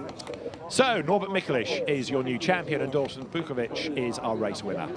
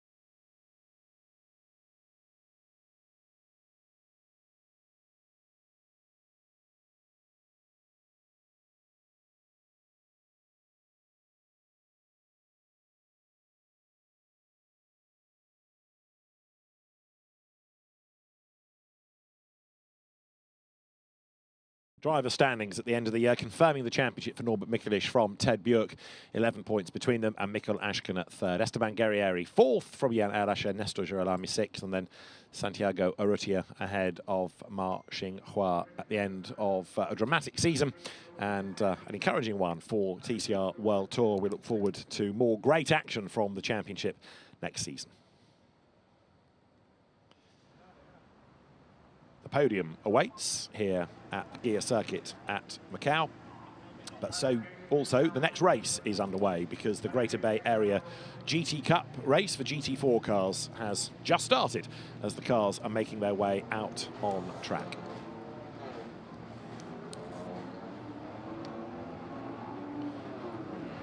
The nature of the timetable today, after being disrupted, means that we're having to have the cars into the races straight from the paddock, at least these two, just to cram everything into the timetable. There isn't time to get them round to the grid. So the next race already underway. I know you're looking at an empty podium, but trust me, there is a race going on at the moment. Hello, ladies and gentlemen. Welcome to the trophy presentation ceremony for the 71st Macau Grand Prix. And now it's time for the Macau Giveaways Kumho FIA TCR World Tour event of Macau Race 2. First of all, please welcome our winning drivers to be on the podium. Second one-up, number 199, Marco Butti. Congratulations. And the first one-up, number 186, Esteban Guerrieri. Muchas felicidades. Congratulations. And the winning driver, number 62, Dusan Borkovic. Bravo, Justita. Congratulations. And of course, the team winner, Gold Racing. Let's welcome the representative, Mr. Ruben Fernandez. Welcome. Bravo. And now it's time for the national anthem for the winner.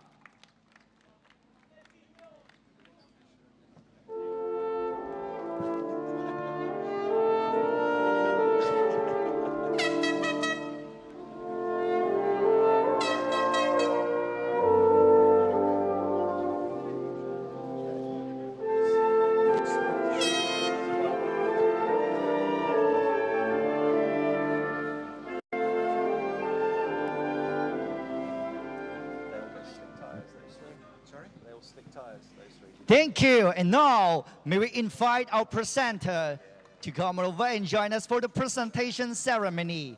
Now, I would like to invite Dr. Luno Deloche Martins, Vice Secretary General of SJM Resorts SA, to firstly present the laurel and the trophy for Macau Giveaways for our second one-up, Marco Butti from Italy. Congratulazioni. And now, please welcome Ms. Angela Leung, Director of SJM Resorts SA, to present the laurel and the trophy for Macau Giveaways to our first one-up. Esteban Guerrieri from Argentina. Felicidades. And now, please welcome Mr. Timothy Falk, Chairman of the Board of Directors of SJM Resorts SA, to present the laurel and the trophy for Macau Giveaways to our winner and, of course, the team winner as well. Please, Mr. Timothy Falk. To our winner, Dusan Borkovic from Serbia. And also to our team winner, please, Mr. Falk. Bravo! 亦都咧有請霍先生為我哋頒獎俾獲獎嘅隊伍。Congratulations, Gold Racing! Please gather at the center of the podium and let's take a good photo. Luno, please, together, right at the center, and look to the front. Let's take a good photo together for this particular moment. Wow, what a time! Congratulations! Bravo! Thank you, our guests. Would all drivers please remain? Thank you, our guests.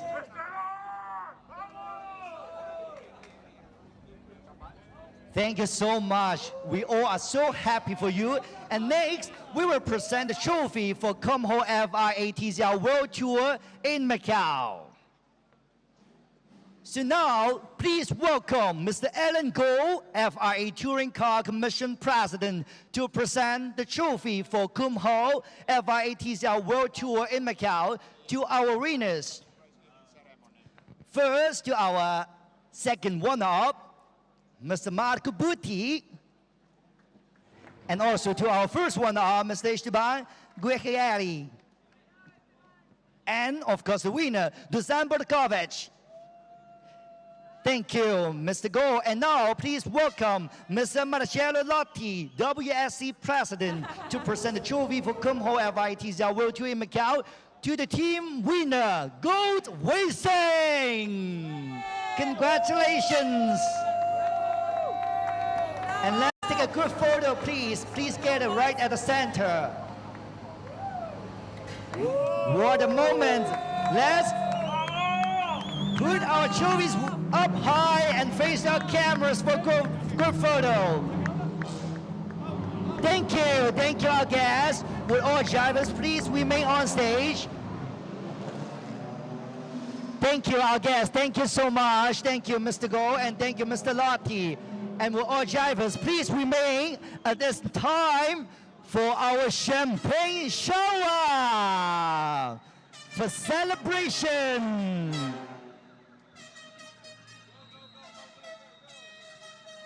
All right. Are in position.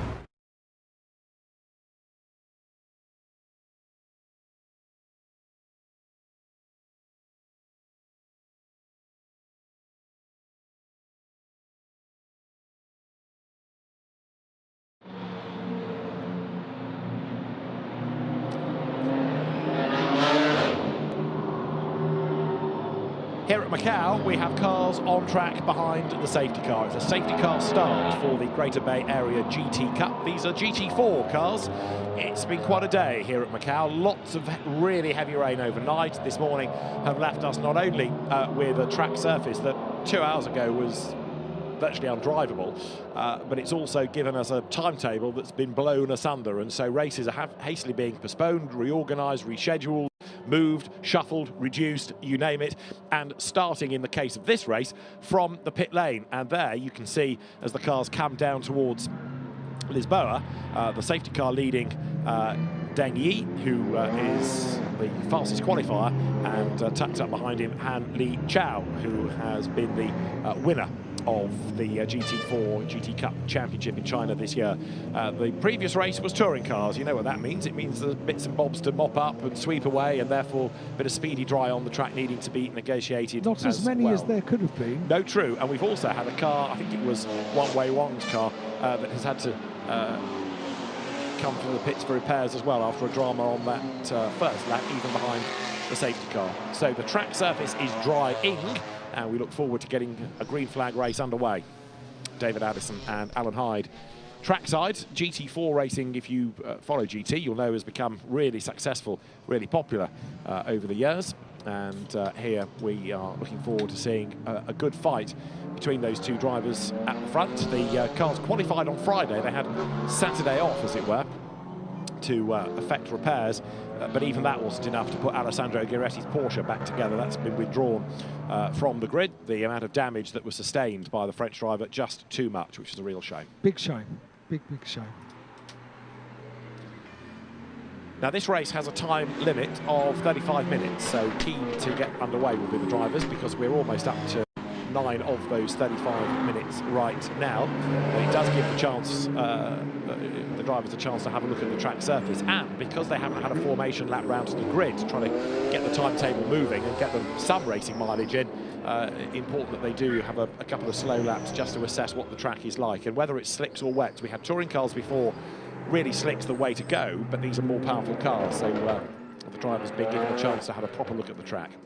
And a proper look at the track for us as well, as they make their way round, albeit not at race pace, but remarkable. If you maybe look back about 2 hours ago, there wasn't a dry area anywhere around the circuit, and now there is a dry line pretty much around most of the gear circuit here at Macau. It has dried really, really quickly.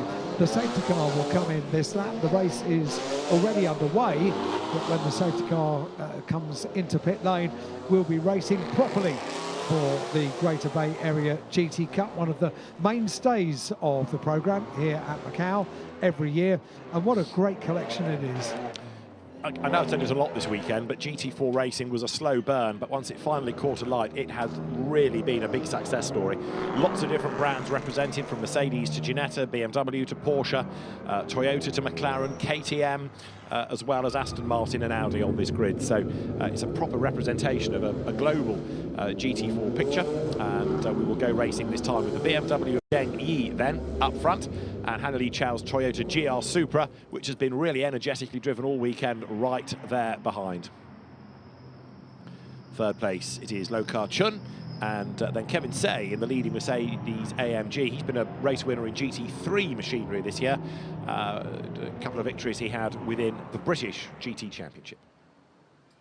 So, as the field, a very, very big field of GT4 cars make their way down towards the start of this race in earnest. They have already completed now, coming up to the completion of 2 laps, but now they will be without the control of the safety car, and this could be very interesting indeed. Green flag is waved, so we get the race underway for 2024 for the Greater Bay Area GT Cup. The GT4 cars, and the top 2 have already broken away. And great raughty sounds the BMW and the Toyota make. So we've got 8 laps to go as they come over the line.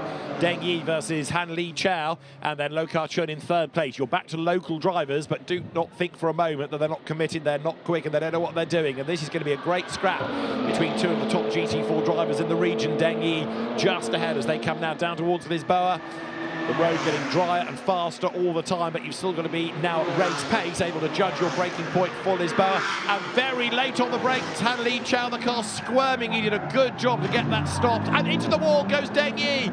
Race leader headbutts the tyres. And now let's see whether everybody commits him. The answer so far is yes. But now I'm getting a bit fearful that it might move to no. Up the hill heads Han Li Chao, and he's gone away as we have a track blockage. We certainly do. Down at Lisboa, no way through for the rest of the field. So the track absolutely blocked down at Lisboa, and therefore we have, in splendid isolation, a race leader in a Toyota threading up through the left-hander now at the turn 2 onto the Solitude S's. many cars got through here. We thought the problem was going to be for the now race leader as onto the brakes at Lisboa, and then thank you very much indeed, the race leader goes straight on into the tyre wall at Lisboa. Safety car deployed. Kevin Say was lucky not to get involved in that. There was contact from the Porsche behind, and then look, it was the Aston Martin that was the first one to just go wide, and bang, bang, bang, nowhere to go. And an archetype of Lisboa accident. The road was only half open, and then blocked. So the safety car is deployed, and the marshals quickly now will try and open up the road and let people go, but then it's going to take quite a long time to catch up, as we saw the other day in the road sport race with the track blockage, a long time to catch up to this wave of cars. Only 5 cars managed to get through, 6 cars, 7 cars as they thread their way up towards the back of the race leader's car. The number 21 car, that was going to be the car down at Lisboa that would have the problem, but remarkably held together. Big wiggle under braking for Lisboa, and you'll be surprised how quickly we can get this track blockage clear, because the cranes are in place. They are standing by throughout the 4 days of the Macau Grand Prix, and they scramble into action incredibly quickly, lift the cars out of harm's way. Marshals will already be thinking about clearing up any debris that's down there at Lisboa, and it will be a pretty quick turnaround to get this race back underway if the tyre wall is undamaged. So already the BMW, it's quite an odd sight, isn't it, when you see the erstwhile race leader's car being pulled up into the air, popped over to the other side of the barriers. And then as quick as those cars are going to be released, and will tonk on to try to catch this queue of cars. But the problem is that it's going to be the best part of a lap between, if you like, Group A here and Group B, which is the second delayed segment, and therefore it takes a little bit of time to get them all connected into one long line again.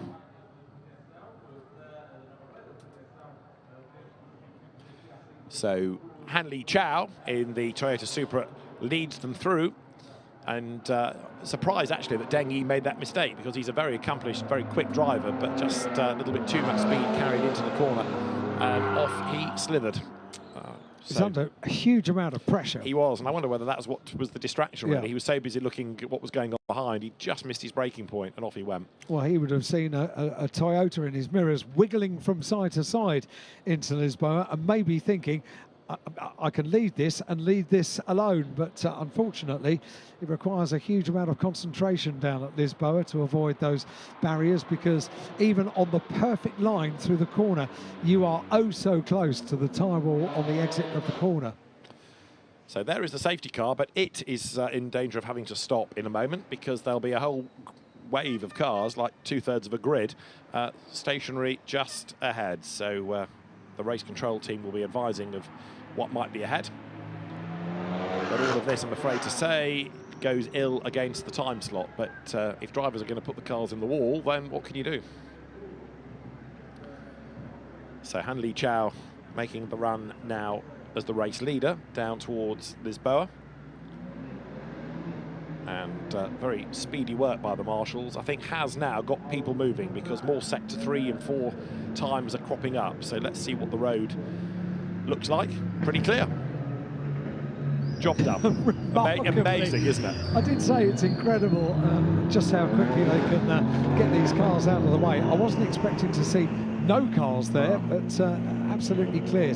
Super work by the track workers and by the marshals as well.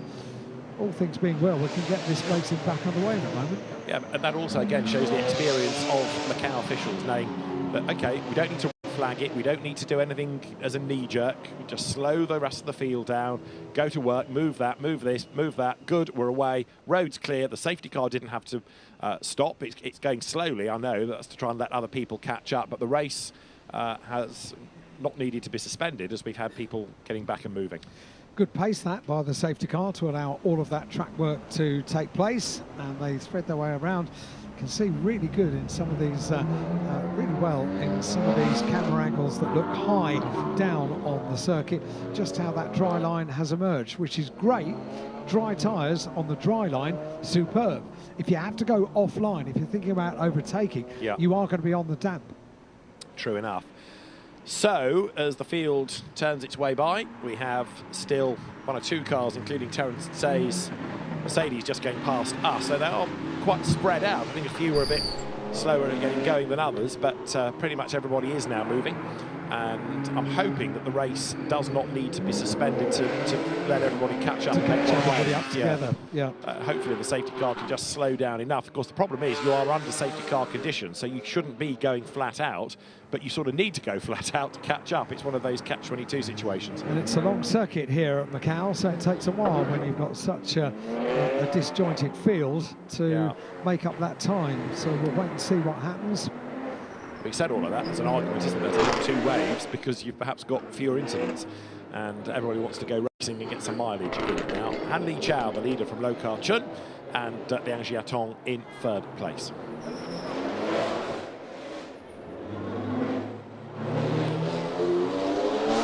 the cars making their way up through Nourish and Police, and Han Li Chao in the Toyota.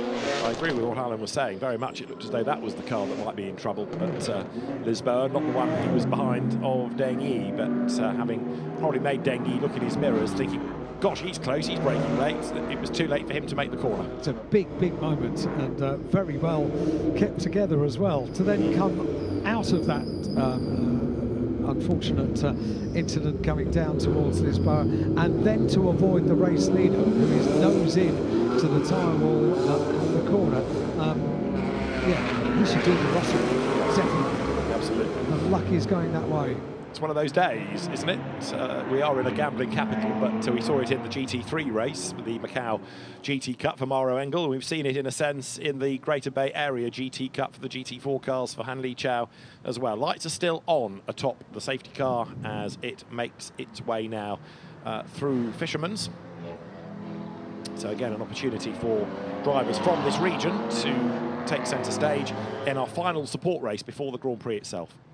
Yeah, and of course, all of the ceremony that leads up to the start of that race, where young drivers will have never seen anything like it building up to a motor race. We've been watching it sort of unfold over the last 2 hours. The Lion Dance is a traditional event that takes place before the start of the Grand Prix, and the athletes, the can't call them dancers, they are absolute athletes that perform the Lion Dance for us at the front of the field, have been there in costume for the last hour and a half at very least at the just on the other side of the start-finish line in the paddock, and warming up, getting muscle stretches done, and that is a treat to savour in the run-up towards the start of the Macau Grand Prix every year. And another treat, I think, is going to be the release of this pack of cars, because the safety car has crawled through at something like 2 minutes slower than it was doing earlier, and I think that is to try and get everybody together.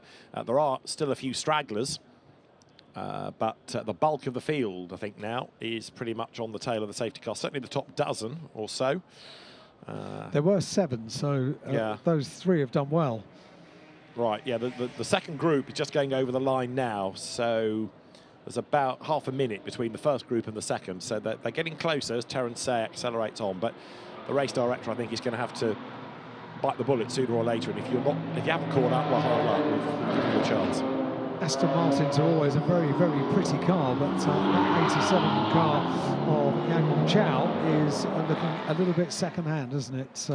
Before we get the restart underway, weaving cars from side to side, because they're getting the information, as we are, from race control, that the safety car confirmed is coming in this lap. And we'll see how many laps, how many minutes of racing we are going to be able to crowbar in as the field comes then towards the end of lap number 5 of what was scheduled to be a 10-lap race.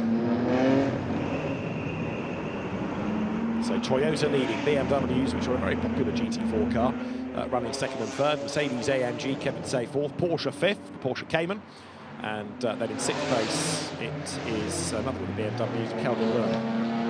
So up the hill they climb. Han Li Chao, race leader, and let's see what he can do on the resumption of this Greater Bay Area GT Cup race. Not sure those tyres are going to be quite in pristine condition, are they? well, he's proved this weekend that he's a spectacular driver, so he's going to be worth watching no matter what state the tyres are in. But we just want to get the cars back racing. The Rover Oil BMW of Liang Jiatong goes through in 3rd place. Of course, the leading Supra is on a BMW floor plan, so similar type of car. And that long-nosed Supra, very successful in the GT4 European Series and French GT4 and the GT World Challenge Asia GT4 category as well. So on lap number 5, the BMW safety car will peel off into pit lane. We've said it quite a few times, exemplary work done by the safety car over the course of 4 days here at Macau this year. Called into action many, many times, and not just for leading a field around the circuit, but also for clearing water on the circuit as well. There's a fleet of track vehicles and course vehicles which were deployed early on in the morning on a number of days to try and dry the track out to allow racing to get underway. And the schedule today, bearing in mind the challenges that they have had, is pretty much back on course for the timetable that we received before the start of this morning, which is impressive stuff, really. It is indeed, yes. Bravo to the whole organising committee of the Macau Grand Prix this year, the 71st running. It's extraordinary to think that this event has been going for so long. It's evolved, the categories have changed over the years, but the circuit has not. It remains this amazing shape and a real challenge no matter what the car you are in. Safety car will be in this time then, its lights are extinguished, and we've got 6 laps on the clock, but the race director may well have to look to the clock rather than the number of laps in due course.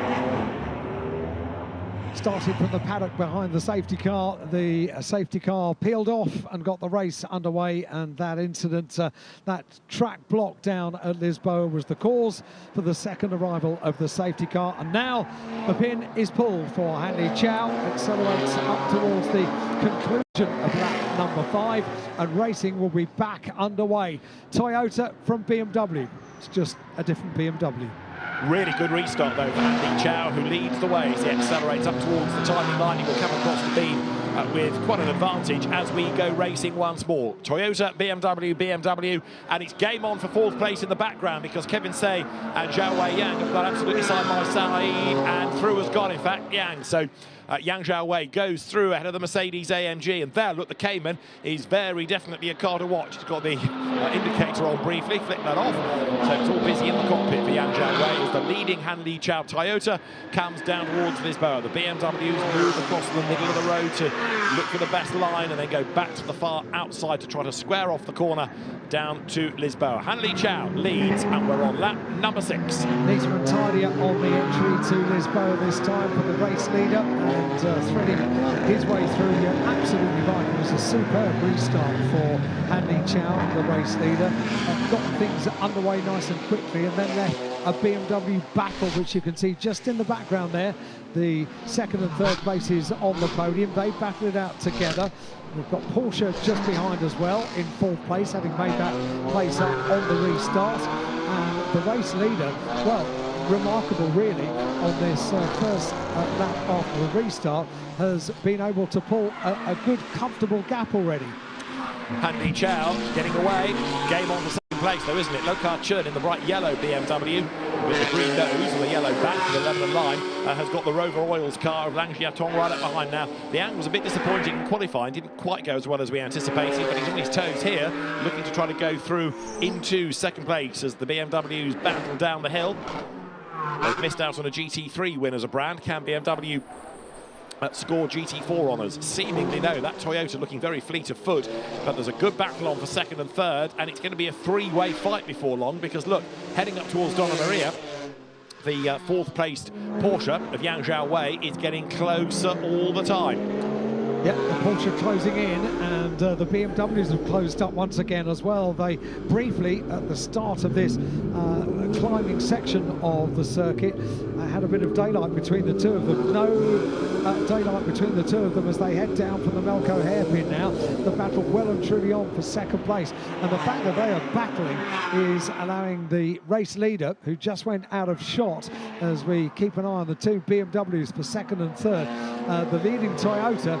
Look at that, the advantage already. What's it going to be in terms of time when we get up towards the line and complete 6 laps, because that's where they're going to be at the end of this one. A squeal of tyres as BMWs go side by side up to the conclusion of 6 laps, and the BMWs absolutely together. Absolutely right. So now Liang Jiatong there in the white and yellow car in third place, the second of these two on the back of Lo Ka-chun as they go across the timing line. Of course, it's a quick Toyota up front, but these two BMs battling, delaying one another. That's enabling Han Li Chao to get away. Fastest lap of the race he has just done. He leads by 2.6 seconds. We've got 4 laps to go, and in a straight line there, Lo Ka-chun just gaps ever so slightly Liang Jiatong, and that margin stretches on the run down towards Lisboa. In 4th place, Yang Zhaowei. Kevin Say 5th, and dropping back with Calvin Leung in 6th place. And not surprising to see that Lo Ka-chun in 2nd place put in the overall best first sector on the run down towards Lisboa by some margin as well. A 27.3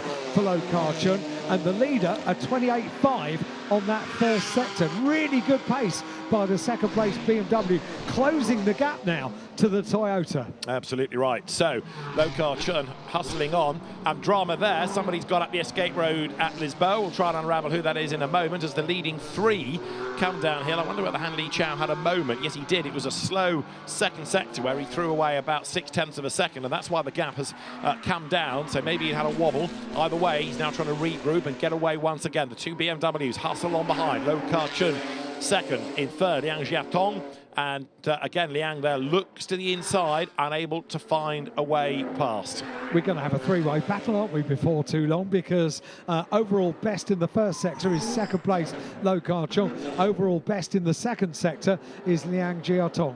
And that was Terence Tay going up the escape road at Lisboa, and that was the reason for the yellow flag there, and also the car that we couldn't quite identify under the scaffolding. Well, now we can. There are the 3 leaders then, heading to Donna Maria. And bearing in mind that Han Li Chao led by 2.6 seconds last time, it's a really different picture this lap through as they come towards the Melco hairpin. No overtaking allowed, nor are you allowed to cross that yellow line on the right-hand side as the driver comes into the hairpin, because if you were to do that, then the corner would just be totally undrivable with the amount of lock available. The Porsche 4th of Yang Zhaowei, having worked his way up into 4th place, struggling to go after the 3 leaders. Which is peculiar, because it was carrying really good pace and getting onto the back of the BMWs with no mistake at all. But now we've got the top 3 absolutely tied together. 2.6 seconds the advantage at the end of lap number 6. And now, as they fan out almost 3 abreast to complete the lap number 7 about to be completed, the 2 BMWs tied together. The Toyota leads, but only just. The gap is down from 2.6 seconds to 0.1 of a second, just a tenth. Not entirely sure what's happened to Han Li Chao's amazing pace, but he's now really on the back foot, because Lo Ka-chun in the green-nosed BMW comes up to have a go. Lights are flashing. Liang Jiatong, the BMs go to the outside line, heading down towards Mandarin. Change for the lead, change for second. Lo Ka-chun leads. Liang Jiatong goes round the outside as well. So a car that looked so dominant on the first lap is now really struggling. Has he gone for the wrong choice of tyre? Has he got a mechanical problem? Either way, Han Li Chao drops to 3rd, and Lo Ka-chun now, gone through into the race lead, is away and gone, isn't he? Because he's being able to build that advantage as they head up the hill. I'm pretty sure that I saw Han Li Chao pulling over to, as we looked at it, the left-hand side of the tarmac before the BMW safety car came in, and that's where the wet bits would have been. So maybe that's what the problem is. But whatever, there is a problem. Lo Ka-chun put in the best lap of the race in his pursuit of the race leader at the end of the last lap. 2:42. We've got a problem down at Lisboa. It is the 77 car which has hit the barrier. So that's Lau Kim Ho in the Ginetta G55, and it is stricken. And it was 8th as well. So Lau Kim Ho out of the race, seemingly, unless he can hook reverse gear, depends on the damage as well. So Liang Jiatong trying to get back onto terms with Lo Ka-chun, who did the fastest lap last time through. The gap is coming down, I think, as they weave left and right, coming through the mountain part of the circuit down towards Police, and then up towards Moorish they will go. Great scrap going on between these two, and again Liang Jiatong now looks like he's got the pace. A little bit of time lost getting past Han Li Chao, who's barely in shot anymore, but now he's regrouped and he's back up with the race leader. So the two BMWs go around Donna Maria, the run towards the Melco hairpin. Two BMWs as one as they go single file through the Melco hairpin, the green light flashing at the exit of the corner. Different lines taken into the approach of the Melco hairpin. Is that going to play into the hands of Liang Jiatong, who is the pursuing rover backed BMW? Still flashing lights. Let's have a look what happened down at Lisboa, and just getting it wrong into the corner and hitting the tyre barrier on the outside of the corner. But the flashing of the lights to try and force an error has been something that Liang Jiatong has done race long. At the moment, it's not doing anything to put off Lo Ka-chun, who leads the race. But both of these are under investigation for the starting procedure. So Lo Ka-chun, Liang Jiatong, and there's another one under investigation, Can Wei, also number 11. They're all under investigation as the Ginetta is rather unceremoniously pointed out of the way, but it opens up the road, so that's a thumbs up all round. These drivers under investigation, as I say. Lo Ka-chun really good on this part of the circuit, isn't he? Look at the way the gap stretches out once again, and Liang Jiatong tries to close that margin, but he's dropped 4 tenths within the first sector of the lap alone. He's good on the brakes, gets back with the tail there, and he's really good up towards San Francisco. Door closed in his face by Lo Ka-chun. We've got this lap and one more to go. The two BMWs very, very close on this section of the circuit, and two BMWs fighting it out. Now, we've seen earlier on that touring cars can overtake on this section of the circuit. Let's see if that's the same for GT4 cars, because there could potentially be a change for the lead. They are that close on the climbing section of the gear circuit. Great battles down the order as well. You're looking at the number 15 car and making a place up on the run down towards Lisboa. That's Chen Chung-hua in the Mercedes. The Level Motorsports entered car, and the BMWs are trying to go side by side on this section of the circuit. What a battle this is between the two BMWs. Boy, oh boy, there is nothing between the two of them. And yeah, Lo Ka-chun cannot afford to put a wheel wrong. That battle, Mercedes and Aston Martin, as there is a nod to the traditional colours of Aston Martin, and also a nod to the liveries that we see in this part of the world as well. Love that car. It's having a great race as well. Two BMWs absolutely neck and neck. And with one more lap to run at the end of this, to Melco hairpin they come. Liang Jiatong then gets almost up to the Armco there, very nearly takes a layer of paint off the wing mirror. He looks the quicker at various parts of the track, and mysteriously Han Li Chao, even though he's fallen a long way back from the leaders, which must be on slicks, I wonder whether he and many others went wet and were a bit overcautious. He's not being caught by Yang Zhaowei in fourth. Here they come to the outside line. Liang Jiatong tries to go around the outside, fails. The car squirms as he applies the power, and he throws away a length in the process as now they sprint once again down towards our bend. It's going to be the start of the last lap. This seems to be where Lo Ka-chun has the advantage. Last time, Lo did the fastest lap. Over the timing line they go. The last lap board is there. Lo Ka-chun versus Liang Jiatong. One more lap. One more lap to go then for the two BMWs, the last lap board being displayed, and this is going to be fascinating. I don't think flashing the headlights works. It's been tried every single lap by Liang Jiatong, and so far Lo Ka-chun has not put a wheel wrong. He's got a bit of daylight as well as Lo Ka-chun, so the leader for the first time. The pressure is released just a little bit on the run down towards Lisboa. You can pick your line and you haven't got a car right the way behind, and that's exactly what he's done. Now, they close up on this section of the circuit. They have done so far during this race. Will they on the final lap? The margin grew by that traditional 4 tenths of a second in the first sector, and it then means that Liang has to spend quite a lot of the lap trying to repair the damage, in a sense, get himself back into the mix. Teams looking on from the pit lane. No garages for them. They all have to sort of camp outside the FR Macau Grand Prix team's garages and look at their monitors. Absolute best middle sector, though, by Liang. So he comes back at Lo Ka-chun.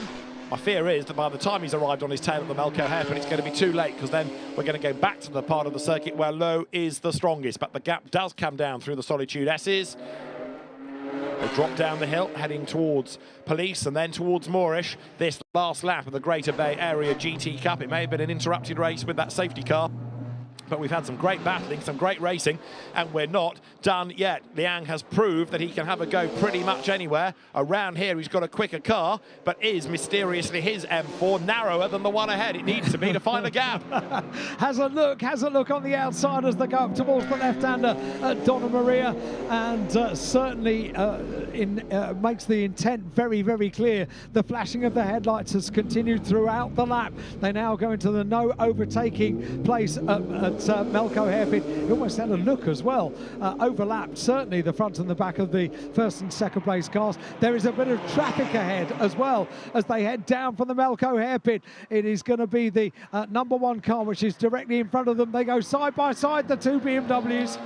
And the back marker gets out of the way. Lo Ka-chun back onto the pile, just, I think, able to do that quicker than Liang Jiatong was. So the margin is 2 BMW lengths, and it's just enough to keep Lo Ka-chun ahead, although late braking by Liang brings him back into the mix. Checker flag at the ready. They're going to be nose to tail. They're almost going to be overlapping, in fact, on the way up towards the line. It's a virtual dead heat between the two, and Lo Ka-chun just the winner by 8 thousandths of a second. He was a little bit slow off the corner, and Liang Jiatong made the move up alongside, and he missed out by 8 thousandths. That is about a blink.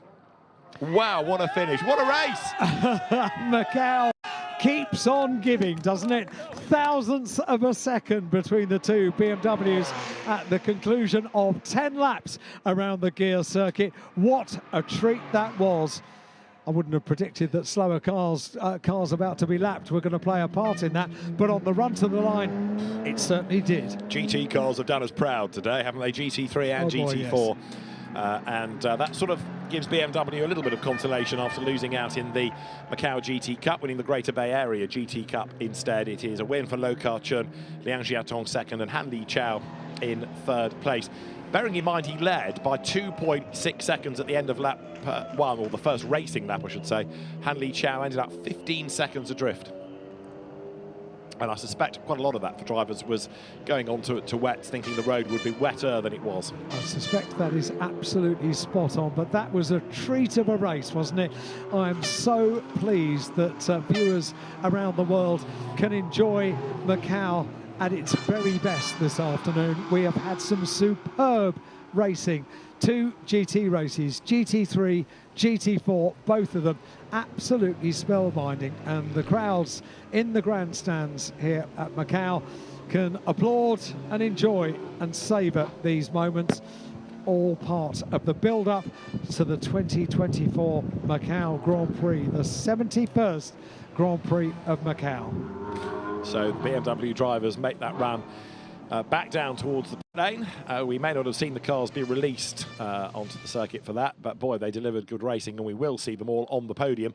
Umbrellas are going up, and it's to start to shield from a bit of the heat, which is good news. It has been quite a trying day for the race officials, but the road does now look set fair for one more race of Grand Prix weekend. Comes around quickly, doesn't it, the end of the day, and that last race will be the Macau Grand Prix itself, with a new category to debut for the Macau Grand Prix, and the cars for that will be on circuit in about an hour's time. However, before that, there will be the line dance, there will be the introduction of the drivers, and there'll be the podium for the Greater Bay Area GT Cup for Lo Ka-chun, Liang Jiatong and Han Li Chao. BMW, Toyota, and a very happy Lo Ka-chun taking the race win. Always worth watching the drivers when they get back to Parc Fermé and get themselves so speedily out of the cars and see the joy, the elation and the emotion in Parc Fermé, being on the podium, the very grand podium here at Macau, which was new for last year, celebrating 70 years of the Macau Grand Prix. A huge television screen was put in as the backdrop to the podium, and it carries all of the race action. At the moment, it's showing the slowdown lap for the winning drivers, and as the Toyota in third place threads its way around, very soon the cars will get back to Parc Fermé and you'll see what it means to them to win here at Macau. BMWs make their way into the paddock. They go past the athletes that will perform the line dance very soon now. The time here in Macau is fast approaching 2:45 local time. Line dance due to happen here, I think, at 3:20. Yes, they're not to be denied their opportunity, are they? They are eager to come and perform. It's a great accolade to be asked to be one of the athletes, one of the dancers within that line dance. And there is the runner-up, Liang Jiatong, then making his way into the Parc Fermé area.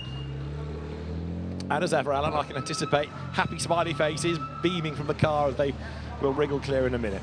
And the speed at which they wriggle clear of the cars is to be enjoyed, because they can get themselves out of these race cars incredibly quickly to enjoy the moment of victory, or runner-up, or second runner-up on the podium.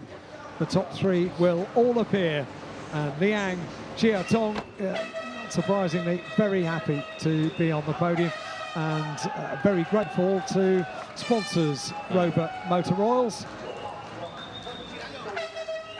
And the race winner, Lokar Chun, has really milked his slowing down lap. He has only just arrived, but Liang Jiatong pointing at the team and the sponsor logos on his overalls.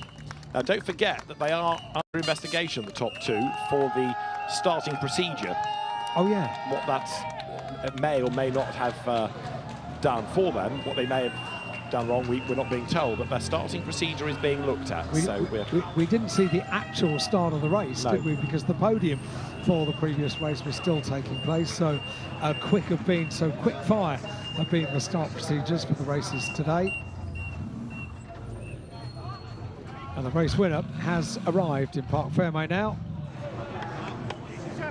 So out gets Lokar Chun, and Liang Jiatong there to celebrate with him. Do you reckon he's happy? I love these celebrations. I absolutely love them. Absolutely over the moon, isn't he? Lokar Chun then is the race winner. Savour the moment down in Parc Fermé. It's not easy to win a race at Macau, and that race was far from easy. And yeah, Lokar Chun enjoying every single moment of the slowdown lap and every single moment of the celebration in Parc Fermé as well. Handy Chow coming over and offering congratulations. And we talk about this as being one of the local races. Bear in mind that Lokar Chun these days is in New Zealand.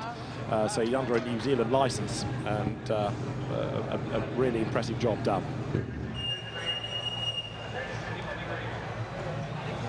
Sponsors, teams, everybody recognised.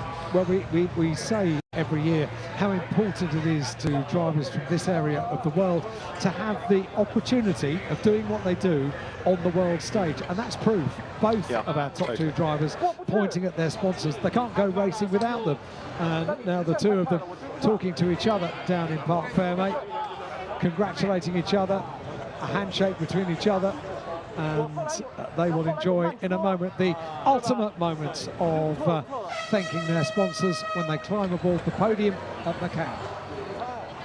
And our attention will turn shortly to the build-up to the Macau Grand Prix, but we have the drivers going to the scales first, because within the regulations for GT4 there is a minimum weight for the car and the driver combined. So you take the weight of the driver, put that into the system, the cars will be weighed as well. So it's tempting to think that the story is over at the checkered flag, not always. So Lokar Chun makes his way to the scales. He thinks, what a good job I only had yogurt this morning. There is Liang Jiatong celebrating second place. Still hasn't got his crash helmet off. No. And Han Li Chao should be there somewhere. But Lokar Chun taking a Macau win, absolutely over the moon about it. Celebrations will continue, and the officials here at Macau will be very keen to bring those celebrations to a halt, to get the drivers over to the podium, because we've got the no small matter of a Macau Grand Prix to enjoy.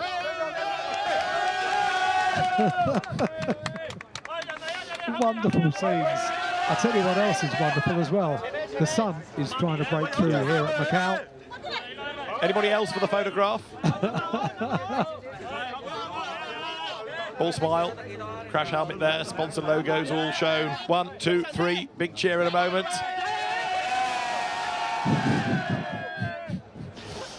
Superstar.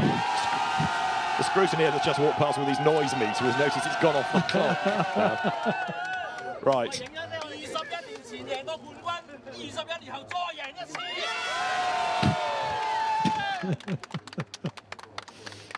Come on, podium now. Thank you. No, very good. The officials will take him very quickly to the back of the podium, which already is prepared. The officials are there to make sure that the speed with which we can get the winning drivers to the podium is absolutely as quick as possible. Lo Ka-chun wins the Greater Bay Area GT Cup for GT4 cars. Liang Jiatong some 0.08 of a second behind, and the erstwhile race leader Han Lia Chow in the Toyota in third place. They'll be appearing on the podium in due course, but another super GT race here at Macau. As we say, the sunshine is coming out. The build-up to the Macau Grand Prix is very soon going to unfold in front of the packed grandstands here at Macau, and all of the colour and the ceremony building up to the Macau Grand Prix is about to unfold. As the drivers make their way from the Greater Bay Area GT Cup race to the podium, we can have a quick look at the best bit.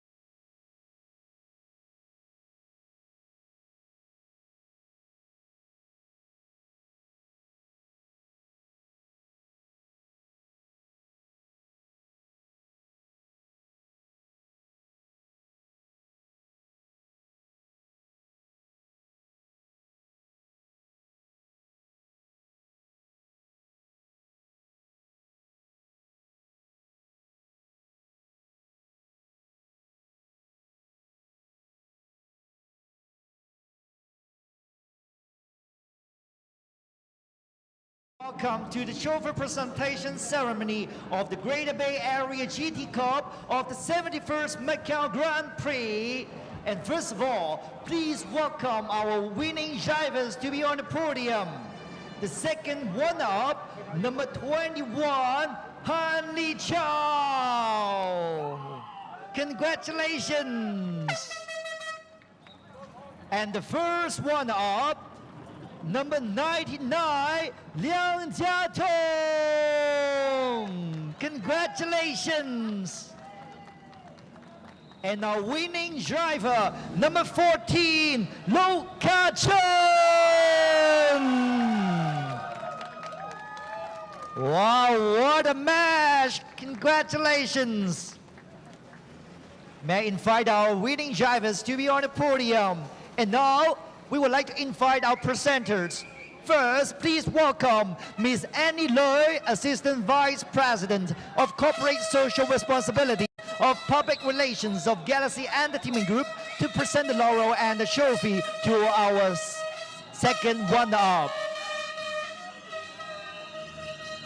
And now, please welcome Ms. Carol Tai, Vice President of External Affairs of Galaxy Entertainment Group, to present the laurel and the trophy to our first runner-up, Liang Jiatong, number 99. And now, please welcome Mr. Buddy Lam, Director of Corporate Affairs of Galaxy Entertainment Group, to present the laurel and the trophy to our winning driver, Lo Ka-chen. Please get at the center and let's take a good photo, please. 有請各位移步到中間，我哋嚟張大合照。All right, our drivers, please look to the front. Let's take a good photo together. Congratulations. What an amazing race. Thank you, our guests. Thank you. Would all drivers please remain? 有請各位留步，前各位留步。Because it's our celebration time. The celebratory champagne is ready for you. Let's get the champagne pop. Enjoy the champagne shower. Okay, congratulations. Woo.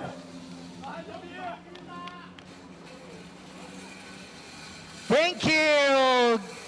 Once again, congratulations to all winning drivers.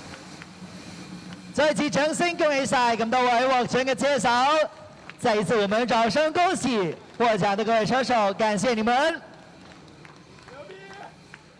Let's keep looking forward to our upcoming wonderful and amazing races. See you soon. Thank you.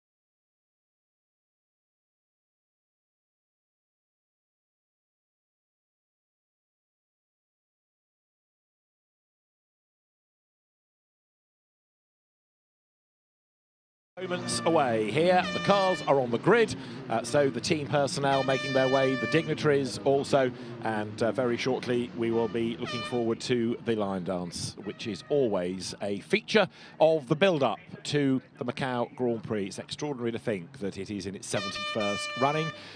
Even when we had COVID thrown at this part of the world, making life difficult, the event dug deep and put on a great show. And this year, the nature of the car changes. Still single-seaters, still relevant, still current. It is the FR chassis that we now have. Tachus F3 T318 2-litre Alfa Romeo engine cars capable of 255 kilometres an hour. And the good news is the road that was soaking wet about 4 hours ago is now pretty much bone dry. Not everywhere, but there's an awful lot of it that is now dry. We're in for a fascinating race, and David Addison and Alan Hyde are trackside.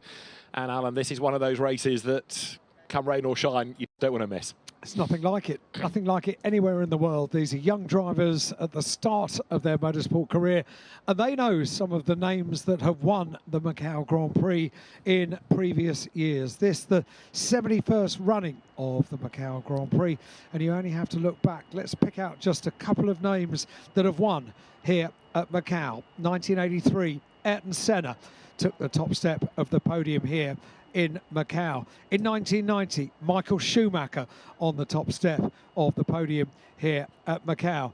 And in more recent years, we saw double wins for Felix Rosenqvist back-to-back in 2014 and 2015. Antonio Felix da Costa won in 2012 and came back and won in 2016. It means so much to join those names.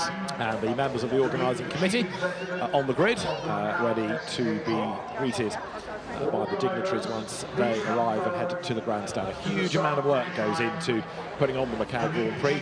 Next year's event planning starts tomorrow morning.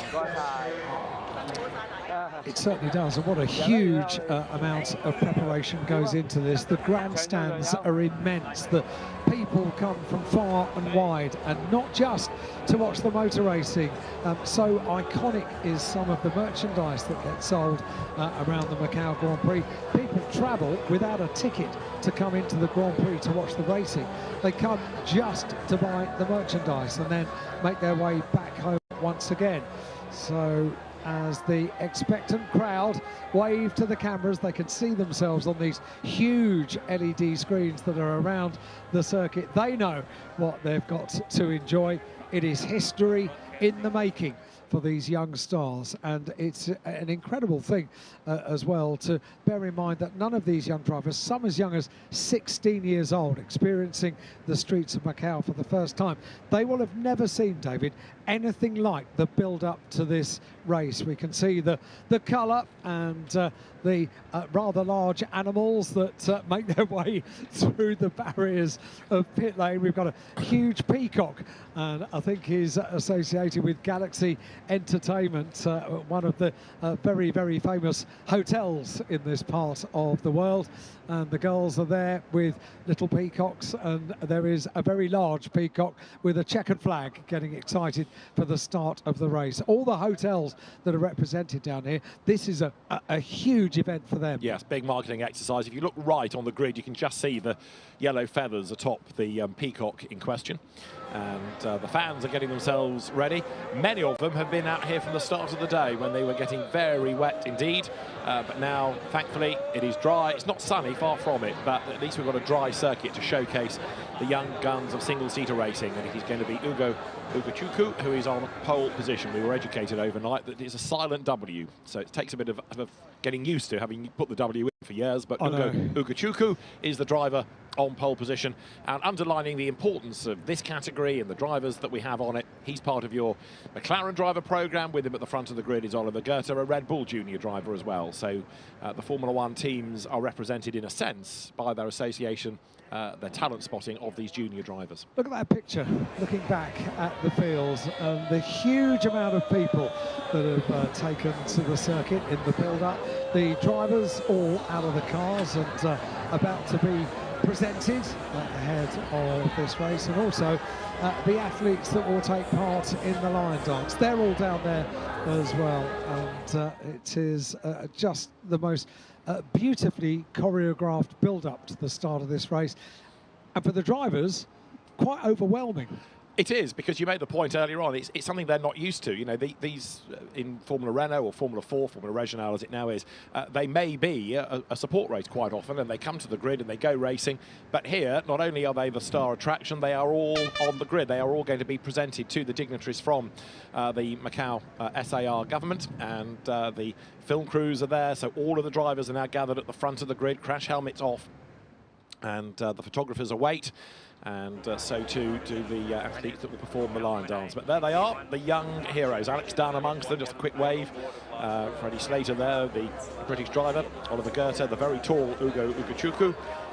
Leon amongst others, all ready to go. Some rather nervous faces, others looking pretty sanguine about life as they get set for 15 laps. The first time that FR machinery has been used. So we have the FIA FR World Cup, but it's the Macau Grand Prix that people are here to really focus on, and as Alan has been making the point, some great names have gone through the history winning this, that began all those years back in 1954, and we've had some amazing categories, amazing drivers over the years. From Formula Atlantic, it was in 1983 that Formula 3 started to become the chassis of choice, and then in more recent times you've had F4 and now FR. Just occasionally one or two star names do slip through the net. It was an event that Lewis Hamilton never won. Sebastian Vettel didn't take a win here either, but we have had some of the great drivers of single-seater racing win here, and it was always the unofficial Macau test. You could be really good elsewhere, but it was how well you went at Macau that really made you stand out. And what we have this year recreates the spirit of some of those previous seasons, where you have drivers from Europe, the Middle East, from Asia, all coming together in the same machinery on a level playing field, rather than it being, if you like, a non-championship race for a European category, as we had effectively for a few of the last years of F3. Look at this, look at the crowd, look at them, expectant of the race that they're about to see unfold in front of them. This isn't just a motorsport event, this is a world event. It grows and grows every year, and the grandstand's absolutely packed.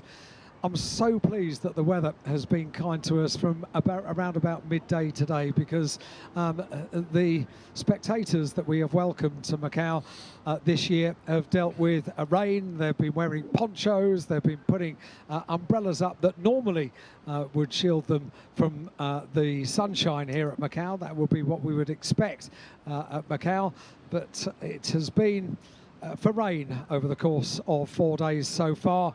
And now they're being rewarded with dry weather, and in just a few minutes' time, this ceremonial line dance in front of the grid. The athletes that will perform this very, very colourful dance are getting themselves ready. And so too will arrive Mr. Ho Yat-seng, the Chief Executive of Macau SAR, to thank the organising committee and then to officially launch the Grand Prix.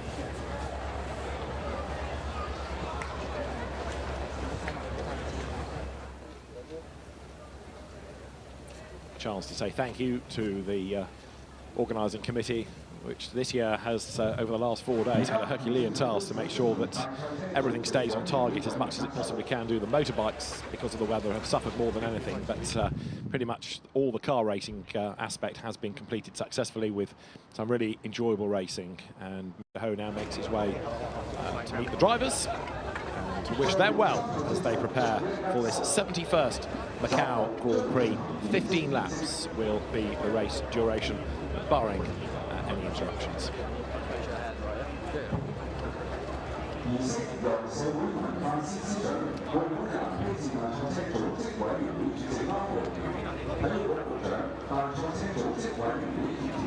So Mr. Ho Yat-seng being presented to all of the drivers on the front of the grid, out of the cars, and now will make his way over to enjoy the line dance. And there is an official part of the line dance which Mr. Ho Yat-seng, the Chief Executive of Macau SAR, will dot the I's of the line, and then we will enjoy the hugely impressive and colourful line dance. So the dotting of the I's.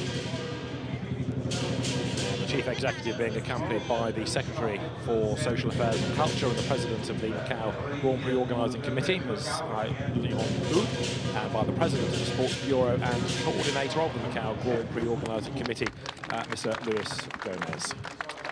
And the dotting of the I's of the line complete. The line dance is about to get underway. This is something very unique to Macau. Sit back and enjoy.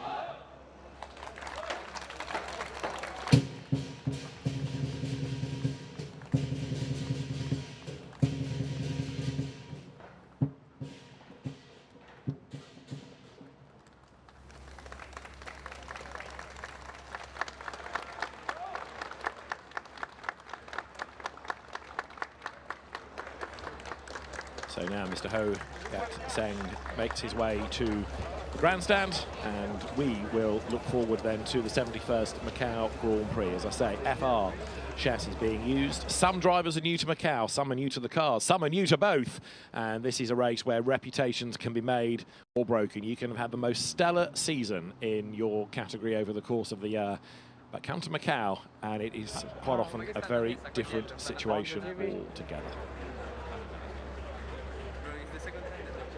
A chance to look at the whole field for the 2024 Macau Grand Prix, and they have just seen something that they will have never ever seen before in real life. It is an explosion of colour and athleticism ahead of the Macau Grand Prix, something really, really special.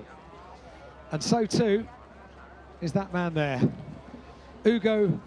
Ugochukwu makes his way up towards the car on pole position. Towering above everybody. He really does, doesn't he? It is quite incredible. And so many times we've said that single-seaters, the cockpits favour the shorter drivers. Well, Ugo makes a very good job of whatever single-seater he gets into.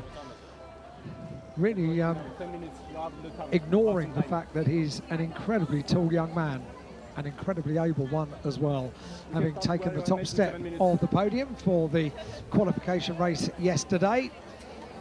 He is just finding out what the time is and how long he's got before the start of the race. Opportunity now to collect his thoughts and begin to get, inverted commas, in the zone, which the drivers are taught to do, to ignore everything that's going on around them and to focus on the job in hand, which will unfold over the next 45 minutes or so.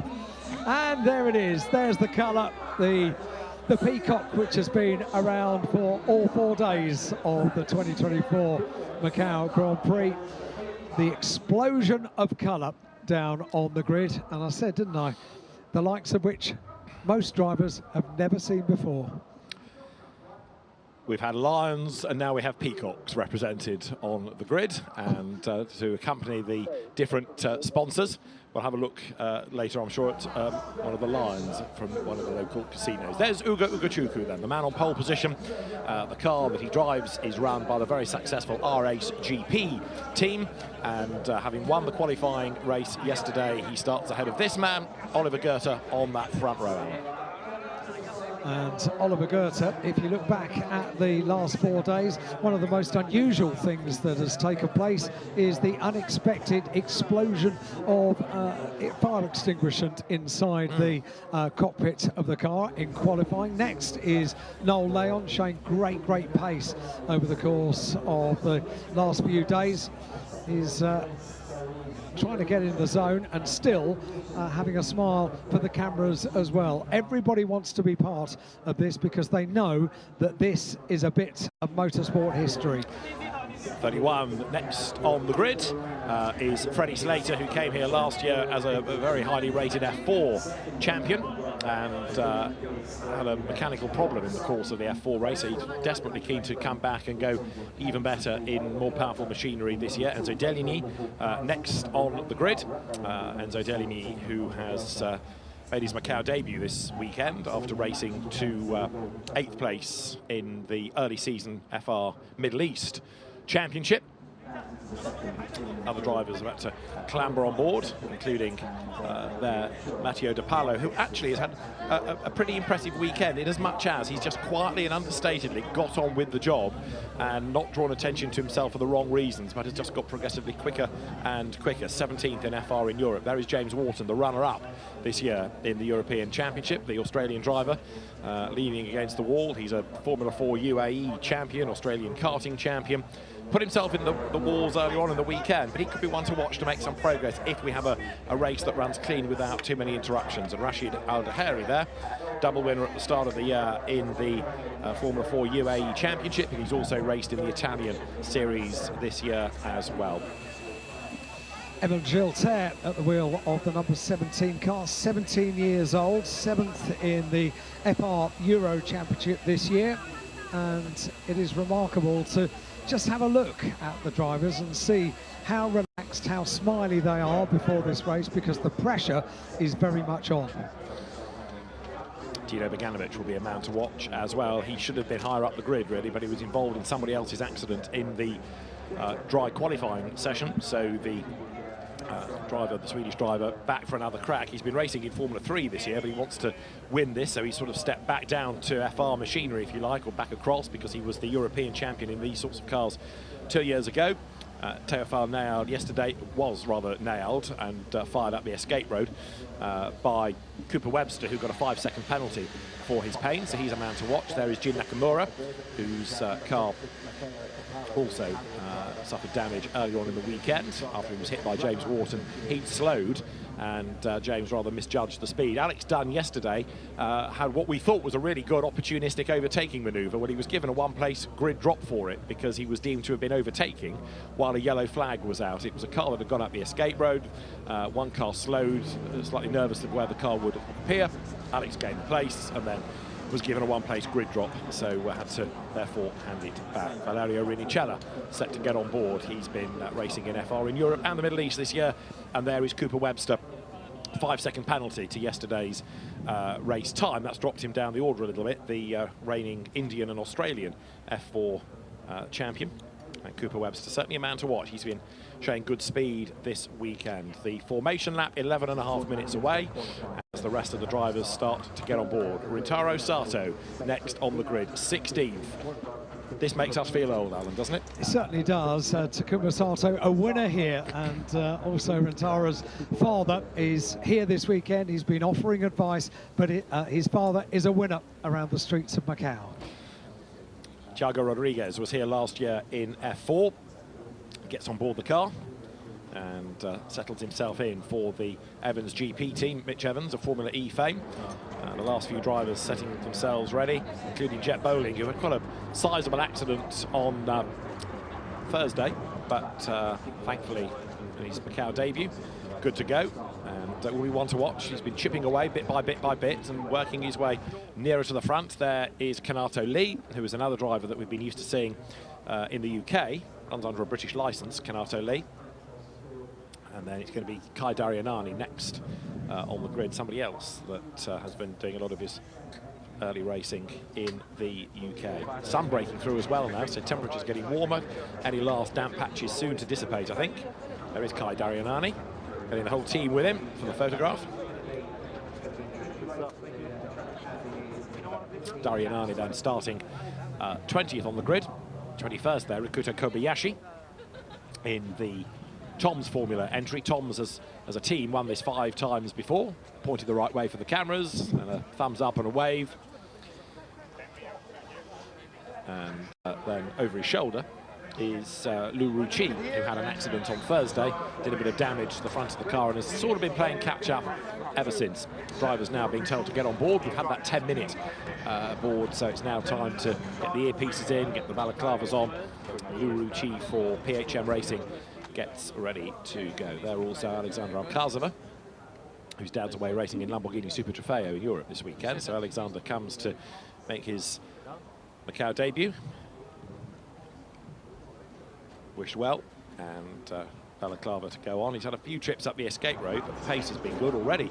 In the car is Mattia Colnaghi, ready to go. Colnaghi suffered a bit of damage yesterday, hence he dropped back, but he finds himself on the grid ahead of Soto Ogawa, who will be next. And there, Ogawa has had an engine change after damage in yesterday's race, and so too has the man that is going to be 26th on the grid, Tuukka Tappinen, who won the FR Middle East Championship at the start of the year, and was also third in the FR Europe Championship. There he is. Tuukka Tappinen had an accident early on in the qualifying, and then yesterday also he was involved in the same accident as Ogawa, so an engine change for him.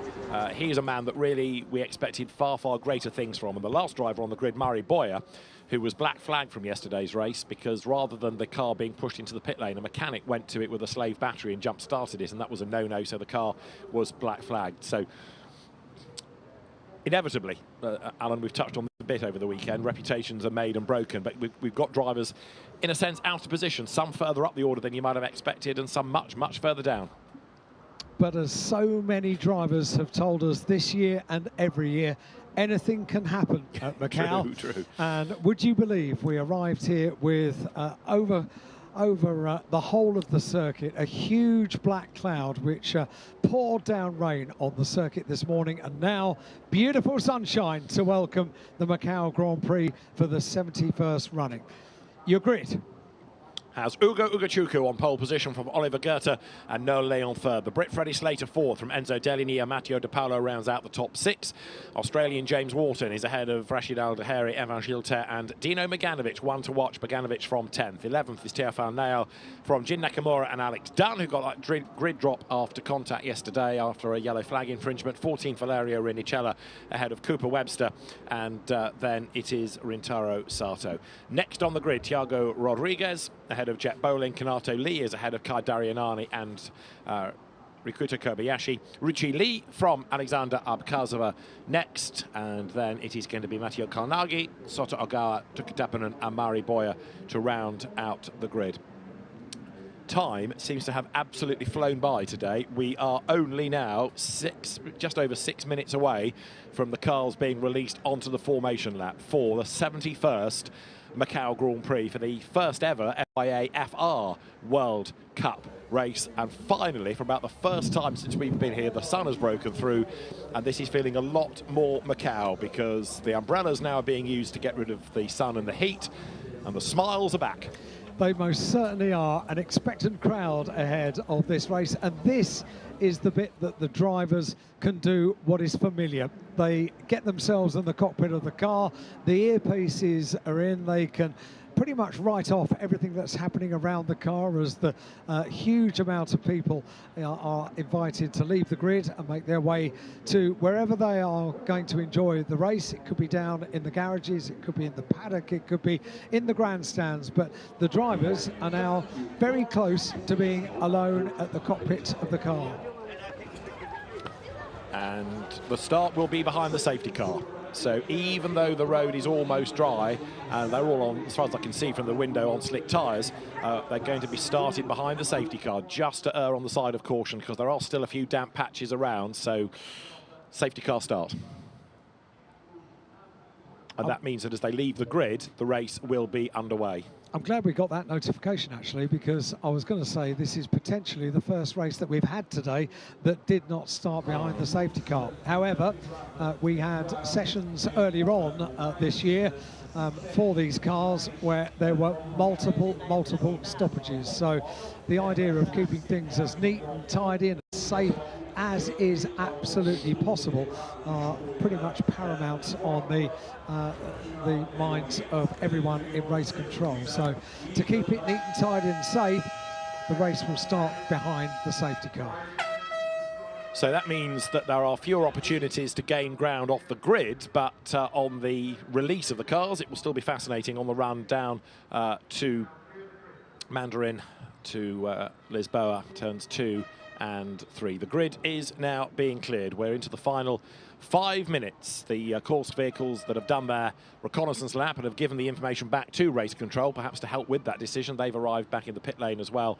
And so it seems odd, doesn't it, in the sunshine to be having a safety car start, but there are still bits in the shade that will still be wet, I guess. Yeah, really damp. And when we just enjoyed the race that preceded this, which was for the more local drivers in GT machinery, the GT4 race, you could see, although there was a very definite dry line right the way around the circuit, if you went offline, so i.e. if you were having a look to make an overtaking manoeuvre, potentially you could meet a puddle. There's the pole position driver then, Ugo Ugochukwu on pole for RACE GP. And that pole position is okay in a sense because he was quickest in qualifying, but because he stayed ahead in the qualifying race yesterday, which determines the grid for the Grand Prix itself.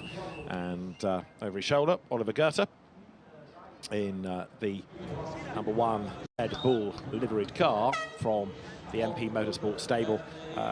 He was a little bit slow on the safety car restarts yesterday, and for a safety car start, Oliver Goethe knows he's going to have to be on his toes today. And I noticed him over in the media building at the end of yesterday, happy to pose for photographs. There were lots of people that wanted to have a little moment with Oliver and have a photograph, and he was very happy to stop and chat to people. It was a great scene. This is some time after the end of the race as well. Just going back to this safety car start, it's not necessarily for the track all the way around, it's actually for the grid. Because the racing line is drier than the non-racing line, and that means that some people would be starting on a wet patch, and therefore it's under the heading of sporting equity, which is understandable. Understood, so, yeah, fair play, get that, thumbs up, we understand. And a good call in that respect from race control. It's not the fact that the patches are around the circuit, it's on the grid, because obviously if you're starting on the wet and others are on the dry, then you're massively compromised, aren't you? Total sense, yeah. So as all of a sudden we are left with just the drivers and the cars, those that will do battle for their name on the trophy, that is the Macau Grand Prix trophy. And as we pan down the grid, it is the first time that the drivers are alone with machine to get this race underway. The FIA FR World Cup, the first time these cars have competed at Macau around the demanding and testing streets of Macau. 6.1 kilometre circuit, and everything will unfold over the next half an hour. You can feel the tension, can't you? You can, absolutely. And there is something quite special about being on the grid, as you know, and particularly for this race, those last engineers will be feeling the tension as well. Because once they fired up the engines, there's nothing more they can do. There might be a sort of few words of good luck exchange between driver and engineer, but after that it is all down to the man in the cockpit. The teams have worked so hard to prepare, in some cases rebuild cars, engine changes, suspension adjustments and repairs as well after some of the accidents. It's been a busy few days. The last activity of the weekend, the last activity of the year at Macau for the Grand Prix is about to be upon us. We've had some amazing races, some great names have won this, or names that have gone on to become greats of the sport, and somebody else is about to put themselves in the annals of history by winning the Macau Grand Prix. Now, don't forget, no formation lap, so once that safety car moves from the grid, the race is on. And the scurry by the team members to leave the grid and leave the drivers alone, man and machine, about to do battle around the streets of Macau. and more normally for Macau, it is under sunshine and blue skies. Everyday life continuing in the background, but for the moment, the eyes of the motorsport world are upon Macau as the fans in the grandstand opposite the grid await the start of the race, which will be any moment. The race officials on the gantry with the boards with the instructions for the countdown. The safety car is ready to go. And we're just about 2 seconds or so away from the nod being given for it to blast away, which it does. The Macau Grand Prix is underway with a safety car start.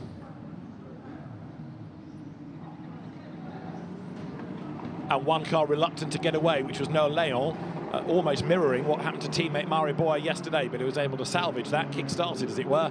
So everybody is moving. We're under yellow flag conditions, which means no overtaking. You've got to remain in that order, which was the grid formation. But let us hope that it's only going to be one lap behind the safety car and we can have as many racing laps as possible. So the BMW safety car leads the field around. The Grand Prix for 2024 is effectively underway now.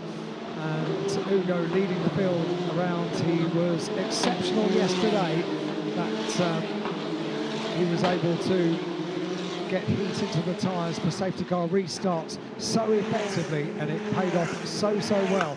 He needs to do exactly the same again, and this way of starting the race behind the safety car does level things out, doesn't it? It makes it a lot more equal for the whole of the field. They head down towards Lisboa. Next time they come upon Lisboa, we'll get one of those iconic shots of the hustling and bustling for position early on in the race. For now, it's line astern in single file as they head up towards San Francisco. There are still one or two damp patches around the circuit, but they won't be there for much longer, that is for sure. So on Pirelli slick tyres, then the cars turn their way through the gear circuit, and Ugo Ugochukwu leads, Oliver Goethe leads Noah Lay on the top three from the grid. And very shortly then they will start to work their way back towards the final third of the lap, and we'll wait to see when the race director, Rui Marquez, who is going to be the new Formula One race director from next weekend onwards, will be prepared to let them go. And it's this lap, safety car in this lap. Here in Macau, we are almost ready to go racing. The lights will be extinguished, and then it is going to be Ugo Ugochukwu to lead the field around. Oliver Goethe, Noah Leon, Freddie Slater, Enzo Dellini, Matteo De Palo, that top six. Threading their way around this part of the circuit, weaving the cars to get the heat into the tyres. They will know that the safety car will be in this lap, and they'll be racing head-to-head for the first lap of proper racing after getting things underway behind the safety car. And, yep, the nerves dissipate now because they've just got to get on with the job. They know what they've got to do. They've been racing, for many of them, in multiple championships around the world. Not necessarily in this kind of car, not necessarily in an FR car, but many of them have. So the car is familiar, and now the circuit is familiar as well, having endured just about every possible track condition around the streets of Macau over the last 3.5 days. Now they've got pretty much predominantly a dry circuit.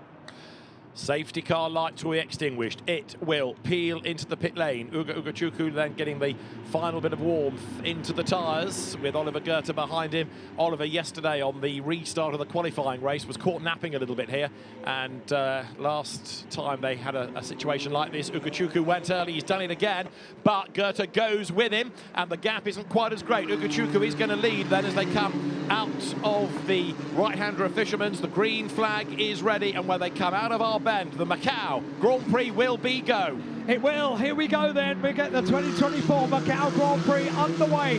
The green flag is waved on the start-finish gantry, and already Ugo has made the best of it. After a safety car start, he excelled yesterday. He went early. He's done exactly the same again. So Ugochukwu leads, Goethe leads Leon, then Freddie Slater in the wheel tracks, thinking about going to the outside line, and he is going to go. Look in the red and white Theodore car, the Prema ran entry. Freddie Slater to the outside, had to back out of it. No, Leon stays ahead of him. This is an important part of the racetrack because you can get a tow. This is an ideal place to try to gain ground if you are near enough. Ugochukwu leads down towards Lisboa. Effort made on Dellini on the inside to Palo, and on the outside into the wall, and Mayhem is going to break out. That's James Wharton. James Wharton, the Australian, in the wall. Others tangled with him. Track blockage. They all go piling in. And the Macau Grand Prix did not last for very long. That's going to be a safety car at the very least. The gear circuit has bitten once again, and it is just a centimetre that causes this kind of track blockage. Not totally blocked. Some of them managed to thread their way through. Some can reverse and get going again, and that's Kobayashi, who has been able to reverse out of the situation and is being invited by the marshals to get going if you can. And the question is the front of that car badly damaged, or can it reverse up and get going and complete this race without needing to come into pit lane? But Lisboa bites again. Does it ever? So we've certainly lost James Wharton. We've certainly lost Evan Gilter. We'll unravel the others. I think Thiago Rodriguez possibly. So have a look. The white car of Matteo De Paulo has a look, but it's Wharton that doesn't have the room. He goes into the barrier, then he gets collected by others, and they just eventually go piling in. But the lucky can go through on the inside and a red flag. The race is being suspended then. So the cars will come down pit lane. Look from another angle. You see Wharton bounce into the way. The leader's got away with it. This is Dino Beganovic, who is experienced around here. He turns the corner, and there he just misses Wharton's car on the left-hand side. Wow, goodness me, that was close. Split-second decisions by these drivers, and they are used to it. You have to make those decisions and make them very, very quickly indeed. And that was a near escape, wasn't it? Incredible also, let's point it out, how quickly we have been able already today to clear things up down at Lisboa and get racing back underway without the necessity to hold up proceedings for too long. That is Evan Gilter's car, which is being pushed back by numerous marshals. And the crane being brought into play. See, they're just held by the official to see whether they can push it or whether they need to lift it. So race suspension, the cars will come down the pit lane and anticipate around about 10 minutes of an interruption here. So it's ready to give the teams a time that they can prepare to and work to have by way of expectation. Even coming down the pit lane, look, drivers trying to avoid the puddles. They don't want to lose too much of the temperature and get those tyres too damp, but the pit lane is still, understandably, a damp place. So James Wharton's car is number 16, the one that's been pushed into the barriers. 88 Kai Darianani's miserable weekend has got no better. Who else did we lose out of all of that? Thiago Rodriguez was delayed. Jet Bowling, I think, is the other blue car in there. Kanato Lee picked up damage as well. So now, look at that, 2 in 1 go being lifted. Very, very speedy effort this by the marshals to get the track clear as soon as possible. We saw it earlier on, didn't we? It took 1 lap under a safety car to get multiple cars, which completely blocked the circuit down at Lisboa, to get them all out of the way. We couldn't believe it when the camera got back to Lisboa and there were no cars. A minute ago, the track was completely blocked. Very impressive. So too was Ugo. That start was perfect, wasn't it? Yes, indeed. It's a shame in a way we didn't see a grid start, but we know the reasons for it. There's another one that has stopped on that lap, possibly with damage.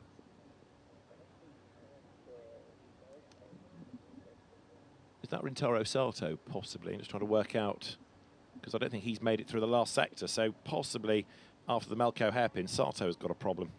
It is indeed Rintaro Sato, and he has come to a halt, so that car is going to need a moving. It is, yeah, and climbing out the car. I got the feeling he was going through various procedures inside the cockpit of the car to get the car fired up once again, but they have amounted to nothing, and unfortunately having to leap out of the car now. So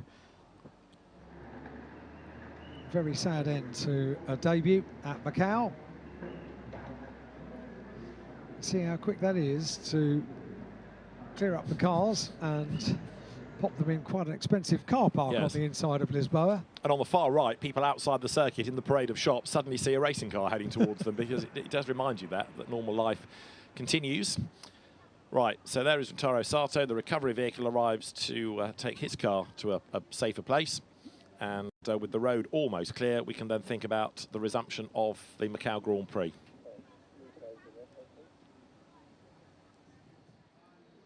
So this is what triggered it all. It was Ugo Ugochukwu in the lead from Oliver Goethe, Noah Leon, Freddie Slater fourth, Enzo Dellini defended fifth from DeParlo. Wharton on the outside just didn't quite have enough room. He was clipped by Evan Gilter, and then others went charging into the melee. One or two on the inside were able to see what was coming, slow right down, and just wriggle their way through. How did Alex Darwin see it? Let's go on board and find out.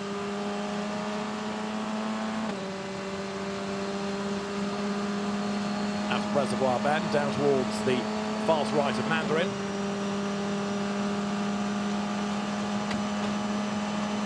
Foot nailed to the boards here. Bit of a lift for Mandarin, back on the throttle.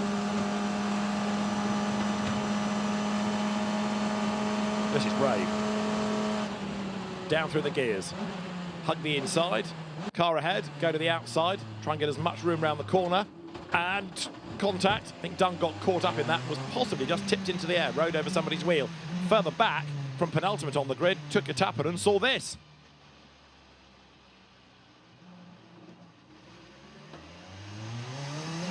No problem. Lots of places made up. Absolutely. All in one go. All of a sudden being at the very back was an advantage. A real advantage, yeah. Great to get those on-board shots and to see what it is from the driver's point of view, those split-second decisions that you have to take, sometimes paying off, sometimes nowhere to go at all. Dino Vaganovic then up into 9th place now, gaining a place on that first lap. But there's a face that says it all. Big disappointment for some drivers out of the race already. And when you consider that you get 2 qualifying, 2 practice sessions, 2 races on the timetable, for many, because of the nature of the circuit and the number of incidents, they get precious little running around this circuit. Very little indeed. The way things are these days for young drivers, they will know the circuit so very, very well as far as the sim is concerned, but actually seat time is a little bit different. Looking in at Noel Leon, who had that problem when the cars went off the grid. It's another replay from on board with Vaganovic. Big twitch, big slide going through the right-hander Mandarin. Right, going down towards this boa, there might be contact. Let's just listen in, see if we can hear whether Vaganovic gets collected.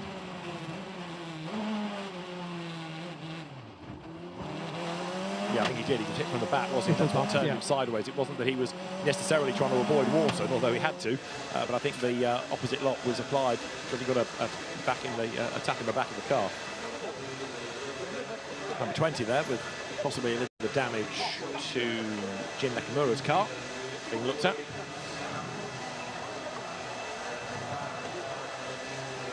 So we await a restart time. A few of the teams with a little bit of repair work to do, maybe. Yeah, and it is such a hive of activity when these stoppages happen and the teams immediately go into action to get the cars turned around and get them back to race fit, race ready, and they'll be hoping that the gap that they have is a little longer perhaps, but the trackside of marshals, the workers, are able to clear things very, very quickly. A look in at Freddie Slater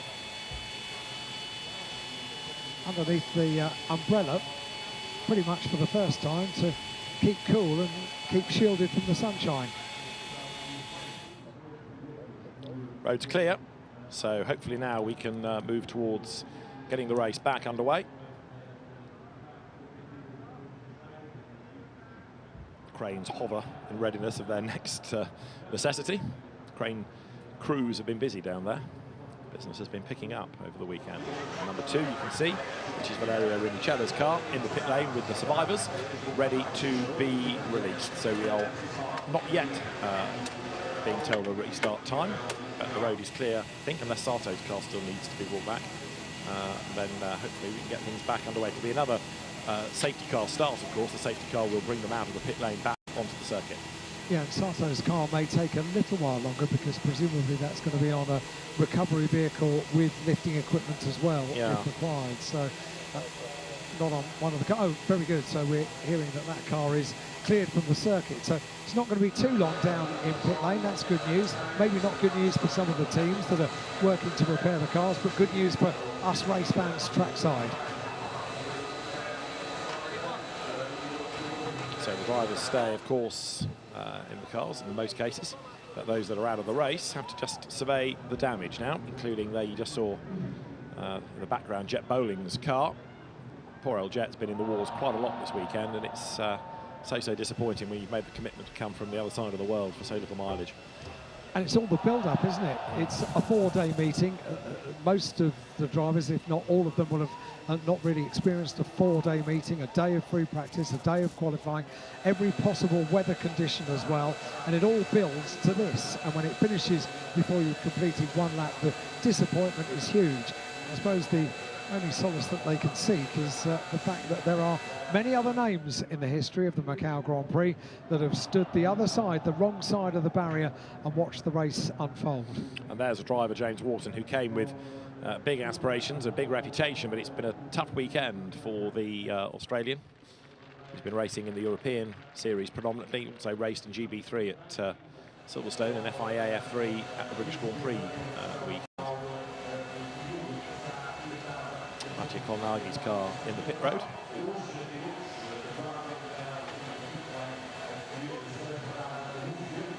So the track clear, as far as we can tell, but we're still under this race suspension for the next few minutes. Whether there's something else that race control have spotted and is unhappy with. Potentially there is. There was no one working down at Lisboa on the circuit or the track furniture, was there? The tyre stacks on the outside of the wall that took a bit of a bump.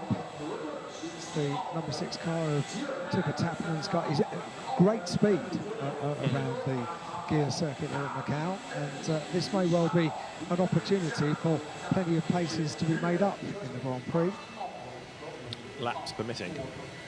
There's an hour time slot for Grand Prix. Of course, the longer they sit motionless in the pit lane, the closer to the end of that hour time slot they will get. But fingers crossed. And the fans being patient, but thinking hopefully that the cars will be on track very shortly. Find themselves in the crowd and have a wave though. To keep them happy, they see themselves on the television screen. Race will be resumed at 57, so 3:57 local time. It is 3:46 local time. So 10 minutes and a bit. So a little bit more time required before we get the race back underway. There must be something that we can't see around the circuit. I think it's partly though that when you are dealing under an FIA rule book, you have to do a 10-minute countdown as you would on the grid, rather than just restart on short notice. So once everybody is happy that the track is clear, then you can start that countdown of approx 10 minutes. And it will be, of course, a safety car restart, because the safety car will bring them out of the pit lane. First time we've seen FR machinery around here, Formula 3 style cars, but still serious bits of kit. 255 kilometers an hour. They can do 0 to 100 from a standing start in 3.3 seconds. 267 horsepower, and these 2-litre Alfa Romeo badged Autotecnica Motori engines in the back this weekend. For a couple of years, we had the honour of the car for the Macau Grand Prix being a Formula 4 car, and that invited some real star drivers on the very first step of their car racing single-seater career to shine here, and they equipped themselves incredibly well, didn't they, the F4 cars and drivers, and to pay them back and to say thank you very much for that. They were offered a headline first weekend of a 2-weekender last year to celebrate the 70th Macau Grand Prix. They raced as the headline single-seater race on the first weekend to celebrate 70 years of the Macau Grand Prix, and then it was back to the Formula 3 cars in the second year. So it gets mixed up now at Macau. We have a variety of machinery all competing, and this is great to have FR cars here at Macau, and to welcome drivers from championships all over the world is very much what the spirit of the Macau Grand Prix has always been about. Indeed so. The American driver Ugo Ugochukwu in the lead as we stand. And the last time we had an American winner, go back to 1981. In that era, it was Formula Atlantic. It was a bit of a sort of catch-all single-seater championship. Formula Atlantic cars ran on one side of the world. They were Formula Pacific badged on the other. But Bob Earl, the American, won, denying Jeff Lee's 3 in a row. Roberto Moreno the year after. But then for 1983 onwards, the late great Barry Bland got involved with the Macau organisers and made Formula 3 the category of choice, and that really was what made the event take off, wasn't it, for so many years? It really did. And just looking down the names that have won this Macau Grand Prix, it is a who's who of motorsport greats over the years. To pick out just a couple: Ayrton Senna, Michael Schumacher, and many others besides, including Takuma Sato in 2001. This race really does attract the very best drivers on the planet. So, in the sunshine here at Macau, it's always peculiar to look over to the other side of the paddock and see normal life, people carriers, everything going on around the Grand Prix, taxis all doing their business, and they will be on this tarmac in just a couple of hours. It's an incredible thought, really, that once this stops being for another year, the race circuit, it is the normal hustle and bustle of an amazing part of the world. Macau is, if you've not done it and you're thinking about having a bit of a trip and taking a bit of motorsport, have a look at how much it costs to get, wherever you are in the world, how much it costs to get to Macau, because it is well worth it. Nothing like it in the world. And there's so much more to see than just a race. And of course, one of the features of the Grand Prix is that it takes Macau images around the world. The Macau you see in the daytime could be a different part of the world completely from that you see at night, when everywhere lights up, because big and bold and brash and bright, all the neon lights of the casinos, then it has a completely different feel again, doesn't it? The joys of LED lighting, yes, and the colours that they bring to such a vibrant part of the world. Spot on cue. You've just made that guy's day, Mr. Director, well done. Gosh, the fans keeping the spirits up as they wait for the resumption of the race.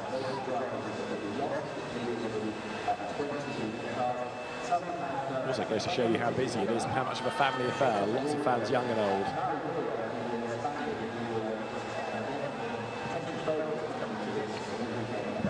So everybody waves, everybody happy, and they're looking to the pit lane, the pit buildings, the permanent buildings of the Macau Grand Prix Committee on the outside of the circuit, overlooking the pit lane, or on top of the pit lane. Oliver Goethe then, currently second in the race. And now we're looking at a 5-minute countdown. So 5 minutes to go, we're being told from race control. Lots of people in the grandstand eagerly finding themselves. There you go. You wave and you video yourself waving, of yourself waving and videoing yourself waving. Yes. It's such a happy place. It is. Isn't it? It is. It is such a happy place. One or two people being a bit more vigorous than others. But right now, we're in neutral, and Ugo Ugochukwu is ready for the resumption. As I say, we've been educated into dropping the W, so we're learning fast. But Ugochukwu, Goethe and Leon, the palindromic Mexican, in third place, ready for the resumption of the race. Ugo has made no mistakes over the course of the Macau weekend in 2024, and that is a very good way of ensuring success here at Macau. Mistakes, however small, can cost dearly, and Ugo, in his second year at Macau, has done everything absolutely right so far. And none of these spectators from around the world are in the least bit impatient to get things back underway. They are enjoying the atmosphere and everything about the Macau Grand Prix. This, everyone, is what this event is all about. It is indeed. Happy, smiling faces, and looking forward to seeing racing cars back on track. The dignitaries haven't been waving quite so vigorously, but I think they are looking forward likewise to the resumption of the race, which is now about 4 minutes away, give or take. So it won't be long before engines fire once more. There's your 3-minute board indeed. So the safety car will lead them away, and you're familiar with this by now, I'm sure, but as soon as they leave the pit lane, the race is back on. There's no reforming on the grid. It's a race suspension, not stopping, but suspended. So we carry on where we left off, behind the safety car, which is refueled, I think, again, because it's been pretty busy today. And the BMW safety car has certainly been well advertised, that's for sure. Ugo Ugochukwu, race leader. He's got these starts when the safety car peels off absolutely right so far. Oliver Goethe, second time of asking, was a little bit wiser to it. Let's see what happens this time, because Oliver Goethe, we know, has got massive speed this weekend. The car and the driver, the combination, very, very good indeed. If he can just get this start, if he can keep with Ugo, then we may well have a very, very evenly matched battle on our hands for the top step of the podium for the 2024 Macau Grand Prix.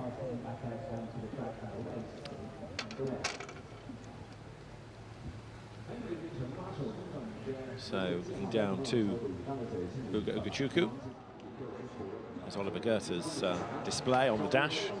The big N saying that he's in neutral, ready to put the car in gear once it's fired up and make his way out of the pit lane. And that's in about a minute and a half's time now, as we edge closer and closer to the resumption of the Macau Grand Prix. And let us hope that we can get through the rest of it without further drama. The drivers don't want it to be interrupted. We certainly don't. The fans certainly don't. Yes, on occasions, if there's an accident, it's inevitable.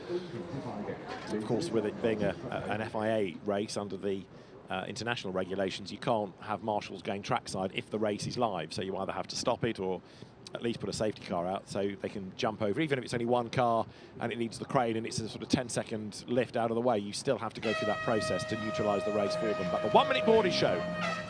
4 minutes to 4 local time here at Macau.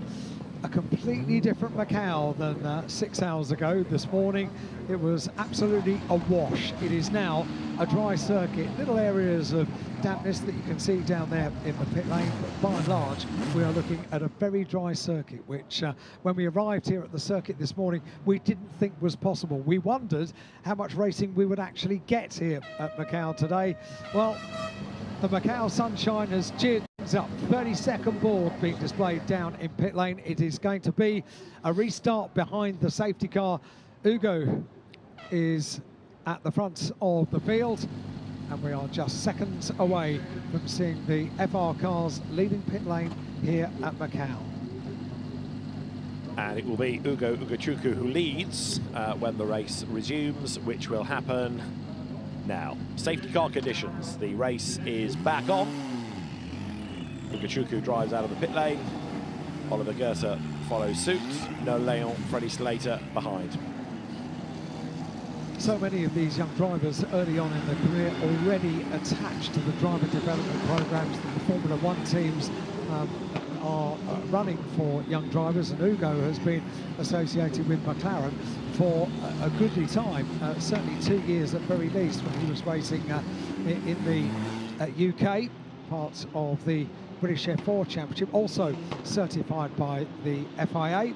And we are, of course, not only racing for the Macau Grand Prix title, but also the FIA FR World Cup. First running thereof, isn't it? It is, indeed, as the drivers weave the cars, getting heat into the tyres as early as possible. This is a great part of the circuit to do it as well, because, as you can see, 2 lanes in normal life around Macau, going each way, and it's a wide bit of tarmac, so you can carefully weave the car from side to side. I say carefully because you can see there from the cockpit of Dino Boganovic's car, if you weave the car too wide, then you are going to pick up a little bit of water, and that's going to serve the opposite operation of getting heat into the tyres. That's going to cool them down, so you've got to be careful here. True enough. So what we also now are awaiting is confirmation of whether it's 1 lap or 2 behind the safety car. It was, of course, just 1 from the grid, wasn't it? So hopefully we can get away with just 1 this time around as well. And over the years, Lisboa has very much become, hasn't it, the pinch point of the lap. And let us hope they all survive it next time around. If you kind of feel the race have a sigh of relief that, OK, that's the most challenging bit done. They've survived it. Now maybe we can get into a rhythm. And that's what we want to see when there is no interruption and they can actually do lap after lap after lap what they know how to do. They know how to do it now. And now we get the indication the safety car will be in this lap. Jolly good news. We'll get the Grand Prix back underway in earnest.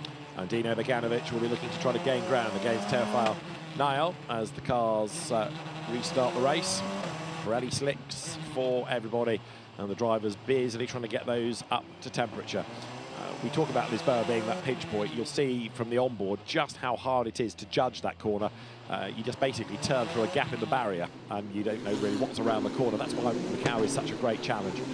Some drivers are fazed by it, some absolutely love it, but if you win around here, it proves you good, no question about it. And the safety car will be in at the end of this third lap of the Grand Prix. Let's keep an eye on Ugo at the front of the field. He has been exemplary on these starts thus far at Macau this year in 2024, and Oliver Goethe needs to be a little bit closer to the back of Ugo's car when they get towards the final stage of this heat cycle to get as much heat into the tyres as is absolutely possible. Ugo Ugochukwu at the front of the field, Oliver Goethe in second, and Ugo controls the pace, weaves the car, just a couple of final weaves to get that final bit of temperature, and he's going to go. Goes relatively early once again. Oliver Goethe tries to stay with him as they come then now down towards our bend. Don't forget the race is not yet officially on until they get to the timing line, until they take the green flag. Then they can really push, then they can overtake. And now as they come up towards the timing line, the Macau Grand Prix is go, go, go. It is going to be Ugo Ugochukwu that leads, Oliver Goethe second, and the gap between them is already 9/10 of a second. That's what Goethe was going to try and make up on the way towards Lisboa. But look third, Noah Leon ahead of Freddie Slater, ahead of Enzo Deligny. They are close, and that could change on the run down towards Lisboa this time. Leon getting a tow from Goethe, second, third, fourth, absolutely together. Ugochukwu is getting away up front as they come down towards Lisboa. Leon in the pale blue car to the outside line, tries to go round the outside of Goethe. Last of the late breakers, Goethe turns in just ahead. And as they accelerate now, the other side of the corner, so far so good. They accelerate up the hill, but look, Ugochukwu getting away, and Beganovic losing places as he picks up damage maybe. Once again, Ugo gets the perfect start, doesn't he? Gets the better of Oliver Goethe, and Oliver Goethe wasn't able to make up that space on track because he was so concerned that Noel Leon is right there. Now, when they went down towards Lisboa with Noel Leon on the outside line, I wondered if as they turned through the corner, Noel Leon was going to run out of space. That must have been very, very close to the tyre stack on the outside of the corner, but everyone's through. That is very good news indeed. It is indeed, although Goethe dropping back from Ugochukwu. They're in fourth place in the background. Freddie Slater, who's just dropped off the back slightly of Noah Leon. So Leon is looking racy as he goes after Goethe, heading through police up the hill now towards Moorish. But Ugochukwu looking oh so strong right now, isn't he? Trying to build a gap and doing this, don't forget, on cold tyres pretty much. And this battle for second place is going to be exactly what Ugo would rather like, because they're going to be busy with each other. Noel Leon right on the tail of Oliver Goethe as they head up towards the no overtaking part of the circuit at the Melco hairpin. They all turn through, they all concertina up together, but when the power goes down, Ugo able to show there is a goodly advantage at the end of this first lap of racing, heading down towards the completion now of 4 laps. So Oliver Goethe has been able to put a bit of distance between himself and third place Noel Leon, and that is the first part of the plan to try and bring down the gap between himself and the race leader. Yeah, because the move has to start now. You've got to be good through this section. Leon a little bit sideways there, and that understeer just costing him a fraction more time. So Goethe now going off in pursuit of Ugochukwu. The gap has gone up, safety car deployed, safety car on track. So we've got 1 racing lap in, but I'm afraid we've gone safety car, and that's going to bunch them all up again. So we've lost somebody somewhere towards the end of the lap. Now, hopefully the fact that it's a safety car rather than a suspension means it ain't quite so bad. It's not a multiple car drama, but straight away the drivers go back into tyre weave mode, and our 4th, if you like, intervention. We've had a safety car start, a red flag, a safety car restart, and now a safety car. within 5 laps of racing. When we've had these restarts after the safety car, Ugo has done exactly the same thing. It's a couple of little really quite sharp movements of the car from side to side to get that last little bit of heat into the tyres, and then he goes, and every time it's pretty early, and every time he's able to get the advantage over Oliver Goetze. So we've got a car stranded at turn 15, we understand. So safety car conditions. Safety car actually, I don't think has yet picked them up. It has not been released because they've just about gone past the pits before the safety car call came. That means that even if the car is moved on this lap, we are still going to have another lap because they've not yet got the safety car on track, if you see what I mean. They've got to have that lap behind it. So it is a full safety car, not a virtual safety car, even though the safety car has not yet been released onto the circuit. Everyone has slowed down in readiness of it entering the track. Nearly 35 minutes since this race got initially underway. And there is the car in question, I think, behind your light panel. So you can see midway between Police and Moorish, there's a car up against the wall, and that needs moving. So this is why Tuukka Tappinen you're on board with. He turns through, and there is the car in question, bouncing off the barriers, slowing down as it goes up the hill, and 27, which is Lu Chi, the driver in question there.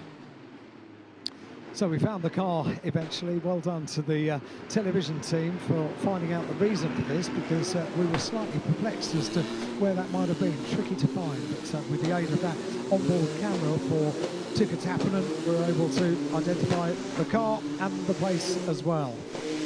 See how quickly they can get things back in race order and get that car collected and get things back in race-worthy condition around the streets of Macau. I wonder how many single-seater drivers over the years have watched longingly at these races year after year and wished that they could do what they do around the streets of Macau. I was in the process of saying earlier on that with the advent of simulators, they will have done, all of these drivers, you can be sure, will have done multiple miles of laps around this circuit. But there isn't anything like arriving here and seeing the barriers. When you, for example, when you walk the circuit, you go down to Lisboa, we see that familiar television camera angle looking down at the corner, an overtaking position.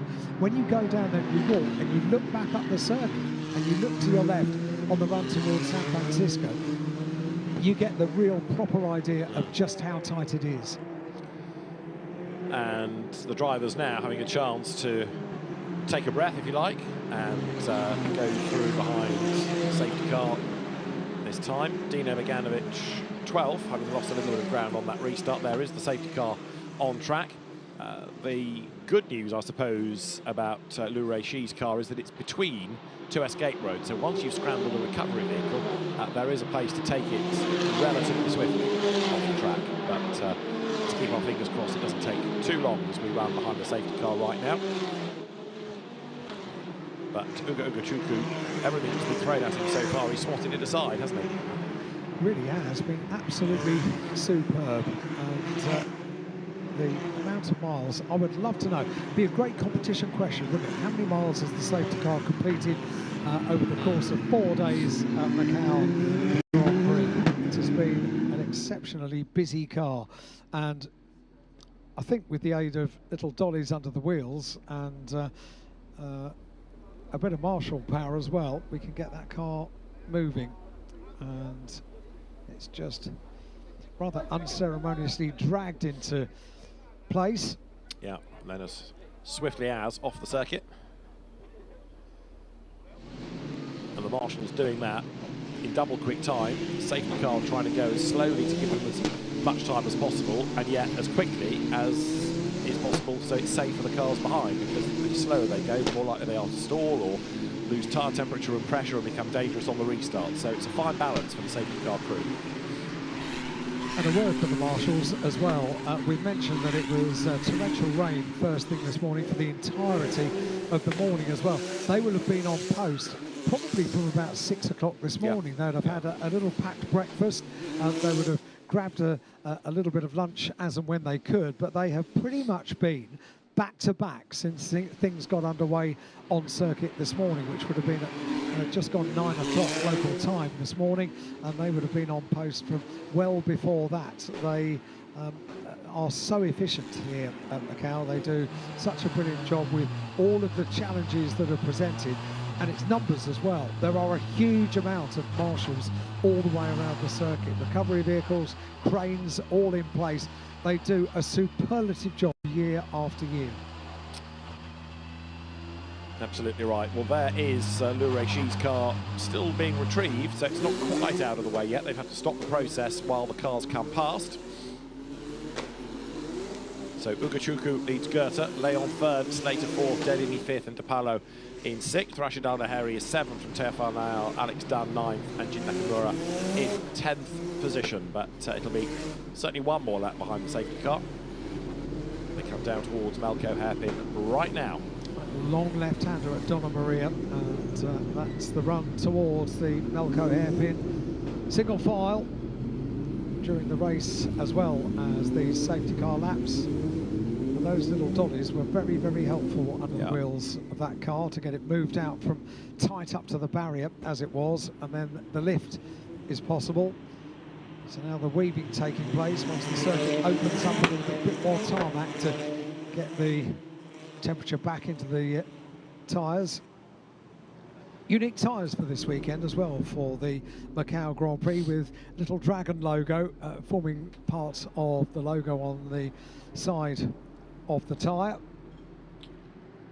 One more lap behind the safety car by the look of it. Lights are still flashing as it comes down towards our bend. Pedro Cuchero, the safety car driver, accelerates through, and Oliver Goethe, who we're having to think about how he can get on top of this effort of Ugochukwu. He's getting wise to the trick, but of course this is all part of it. You've got to second guess when the guy ahead of you goes.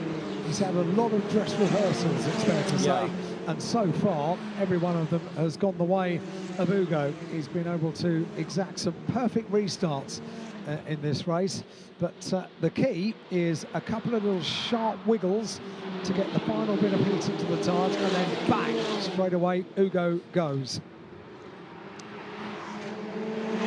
So down towards Lisboa they come, and one would hope this will be the last safety car lap, but we'll wait and see. We have got 9 laps remaining, so much of it has been done so far with safety car.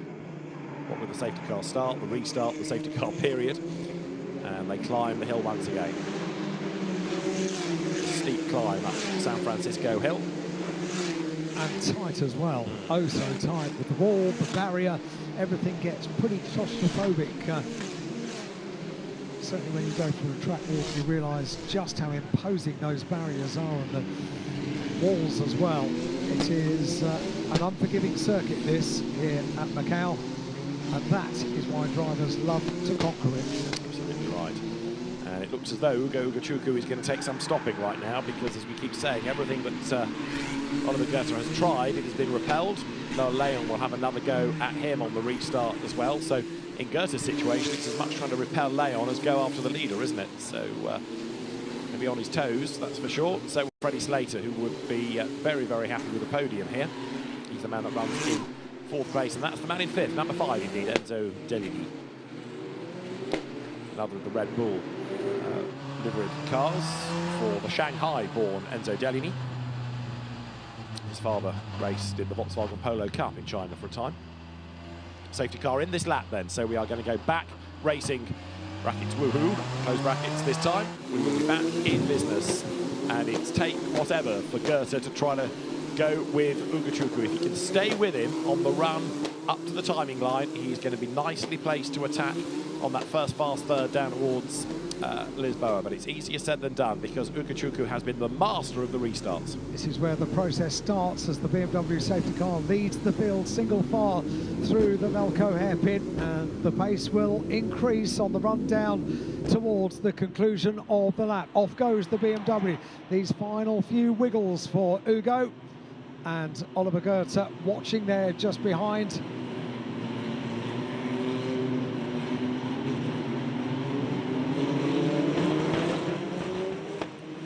Ugochukwu goes, but has he managed to make as big a jump as previously? Probably he has, just about. Oliver Goethe sees that car disappear by about 2 lengths, but the green flag ready. We're going to be back running this time. Through our bend comes Ugochukwu. Behind him is Oliver Goethe. Behind him is Noel Leon. Goethe has certainly dropped Leon. Green flag waves. We're back racing at Macau. Ugochukwu leads over the line. Goethe second, Leon third, and it's game on behind, look, because now Matteo De Palo comes up to have a go at Enzo Deligny. But Ugochukwu is ahead as they make the run now down towards Mandarin. He goes one way and then the other to try to break the toe being offered up to Goethe. Certainly Ugo got another very good start, but Goethe much better this time. He's allowed less distance between himself and the race leader, so that's going to make an interesting run down towards Lisboa, and this is going to be game on. Look how much pressure they're under, wiggling the cars under braking as they go into Lisboa. They're all safely through. Well, certainly the top 12 are, as they now climb up through San Francisco Hill, but this is game on. Big lock-up from Matteo De Palo on the outside, but he made the corner. This is Dino Boganovic's view. That's Cooper Webster ahead. He's trying to find a way past as they make the run between the barriers, past the concrete wall. Really imposing section of the circuit, this. But up front, Ugochukwu is getting away straight on, pulls out 3/10 within the second sector, but Goethe was being able to pretty much stay with him on that first part of the lap. There's Slater fourth. Noel Leon was the one that had the big lock-up, wasn't it, as well, and he scrabbled into Lisboa. I feared for him in the escape road, but he got away with it. Deligny fifth. But there, Ugochukwu leads Goethe. Goethe needs to get away from Leon, get him out of his mind, and then he can concentrate on the American up the road. I did wonder if that lock-up going into Lisboa from Leon was going to play into the hands of Goethe and able to pull a little bit further away and therefore concentrate on the gap between himself and the race leader. But Noel Leon is looking very, very pacey. Maybe the tyres aren't going to be in the best of conditions after that lock-up, but they go around Donna Maria now, up towards the Melco hairpin they go. And that is the car in second place, closing on the back of the leader. They all concertina up as they go through the Melco hairpin. On board with Alex Dunn once again. Get some fantastic pictures from these onboard shots. Meanwhile, the race leader is coming down to complete 8 laps at the end of this. You saw him in first gear coming through the Melco hairpin, which is taken at 38 kilometres an hour. Bear in mind, on the way to Lisboa, they're at 255. That gives you an indication of how contrasting different parts of this circuit are. That makes it the unique challenge. Ugochukwu absolutely on the limit there. The car sliding underneath him as he comes up to the line. So Ugochukwu leads Goethe. The gap between the two, 9/10 of a second. Fastest lap of the race, Ugochukwu. Leon goes through third. Slater fourth, not staying with him. And again, look, Ugochukwu just tries to break the toe. Goethe wants to be in the wheel track. Speed building all the while. Through the right-hander of Mandarin they come. Pairing off a bit, aren't they? Third and fourth together, fifth and sixth together. Down to Lisboa. We're on lap number 9, and Ugochukwu is just about ahead in the first sector of the lap, though it is a slightly quicker Goethe, possibly because of the toe. And Freddie Slater absolutely mirroring the third place car of Noel Leon on the run down towards Lisboa. Not surprisingly, fastest lap of the race on that last lap for Ugo with a 2:20.054. The advantage just under 1 second over Goethe as they completed 8 laps, 0.9 of a second to be exact. But this battle for third place, Noel Leon was trying to stay with Oliver Goethe. Now he has to keep the door very well and truly closed because Freddie Slater right in the wheel tracks. That's true enough. So Slater fourth as Ugochukwu leads, and he's getting away. 4/10s pulled in the second of the 5 sectors alone. So now the confidence is there. He's able to push that little bit harder. And confidence breeds confidence, doesn't it? You can see in your mirrors that the man that's chasing you is falling further back. That spurs you on even more. Leon hanging on a third, Slater fourth, and Deligny fifth might be drawing just a little bit nearer. But right now, Ugochukwu is just going purple, purple, all the way through the lap. Accelerates up towards Donna Maria. And we're on lap number 9 in this 15 laps, 71st Macau Grand Prix. Hugging the barriers on the left-hand side as they go round Donna Maria. Up towards the Melco hairpin they go once again. Ugo leads, Goethe is second, Leon is third, Slater is fourth. Single file they go through the Melco hairpin and down through Black Sands towards the final couple of turns on the gear circuit here in Macau. And they are going to complete 9 laps at the end of this lap. Freddie Slater a little bit further back. Noel Leon closing up on the back of second place Oliver Goethe. Go along with that, so it's going to be the battle for second that will take up attention. Leon has done an absolute best sector 4, and Ugochukwu then leads, coming out of our bend, up towards the timing line. So Ugochukwu leads the way. We've got one of the MP Motorsport cars there delayed, having possibly rubbed up against the wall, but the gap second to third is just half a second. Ugochukwu is 1.6 up the road. He's gone. He's on target now, barring a mistake, to be only the second ever American winner of the Grand Prix. But for second place, Goethe is now going to find himself under attack. Noel Leon in third, as he goes through for the KCMG IXO by Pinnacle Motorsport team. He is going to be getting closer and closer to Goethe. He's got the toe. He goes to the outside, but there isn't really the room there. He can't make a move, but he is putting the pressure on. Confirmation that MP car, which I think was Valerio Rinicella, did hit the wall. Debris is on the track. And perhaps most importantly for Noel Leon, he has shaken off the attention to Freddie Slater. A very different look at Lisboa this time for Noel Leon. He was previously on the last lap defending. This time he's very much attacking.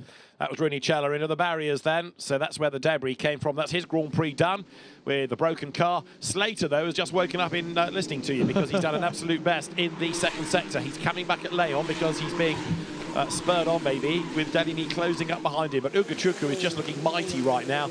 He's not going purple on this lap in sectors, but he is still looking very strong indeed. There's Goethe, there's Leon, that's second and third. Remember, everybody in the same car, but different teams operating them, so it's as level a playing field as you can make it. Turn right. And this is what we've been asking for throughout the 4 days of the Macau Grand Prix. Some racing laps so they can get into a groove, do what they do. Once they do that and they don't get interrupted, we get this wonderful, wonderful waxing and waning of the gaps between first and second and third and fourth places. Ugo has put in again a fastest lap of the race at 2:19.8 on that previous lap. He's gone. There's a big gap. It was 1.6 seconds between himself and second place Oliver Goethe, and Oliver Goethe is doing his best to bring that down because he's just put in a purple overall best sector in sector 4. One more sector to go, on board with Dino Boganovic. Boganovic is still in 12th place. Murray Boyer is 13 from last on the grid. I know he had a few places gifted to him because of accidents on the opening lap, but he is absolutely charging. So Murray Boyer deserves a hat tip as the race leader. Ugochukwu has just gone across the timing line, and in second place, Oliver Goethe is now 1.5 seconds back. He has just done the fastest lap, Goethe, but he's only taken 2/10 out. It's not much, but it is a step in the right direction. It's a little bit, and bearing in mind he's also got a very, very speedy Noel Leon behind in third place. That's pretty impressive stuff from Oliver Goethe in second place. Brought the gap down by 1/10 of a second to Ugo on that last lap. 1.5 seconds between the two of them. Watching Dino Boganovic making up a place, going wheel to wheel. This is tremendous stuff. And oh my goodness, how close do you want to be as you go into Lisboa? Tremendous racing. There is a mechanical warning flag for Teofan Leal, and there is another stranded car. It's one of the Tom's entries, I fear. Yeah, Soto Ogawa for Team Grand Prix, in fact, has come to a halt. Oh dear, oh dear, oh dear, because that is on the circuit, and I'm worried that marshals aren't going to be allowed to go to that without the race being neutralised. So just when we thought we were in a rhythm, it looks like we might be in for another interruption and perhaps a one-lap dash to the flag. Let's have to wait and see. Ugochukwu leads then as he accelerates once more down through the Solitude S's. Oliver Goethe, having been a little bit quicker in sector 1, was fractionally quicker in sector 2 as well. His car sort of coming good late in the race. Does this tell us what happened? I think it's just bounced off the barrier, hasn't it, there? And so Ogawa pulls it to one side, but the car is going to be stranded. Doing his very best job to keep it out of the way, get over to the right-hand side of the circuit, but not a great deal of drive behind that car. Oliver Goethe, to remind you, in second place with the fastest lap of the race on that previous lap, and the safety car is called for once again. So that's our 5th affectation to the race, and we're almost an hour done as well. We've got 53 minutes of the race having elapsed. Ugochukwu brings the cars through. So I think we had, what, 2 full racing laps, maybe 3. But I'm afraid to say with a stranded car and the marshals needing to be allowed to go to it with the race neutralised rather than on live circuit. So the race has to be brought under the control there of the safety car, which is ready. And it shouldn't take long, should it? Surely. Once that safety car has gone by with the rest of the pack behind, marshals can get to the car, get it out of the way. Oliver Goethe's reached restart after the safety car peeled off last time was the best so far in 2024. Let's see what can happen this time as, the stricken car just having the steering wheel popped back inside the cockpit, as is mandatory, so the marshals can move it. But Oliver Goethe getting better and better and better at staying with Ugo on the restart. Let's see what this restart is going to present to us. Well, hopefully as well, that won't take long to get out of the way. There are lots of vehicle access points you can see in the background, so now that everybody has gone by, we should be able to get the nod to get that car out of the way. I'm slightly hopeful we might only need one safety car lap. We'll wait and see, but fingers crossed. Let us wait and see what the pace is for the safety car on this, what did you say, fifth interruption for this race? Well, we had a safety car start and then a red, a safety car restart, a safety car and a safety car. So our fifth intervention, if you like. All in the space of the last 54 minutes to get the Macau Grand Prix for 2024 run under the sunshine here at Macau. On board with Tappanen once again. On board with that car it was in qualifying, wasn't it? When the car, we were enjoying this wonderful qualifying lap, which we then saw in a split second is brought to an end. When Macau bites, it bites hard. So it's been a recovery weekend for the remainder of the Macau Grand Prix for Tappanen. Got great speed, no question about that. Tefar Nayal has been shown as having had a pit stop, so that's going to give Boganovic and Boyer and others a place. I didn't quite see why he pitted, whether he picked up some damage somewhere, possibly. But Tefar Nayal to the pit lane and back out again. He's shown as pit out, so he's left the pit road. So the field turns through, and it's this car down at the exit of turn 1 that's had a moment that needs removing, and then hopefully we can get things back underway. 4 laps to go, or by the end of this, 3 laps to go. So we're not really looking at much race duration to go. We're getting closer and closer to the checker flag, but the officials will be working as rapidly as to get the road cleared. Tappanen accelerates through. You kind of wonder, don't you, whether 15 laps is enough, in a sense. I mean, yes, they are long laps, but because of the interruptions, you always want more. We have been left wanting more quite a few times today around the gear circuit here at Macau. We were presented with the most beautiful GT3 race earlier on today. If you are watching online, on the Facebook page for Macau Grand Prix or on the YouTube channel, wherever you're watching, if you haven't seen it, it may well have been in the middle of the night over in the UK. I know there are plenty of motorsport fans that have got up nice and early on a Sunday morning to enjoy this Grand Prix. Have a little search for the GT Cup race, which took place earlier on here at Macau, because it left us absolutely breathless. My watch warns me about pulse rate and volume, and it went off and gave me both during the GT race. It was just superb. And Ugo Ugochukwu is leading the Macau Grand Prix as we are behind the safety car once more.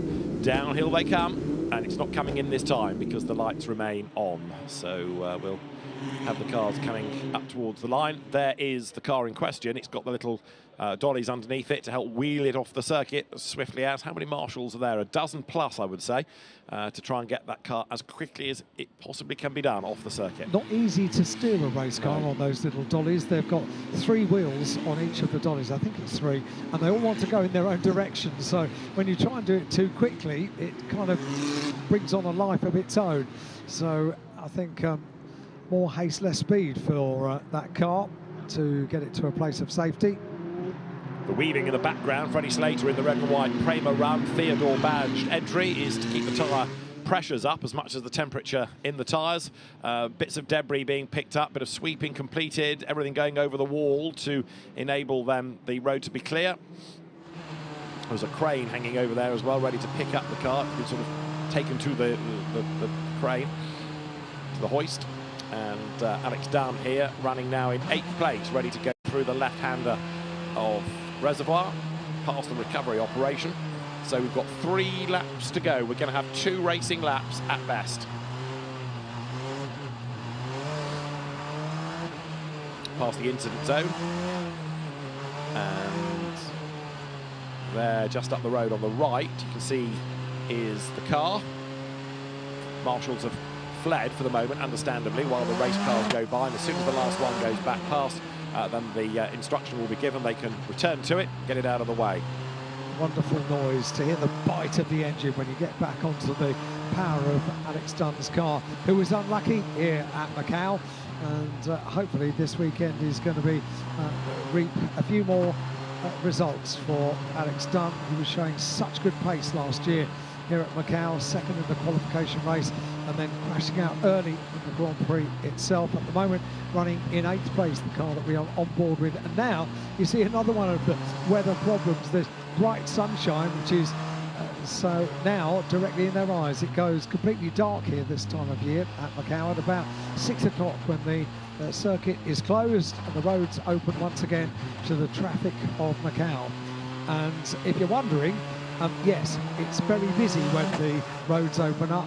It is pretty much a traffic jam around the circuit at Macau. It takes a little while to sort itself out, but they know exactly what they're doing to get the racing complete and the normal life of Macau back underway. Talking of back underway, we're heading then through the second of the 5 sectors here. Alex Dunn at the wheel of the car, and a pit infringement has been noted for Teofan Neal. So he did pit, as I mentioned, and dropped down the order, and he did something untoward within the pit lane. So the stewards, who have been kept pretty busy over the weekend, will have a look at that and see whether a penalty is relevant or not. Safety car in this lap then, so 2 laps to take us to the end of the Macau Grand Prix, and let us pray that we do not get another interruption. We want to go racing, don't we? And even if it's only 2 laps, effectively, that we will have enjoyed to the end, it's worth enjoying on this fabulous circuit that has caught out so many this weekend. It most certainly will be a thrilling couple of laps. We get Ugo Ugachukwu, who has been pluperfect this weekend thus far on the restarts. Oliver Goethe nibbling away, keeping that gap closer and closer and closer on each of the restarts, and now he's going to really need to bring into play all of the skills that have been learnt about Ugo's restarts, because when the BMW peels off, we will be racing once again at Macau. 13 laps will be complete at the end of this lap. The BMW threads its way around the Melco hairpin, and now the process begins to get that final little bit of heat into the tyre, and then work out exactly when it's going to be that the pace increases at the front of the field for Ugo, and Oliver Goethe needs to pay very, very close attention on this restart. There we go, the final couple of wiggles. And Ugachukwu pulls the pin any moment. Oops, drama in the background. 1 or 2, I think, have made contact with each other. There's a stranded car. We're going to go racing, but there was a bit of drama in the background. One into the back of another. Let us hope that that car is not going to be stranded on the circuit. We don't want another interruption, because the Macau Grand Prix is back underway. Ugo Ugachukwu leads them then up towards the timing line. Goethe is close, and there is a broken car.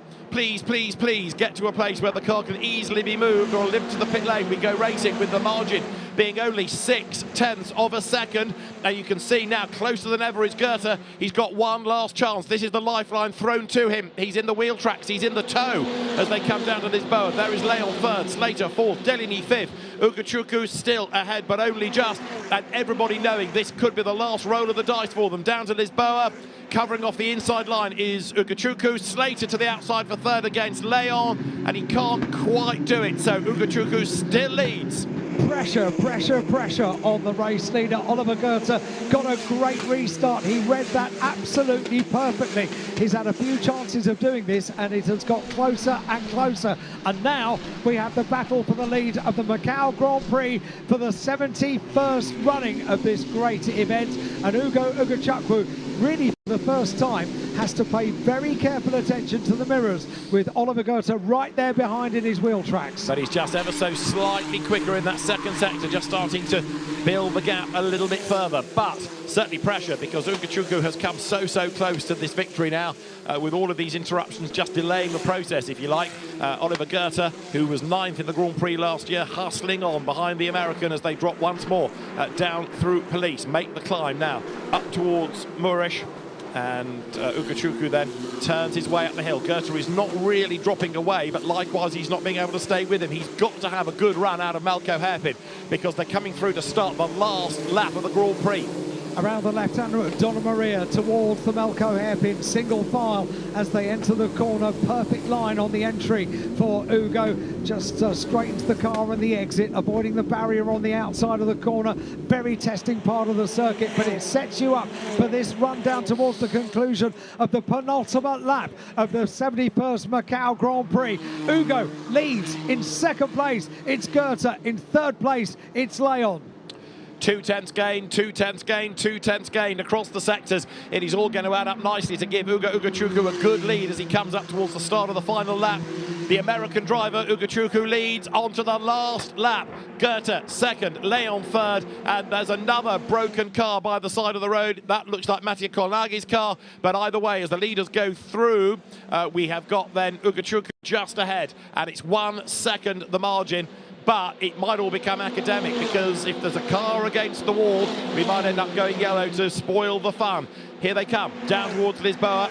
Goethe is too far back to challenge, so it's all eyes on third place, where Slater has a look on the outside of Leon. Can't do it, makes the dive on the inside for third place. Slater, can he get the car stopped? No! Bang! Into the wall!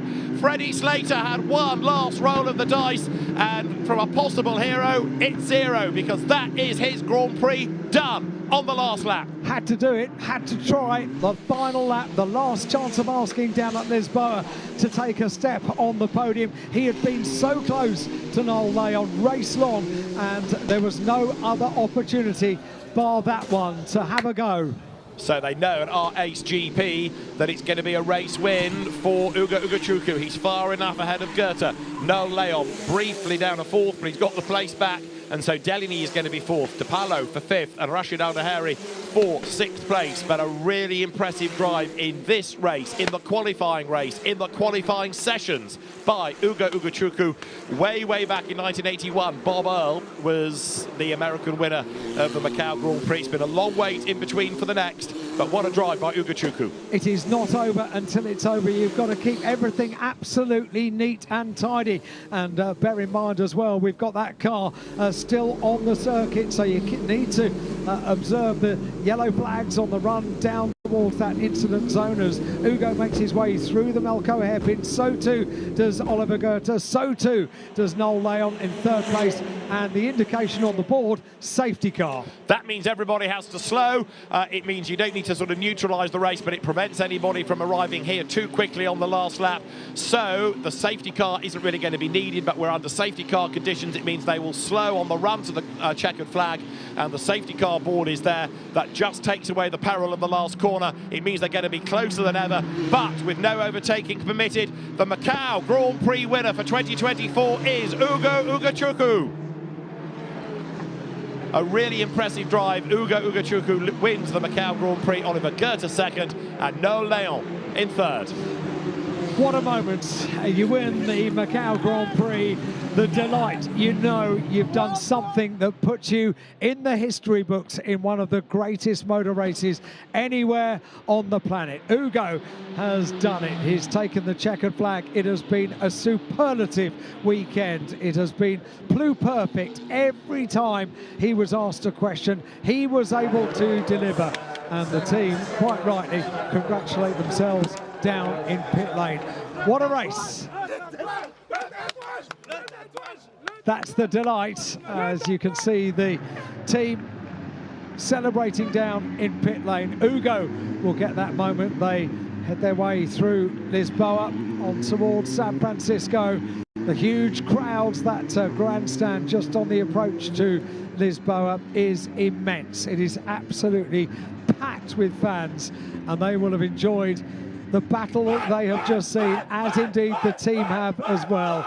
Celebrations aplenty down in pit lane, and we will very shortly see the marshals offering their appreciation as well for Ugo. He's written himself into the history books here at Macau. The gear circuit is conquered for the young American driver, and pride for the nation, pride for himself, and pride for the team as well. Great win for RHGP, which I'm pretty sure I'm right in saying is its first at Macau, because it's not really been a Formula 3 team as such. So RACE taking a first win. Ugo Ugochukwu likewise, of course. Oliver Goethe, 9th last year, 2nd this. And Noel Leon, who was always there or thereabouts, but never quite able to get close enough, was he? Last year's Euro Formula Open champion, the Mexican, finishing in 3rd place. So Ugochukwu comes here on the back of being 11th in the European Formula Regional Championship, 7th in the European, 13th in GB3, but now he is Macau Grand Prix winner. This is what happened to Slater, look, gets the toe, dives to the inside, but it's just too late. He's never going to slow that car down in time, and bang, off he goes. Look at the 11s he leaves on the road. He knew it was all wrong, stood on the brakes, but it was only going in one direction. And no one will ever accuse him of not having a go. No, true enough. Very true. So the drivers will make their way down the podium. Yeah, no one remembers the guy that came 4th, but in the end he didn't come anywhere, sad to say, because he won't be in the results, having not taken the checkered flag. But the race winner is Ugo Ugochukwu, and people are taking notice of that name already. Of course, he's a McLaren junior driver, and that's going to enhance his reputation even further. Yet again, it's a much interrupted and bitty Macau Grand Prix, but quality shines through. It most certainly does, and Ugo has not put a wheel wrong this weekend. Absolutely superb. That was a big hit, wasn't it, from Colnaghi? Really big whack coming out of that right-hander of Fisherman's. So, second of the MP Motorsport cars that have hit the wall. The third one survived, probably because it's not painted orange. It's the Red Bull livery of Oliver Goethe. So if you paint it orange, it seems to gravitate to the wall. But paint it Red Bull colours, and you go much better.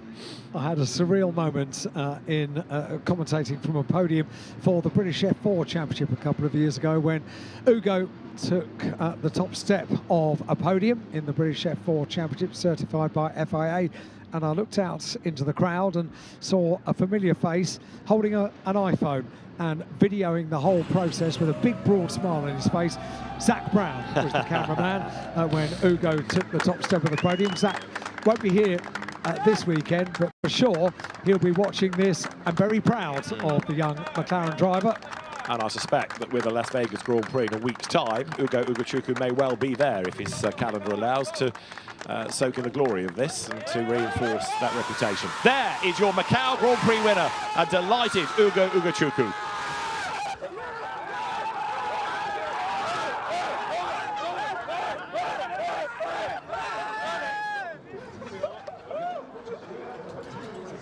A picture paints 1,000 words in Parc Fermé, doesn't it? The absolute elation and the relief for the teams. It's not just this one race. It has been a long 4 days to get to this point, and a huge amount of work, not just by the driver, but all the team as well. All of the teams up and down the pit lane.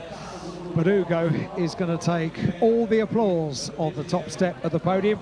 Weigh in, first of all, and then on the way to the podium presentation for the 71st Macau Grand Prix. Every year, Macau delivers. Absolutely superb. And it's delivered again, hasn't it? So for the RHGP team, Ugo Ugochukwu the winner. For MP Motorsport, Oliver Goethe second. And for the KCMG IXO by Pinnacle Motorsport squad, third Noel Leon. After that, it was Enzo Deligny, fourth from Matteo De Palo, and Rashid Deheri in 6th place. 7th, Cooper Webster from Alex Dunn and Mari Boyer, with Dino Maganovic rounding out top 10. Alexander Abkazova worked his way up from near the back of the grid. Don't forget, Boyer 9th was 27th on the grid, last of all. Quite something, that. Abkazova 11th, Tuka Tappanen 12th ahead of Valerio Rinicella. Teofil Neal 14th, but under investigation. 15th, Rikuta Kobayashi. And that was it. just over half the field made it to the end, because that long, long list of retirements, look, stretches for the next page and a half of the graphic.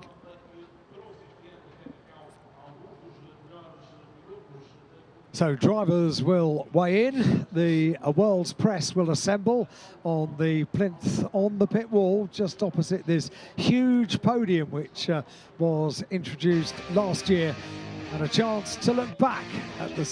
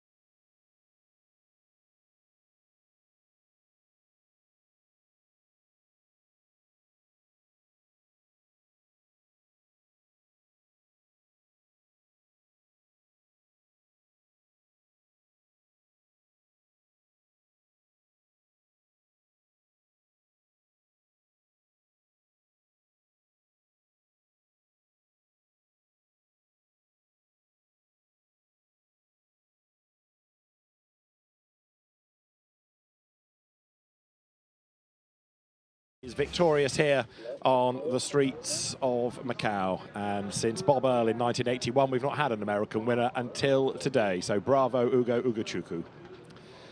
Oliver Goethe taking second place, the German licensed driver, Noah Leon the Mexican, the only palindrome on the grid, finishing third from Enzo Deligny, Matteo De Paolo and Rashid Al-Daheri.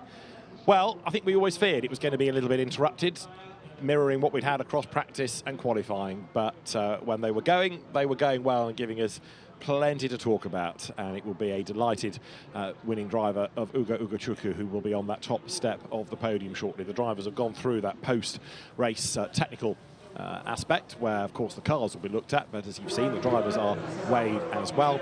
The podium, the backdrop currently still the big screen, so the fans in the grandstand opposite watching the podium backdrop are seeing what you're seeing as well. And in a moment the doors will open, the organisers of the podium will step forward, so too will the dignitaries, and it's not quite the end of the day for the drivers and the teams, because the prize giving at the Macau Grand Prix is mandatory for drivers and teams. So the trophies they are awarded with on the podium, they sort of give back and then are given again at the prize giving this evening. It's always another feature of this invitation-only event that celebrates its 71st running. And for third place, the KCMG squad, the Hong Kong-based team, MP Motorsport, the Dutch team, taking second place. And the R-Ace GP squad ready to celebrate a race win. The big screen on the podium has now changed picture. It is the backdrop for the Macau Grand Prix, with the various sponsors and affiliated bodies represented. There they all are, their logos, and that means that in a few moments' time we'll be able to cross to the podium, and the presentation will be conducted for the winning drivers, the winning team, and even if you're only third, there's still plenty to celebrate, because that's a very good result at Macau.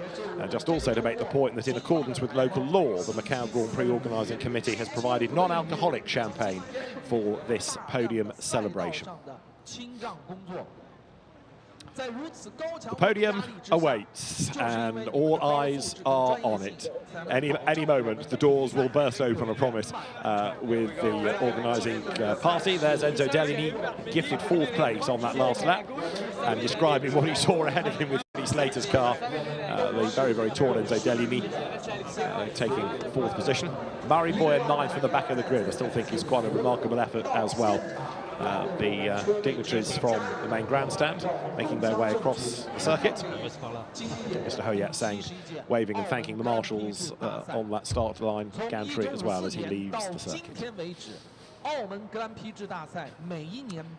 So Ugo Ugochukwu, Oliver Goethe and Noah Leon are the drivers that we will have to the podium. And some frustration, for others delight. The other R-Race drivers are 4th and 12th. Justine Tukatapinen, he was 12th, and 4th Enzo Delini. So mixed fortunes for the team, but a race win, which is the best result of all.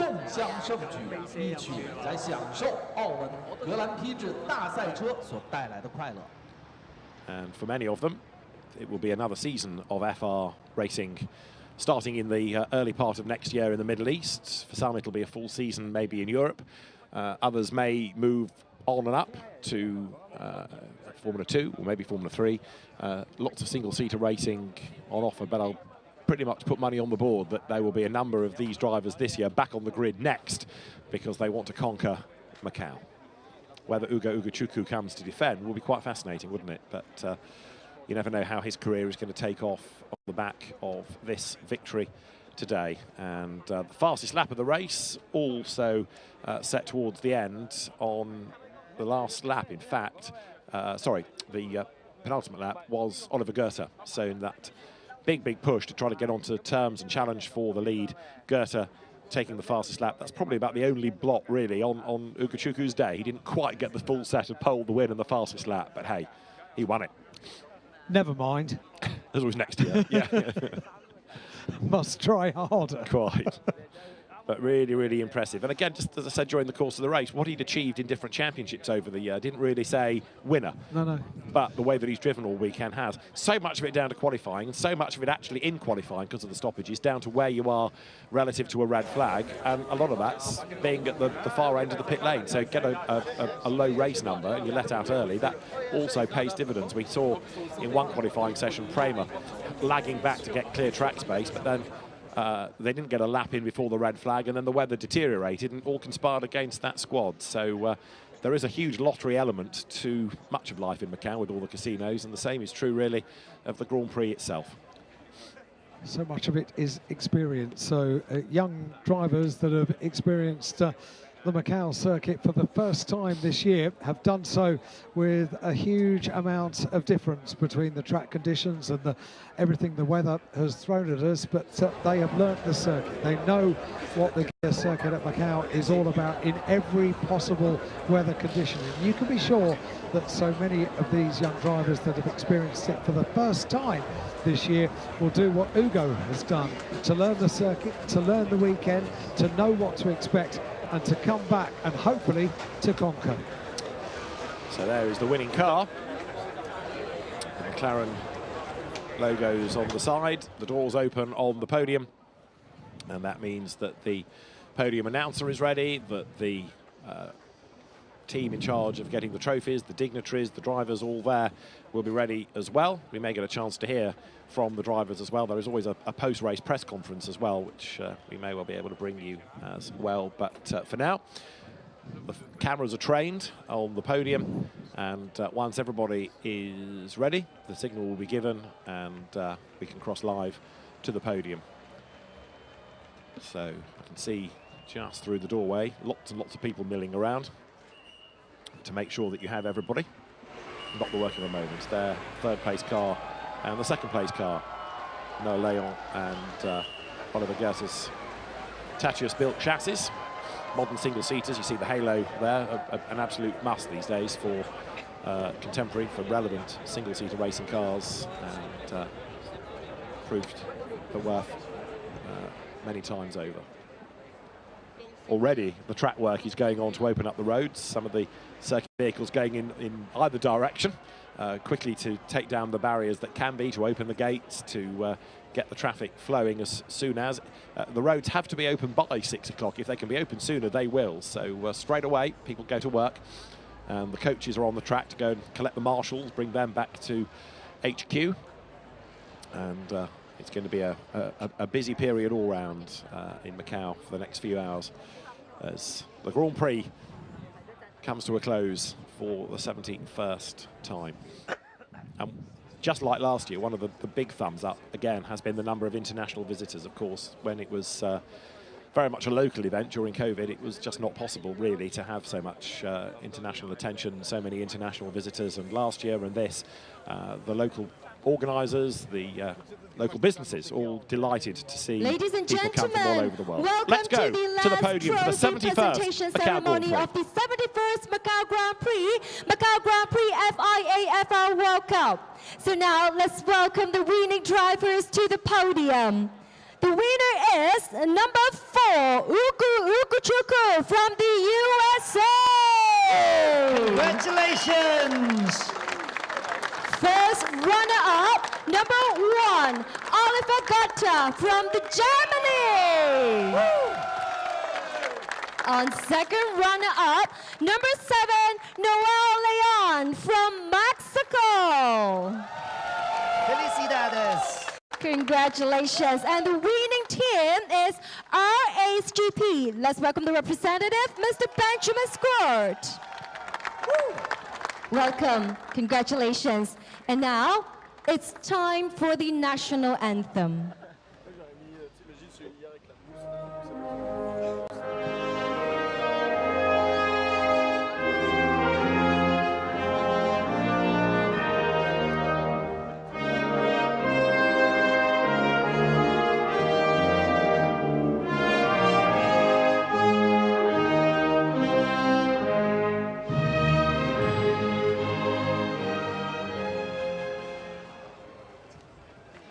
Thank you。現在敦請澳門特別行政區行政長官賀一誠閣下為我哋各位獲獎車手頒獎。May we now invite Mr. Ho Yat-seng, Chief Executive of the Macau Special Administrative Region, to present the laurels and trophies to our winning drivers. First, number 4, Ukuchuku from USA. Congratulations. And to our first runner-up, number 1, Oliver Gotta from Germany. And our second runner-up, number 7, Noel Leon. Muchas felicidades. And also to our winning team, RHGP. Congratulations. May we now invite our Chief Executive, Your Excellency, to join us for a group photo. 有請長官閣下移步到中間，與咁多位獲獎車手合照留念。Please look to the front at the cameras. Please look to the front. 我哋一齊望向前方嘅位置影張合照啦。請長官閣下留步。And now, please welcome the representatives of 4 major sponsors, including Galaxy Entertainment Group, Sense China, SJM Resorts SA, and MGM China, to join us for one more photo together. And to all our drivers, please remain on your podium, and please look to the front at the media zone's camera as well. Okay, all right, let's take one more photo together for these wonderful and spectacular moments. 請各位望向前方，我哋再嚟一張嘅合照。Thank you, and now please welcome the 2 premium sponsors, Wynn Macau and Macau Resorts and Entertainment, to join us for one more photograph. 好事成雙，我哋再邀請另外2個本屆特級贊助商代表，共同再嚟一張合照。請各位。All our drivers, please continue to look to the front at the media zone's cameras as well. 感謝長官閣下，亦都多謝各位嘉賓，請各位移步稍作休息。多謝各位。All the winning drivers, please remain at your current positions. Please remain at your current positions on the podium, please. Thank you, our esteemed guests. Thank you very much. Thank you so much for gracing us with your support and presence. Thank you. And now we're going to present the trophy by FIA. Would all the drivers please remain on podium and to receive the following trophies. And now may we invite Mr. Emanuele Pillo, the FIA Single-Seater Commission President, to present the trophy to our winner, number 4, Ukuchuku. From the USA, congratulations. And the trophy to the winning team representative, RHGP. Congratulations. All right, please remain at the center for a group photo together, please. Mr. Pillar, please remain at the center. Thank you.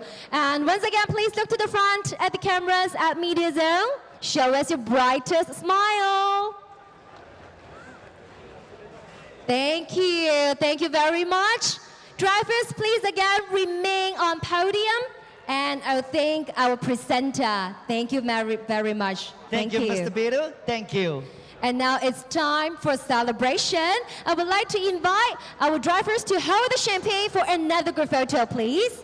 And in accordance with local law, the Macau Grand Prix Organizing Committee have provided the non-alcoholic champagne for this podium celebration.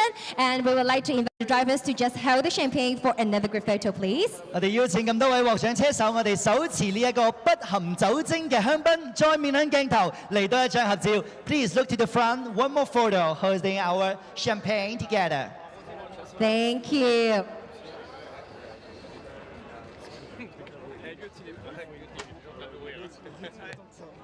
Thank you. Thank you. Thank you very much. Please remain as I would like to invite Chris to have a quick interview with all of you. Thank you. Thank you very much. Thanks, Janice. Noel, quick word before you go. Well done on the podium. That's a fantastic achievement.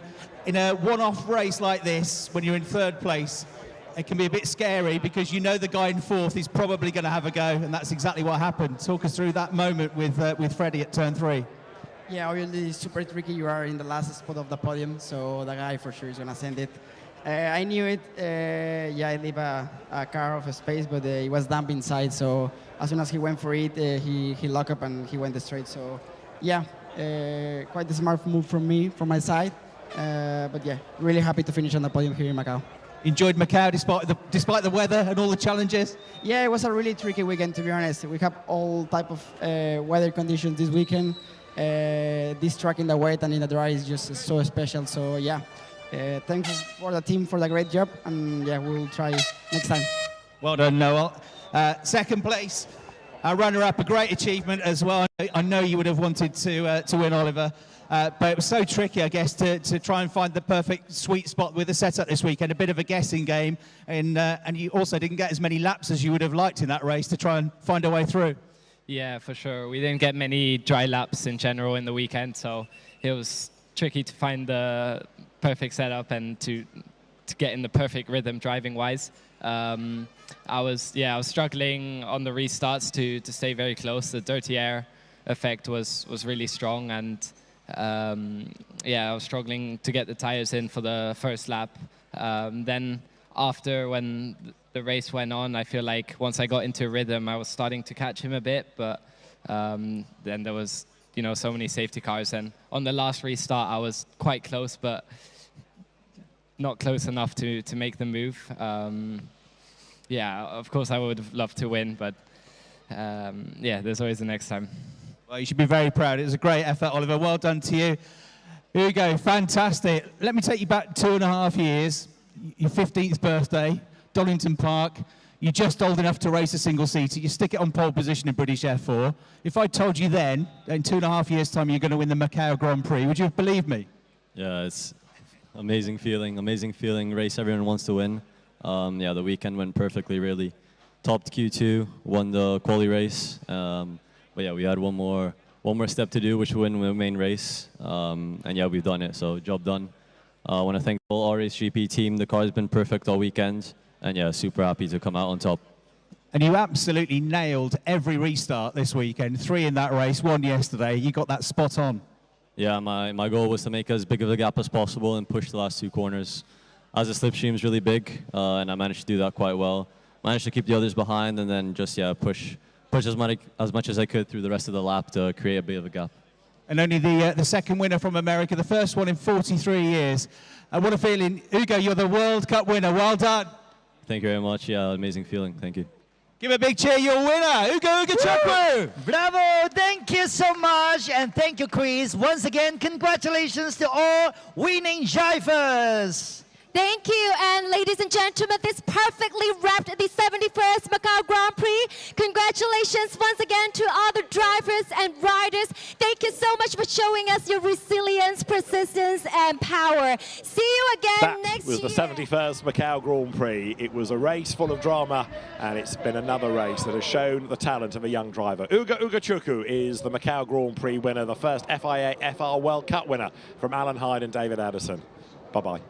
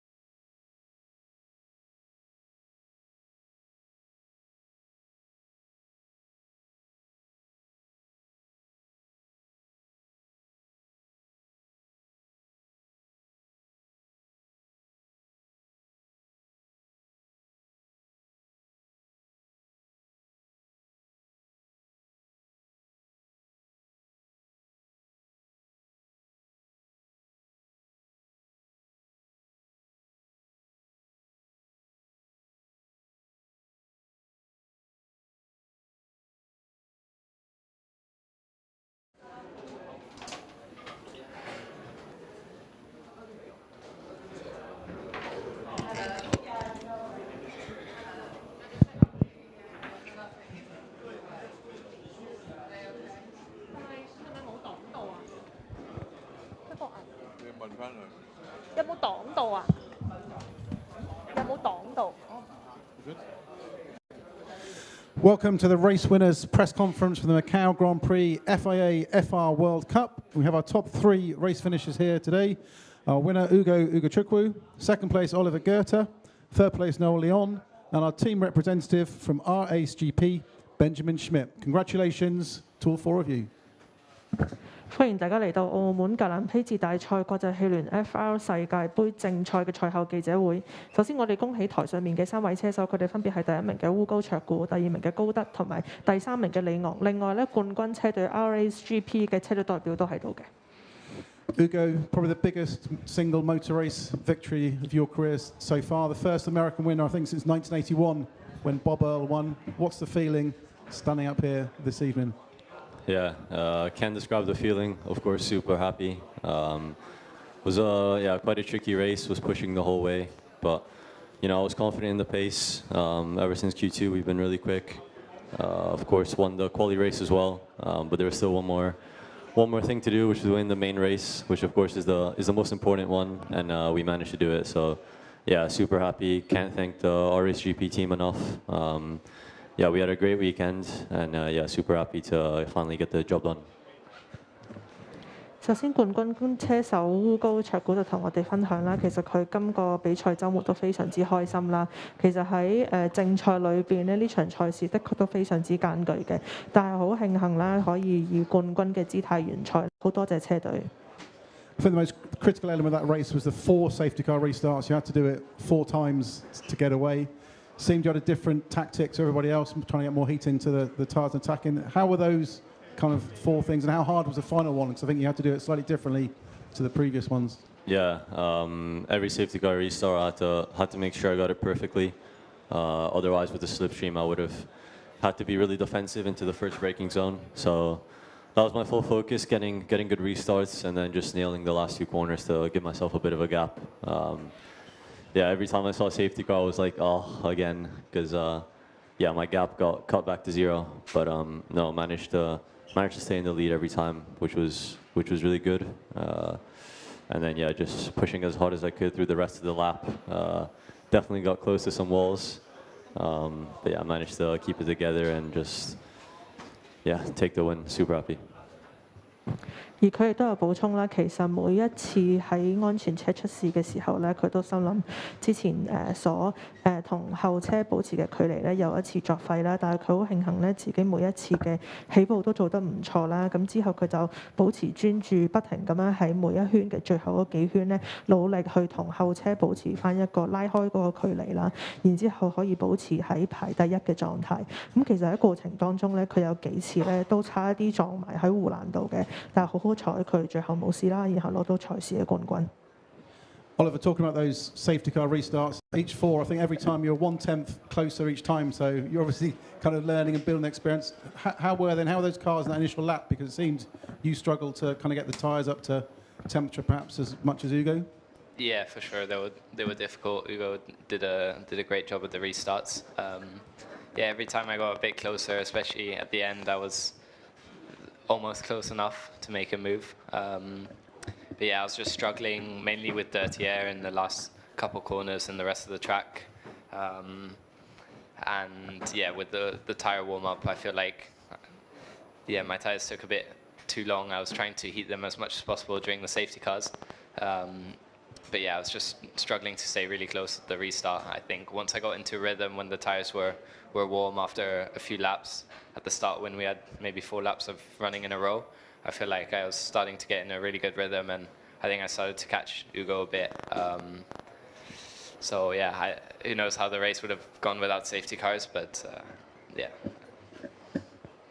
而亞軍得主哥德咧，亦同我哋分享啦，其實佢喺比賽過程當中咧，有幾次同前車都非常之接近，幾乎咧可以作出呢個超車嘅動作啦。咁但係只可惜啦，因為佢跟喺前車後邊咧，其實嗰個空氣都唔係咁清透啦，咁佢睇唔到前路啦。咁加上咧，其實佢輪胎嘅嗰個溫度咧，一直都未如理想嘅。每一次咧喺提升到胎溫去理想位置嘅時候，又因為安全車嘅帶領啦，而導致需要喺安全車嘅時候咧更加努力咁樣去保持翻個溫度，但係總括而言咧都非常之開心可以攞第2位嘅。You just missed out on the win this weekend, but are you satisfied with the kind of the job you did this weekend and happy that you came back to Macau for this kind of extreme challenge? Yeah, I mean it's a bittersweet feeling. Of course, I really wanted to win this weekend. I had it in me to win. It came down to the 100th from qualifying, maybe that decided the weekend, and yeah, full credit to Ugo. He did a great job, and yeah, I hope to be here again. 而佢亦都有補充咧，其實喺今個比賽週末裏邊咧，佢一直都好想可以贏啦，尤其是喺排位賽裏邊，其實佢都做得唔錯啦。但係都好恭喜對手啦，因為烏高卓古都真係做得非常之好，佢期待下一年再翻嚟參加比賽。No, congratulations on third place, but quite a tricky, challenging race for you because not only were you trying to focus on the cars ahead, but you had a lot of pressure from behind as well. Yeah, obviously you are the last spot on the podium, so everybody wants to send it to be on the podium, you know. So it was a tricky race, especially for me in the last two corners. I was having a lot of so yeah, it was super difficult, but no, super happy to finish in the podium here in Macau. 而季軍車手李昂咧都表示，其實咧佢喺成個比賽過程當中，因為佢一直佔據嘅位置其實係頒獎台嘅最後一席啦，所以其實大家咧都非常之希望咧可以超越佢成為頒獎台上嘅一員嘅，所以就有成個比賽過程當中都有幾輪嘅爭位戰啦，尤其是係喺每圈嘅最後嗰幾個彎位啦，所以成個比賽過程當中對佢嚟講都非常之艱巨嘅，但係佢都好開心自己可以守到個位。And can you just talk us through that last lap moment with Freddie when he came attacking you down in the inside of Lisboa? It looked like he briefly got through, but braked too late and ran off. Yeah, I knew he was going to do something crazy because obviously the last lap and yeah, he's kind of decide after turn 3 who's going to be in the podium, no? So yeah, I knew he was going to send it. I leave a car to the inside, but half of the car was in the damp condition, so as soon as he sent it, he locked up and he went straight. So yeah, it was a little bit tricky, really stressful moments before going to T3, but we managed to get it. 而佢都有補充到咧，其實頭先我哋見到最後一圈咧，佢同對手之間咧都非常之激烈嘅，咁直至到去第3彎啦。咁因為咧佢其實喺過程當中咧都已經知道對手咧即將會向佢發動攻勢啦，所以佢都好努力咁樣保住自己個位嘅。And Benjamin, congratulations! First Macau win for your team. A, how does that feel? And B, can you talk about the job that Ugo's done this weekend to dominate this event? Yeah, to be fair, it's a bit unreal to be here alongside Hugo. We did an amazing job this weekend. I think the whole team was dreaming about winning here in Macau. We knew it was not an easy task, especially alongside teams who had the experience from the past years, especially with the old car. So we were lacking a bit of knowledge from Macau, but I think it was all about having good preparation at the workshop and with the drivers, and I think it's exactly what we did, and it paid off. 而車隊代表咧，亦都表示好開心啦，可以嚟到澳門啦，覺得自己嘅團隊啦、車隊啦同埋車手都做得非常之好啦。其實成個車隊咧一直以嚟都好想喺澳門贏出嘅，咁但係佢亦都知道非常之唔容易啦，因為其實其他車隊咧都非常之有經驗啦，加上佢哋駕駛嘅係一架舊車，所以其實數據都非常之足夠啦。但係佢認為咧，只要有足夠嘅準備，加上車手表現得好咧，就可以攞到冠軍啦。Okay, any questions from the floor? 現場開放傳媒朋友問問題。All good. Congratulations. Thank you very much. And if we can do another photograph, that would be fantastic. Thank you.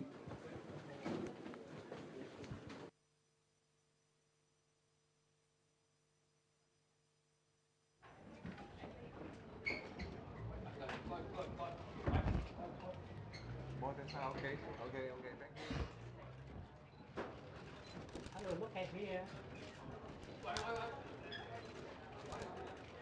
Look here, please.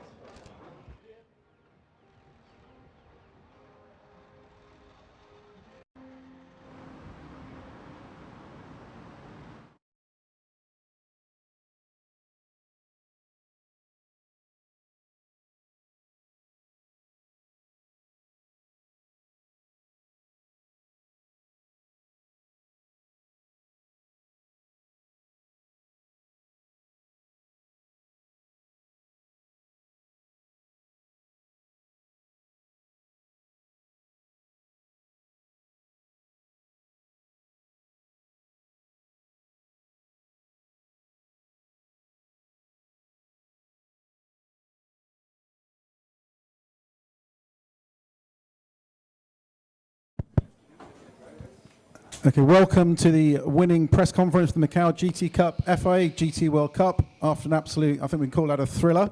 Our race winner, Mauro Engel. Second place, Augusto Farfus.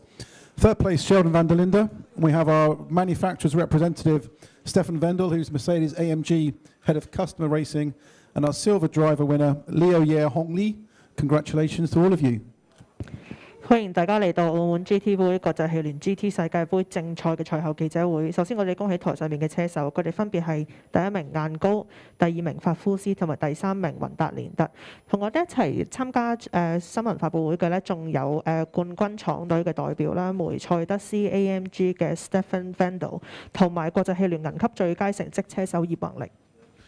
Mauro, congratulations on that. I don't think I can recall as kind of thrilling and exciting a GT race like that around the streets. Okay, how are your emotions now? How do you unpick all of that? Yeah, incredible feeling.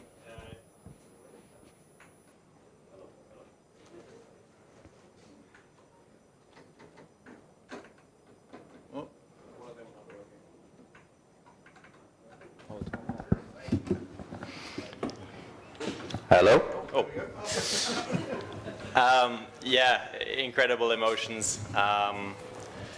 Yeah, incredible race for sure. A lot happening there, and for sure, it feels amazing. And to be honest, we didn't expect this because, especially in the dry, we didn't really have a chance to fight for. Even the podium was difficult. So we knew the rain would be our only chance. Yeah, I guess everything came together for us, and obviously when Antonio and Lello went straight, that was what we needed. At the same time, I want to say sorry to Dries. It's unfortunate we came together. No, definitely not on purpose. I went for a move. He tried to close, and we came together slightly, and I think he tagged the wall. So, yeah, sorry to him for that. But at the same time, just a big thank you to Mercedes-AMG Team GMR, to everyone at Mercedes-AMG Customer Racing. They gave me an amazing car all weekend, which we hung on trying to compete with these guys and with the Ferrari, and in the end it paid off. So yeah, we're over the moon, and for me personally, yeah, I just love Macau, and this place just creates unique memories, and it's special. 剛才冠軍車手晏高同我哋分享佢嘅賽後感受啦，咁佢其實覺得自己今次攞到勝利真係非常之開心。佢覺得賽事進行得好順利啦，場上邊亦都有多番嘅激戰。其實喺咁樣嘅賽道情況底下呢，佢並冇諗住自己可以攞到冠軍。老實講呢，其實攞到前3都已經好困難㗎啦。咁加上佢嘅對手啦，其實好似法拉利同埋寶馬嘅車手都好強啦。咁所以呢，佢對於今次攞到冠軍都非常之開心嘅。藉住呢個機會呢，佢想多謝車隊啦，咁同埋咧，亦都想同迪亞士雲科爾講聲唔好意思嘅，因為賽道嗰個路段比較窄，所以佢都唔好意思碰撞到佢啦。咁最後咧就話澳門其實一直對佢以嚟都係一個非常之獨特嘅地方啦，佢有好多美好嘅回憶喺呢一度，好開心可以喺呢度攞到冠軍。Raffaele, Antonio, you were running nose to tail in those laps. What was the kind of thought process? Did you sense an opportunity, and what was going through your mind when you saw them have that little kind of nudge at Lisboa and disappear down the escape road? I mean, yeah, we had great pace. I was able to close them down, but then you know, from out of Melco hairpin, sorry, you kind of wave goodbye to them. They just keep pulling away until turn 3. So there's no real chance, even though I was taking all the risks I could through 1 and 2. It's just not even a chance to think of a move. So yeah, I knew it kind of had to come down to something that they started to battle. And yeah, I mean, when that happened, obviously that was the golden opportunity for us. 而晏高亦都有補充到咧，其實佢喺成個比賽過程當中嘅步伐都非常之好啦，亦都可以喺每一圈咧都可以縮短同前車嘅距離。但係咧，其實由出咗法格灣一直至到第3彎咧，都冇乜機會可以超越到前車啦。所以直至到佢哋兩個出現咗爭位戰，即係馬些路同埋富奧啦，出現咗爭位戰，佢先至揾到一個黃金機會，可以成功超越到攞到冠軍嘅。Augusto, the weather sometimes can throw up some surprises, but what's the kind of the emotion and feeling here to end up on the podium? Well, hello everyone. Macau always is always surprise box. I had this weekend was probably the hardest weekend I ever had in Macau. We had all kind of weather. We had all kind of conditions.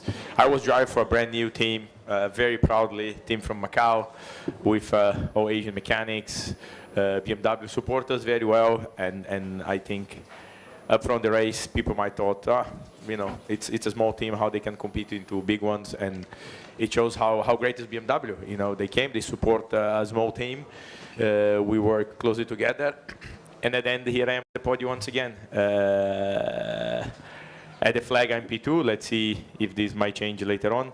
But I'm very pleased with what I did. I mean, it was difficult conditions. We tried to guess the right setup for the race, and once we there was a little bit of gap between me and the top runners.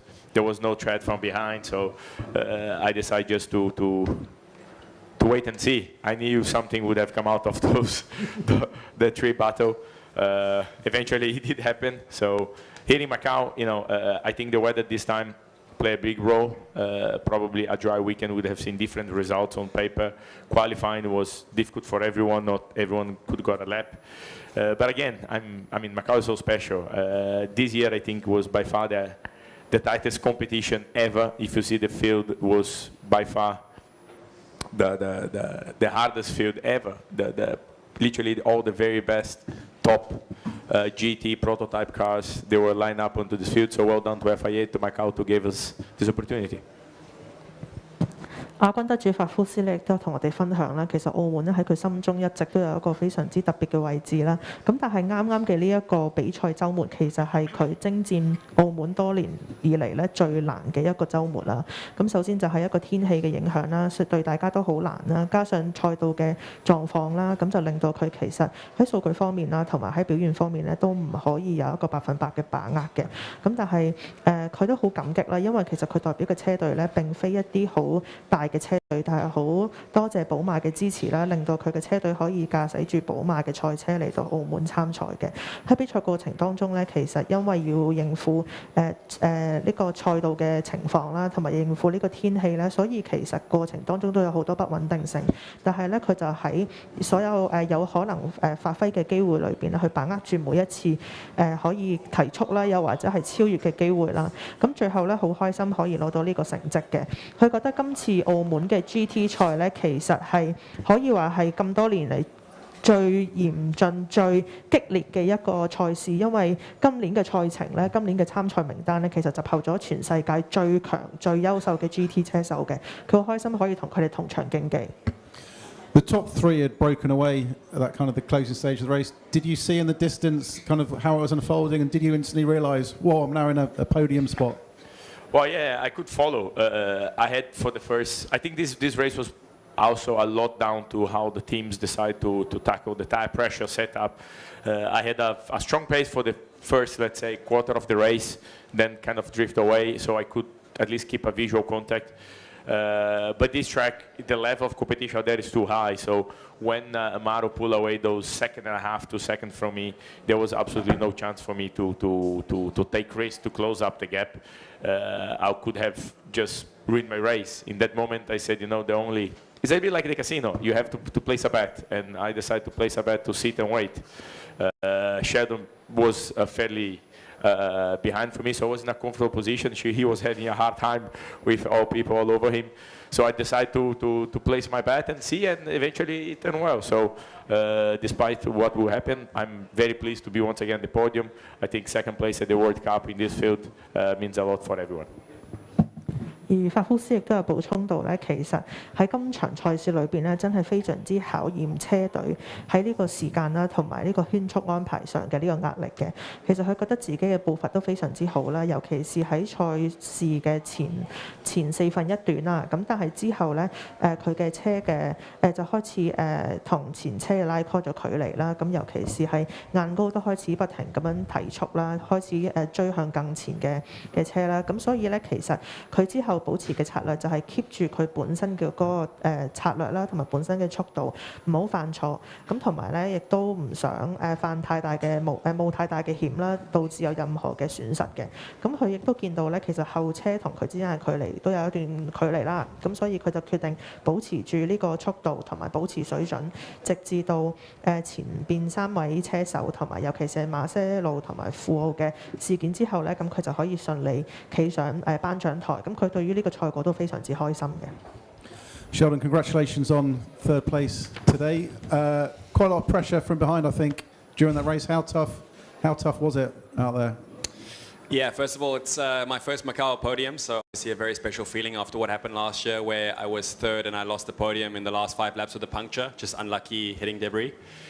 So it definitely feels good to be here, even though it was a bit unexpected, to be honest, before the race. Starting from P6, you never really expect to move 3 positions forward in Macau, especially where you can't overtake.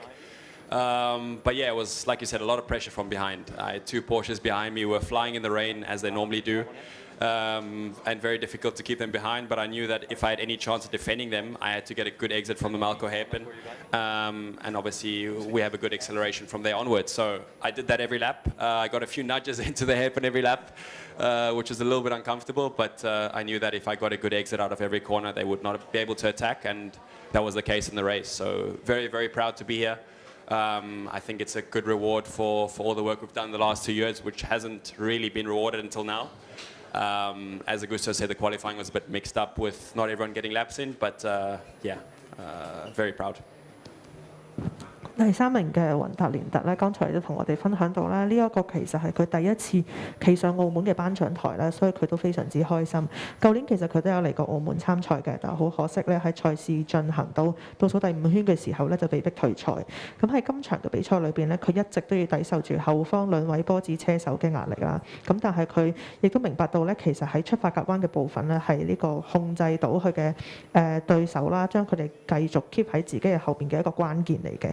所以佢就決定喺每一圈咧都要保持住嘅速度啦，同埋唔好犯錯啦。最後好開心可以攞到第3名嘅成績。Your attention was probably a lot on the mirrors, but when did you realise that the podium was yours and the 2 leaders had kind of removed themselves from contention? Yeah, I saw going into turn 3 that Lelo was obviously going straight, and I think there was another Lambo there as well. So there are 3 cars that are off, but I knew only 2 of them obviously went straight. So I started to do the calculations, and then pretty soon noticed that I was in P3. And then obviously you really start to look in the mirror and say, if you lose it now, it's probably a podium gone. So it's a bit more pressure in that sense.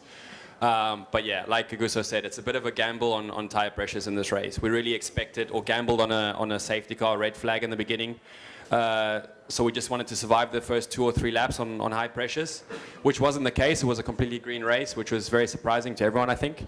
And then, yeah, obviously, halfway through the race, my pressures were sky high, and I was just hanging on, just trying to not make any mistakes or hit the wall anywhere. And I know they couldn't overtake from sector 2 to 5. So, yeah, just try to survive through turn 1 and 2, not make any mistakes. And, yeah, did it well. 而佢亦都有補充到咧，其實喺賽事進行嘅過程當中咧，佢嘅嗰個輪胎嘅胎壓咧都比較高嘅。咁去到一半嘅時候咧，已經去到一個過高嘅情況啦。咁但係咧，見到前邊馬塞路同埋富奧咧，佢哋兩個衝出咗呢個賽道之後咧，咁經過呢個計算咧，就發覺自己依家已經係攞到第3名，亦即係頒獎台嘅一個位置啦。咁佢之後嘅賽程亦都希望自己保持住呢個唔好犯錯啦，同埋保持住呢個速度啦。最後好開心可以保持到第3位完善嘅。Stefan, congratulations! An exciting race, an ultra thrilling battle between lots of manufacturers. But what are the emotions now seeing Mercedes win? It's overwhelming. Overwhelming. We didn't expect to come to the first step of the podium, and you know. We enjoy very much, I enjoy very much to come here to Macau. Since 2003 it was my first time, and then 1 year later we've already racing against Augusto in Alfa Romeo in the GR race, which was really nice. And now since... you should not remember this. But I do, I was a student. And now with the GTs, it is our 9th victory with our GT family, and the 6th victory for our current car in a row, so it's just amazing. And this victory, you know, felt even more satisfying as it was a very tricky event overall. So the qualifying was affected by the red flags, and we managed to stay close to the lead, but actually we recognized that this time we doesn't have the pace to do it by our own. So, but everything we tried is to stay close and to be ready if a door opens, and then with a little bit of luck, at the end the door opens and we've been ready to take this victory, and it's really, really nice. I'm really happy to my team, Group M Racing. They gave a lot, and to finish the season with a 130 years campaign of 130 years Mercedes or Mercedes Motorsport with a victory victory for the World Cup is amazing.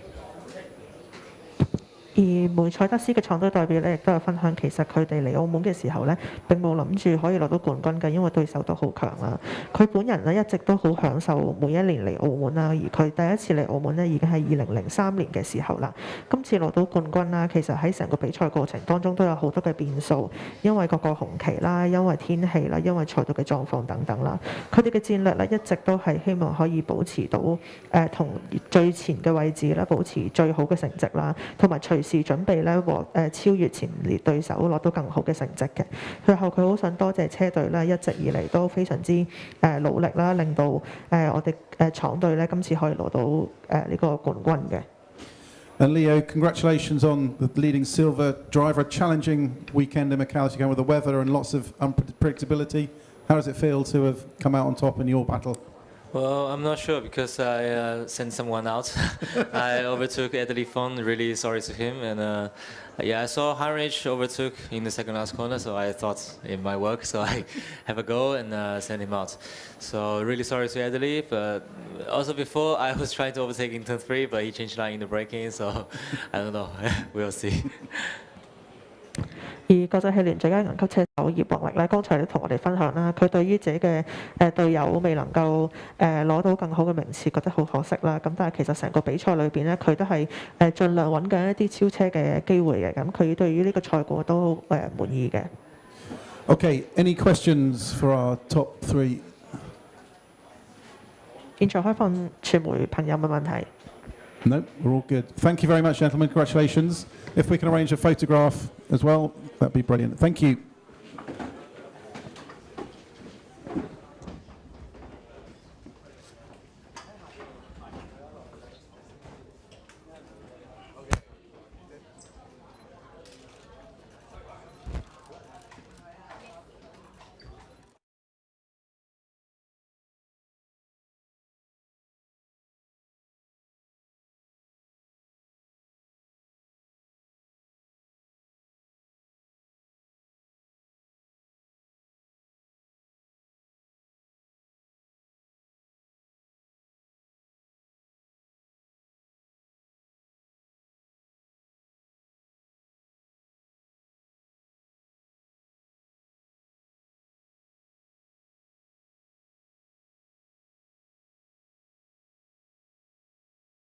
...2024 Como FIA TCR World Tour.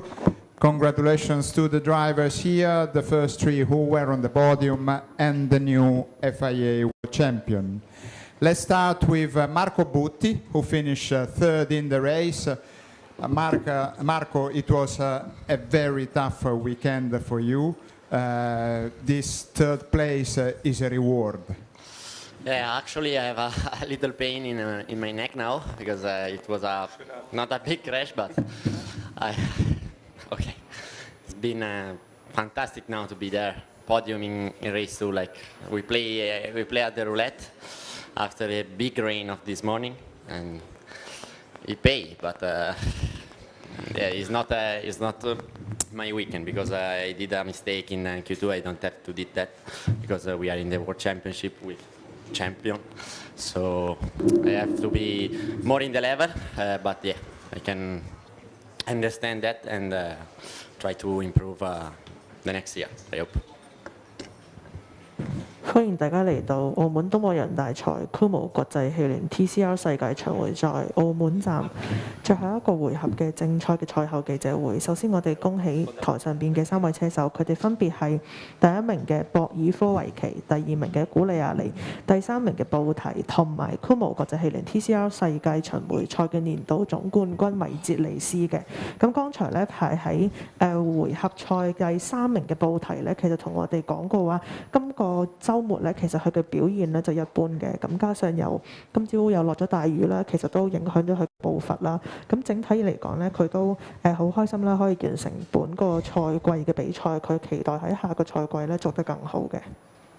You said before when we were at the podium that your neck and your back were aching following the accidents you had. How was difficult?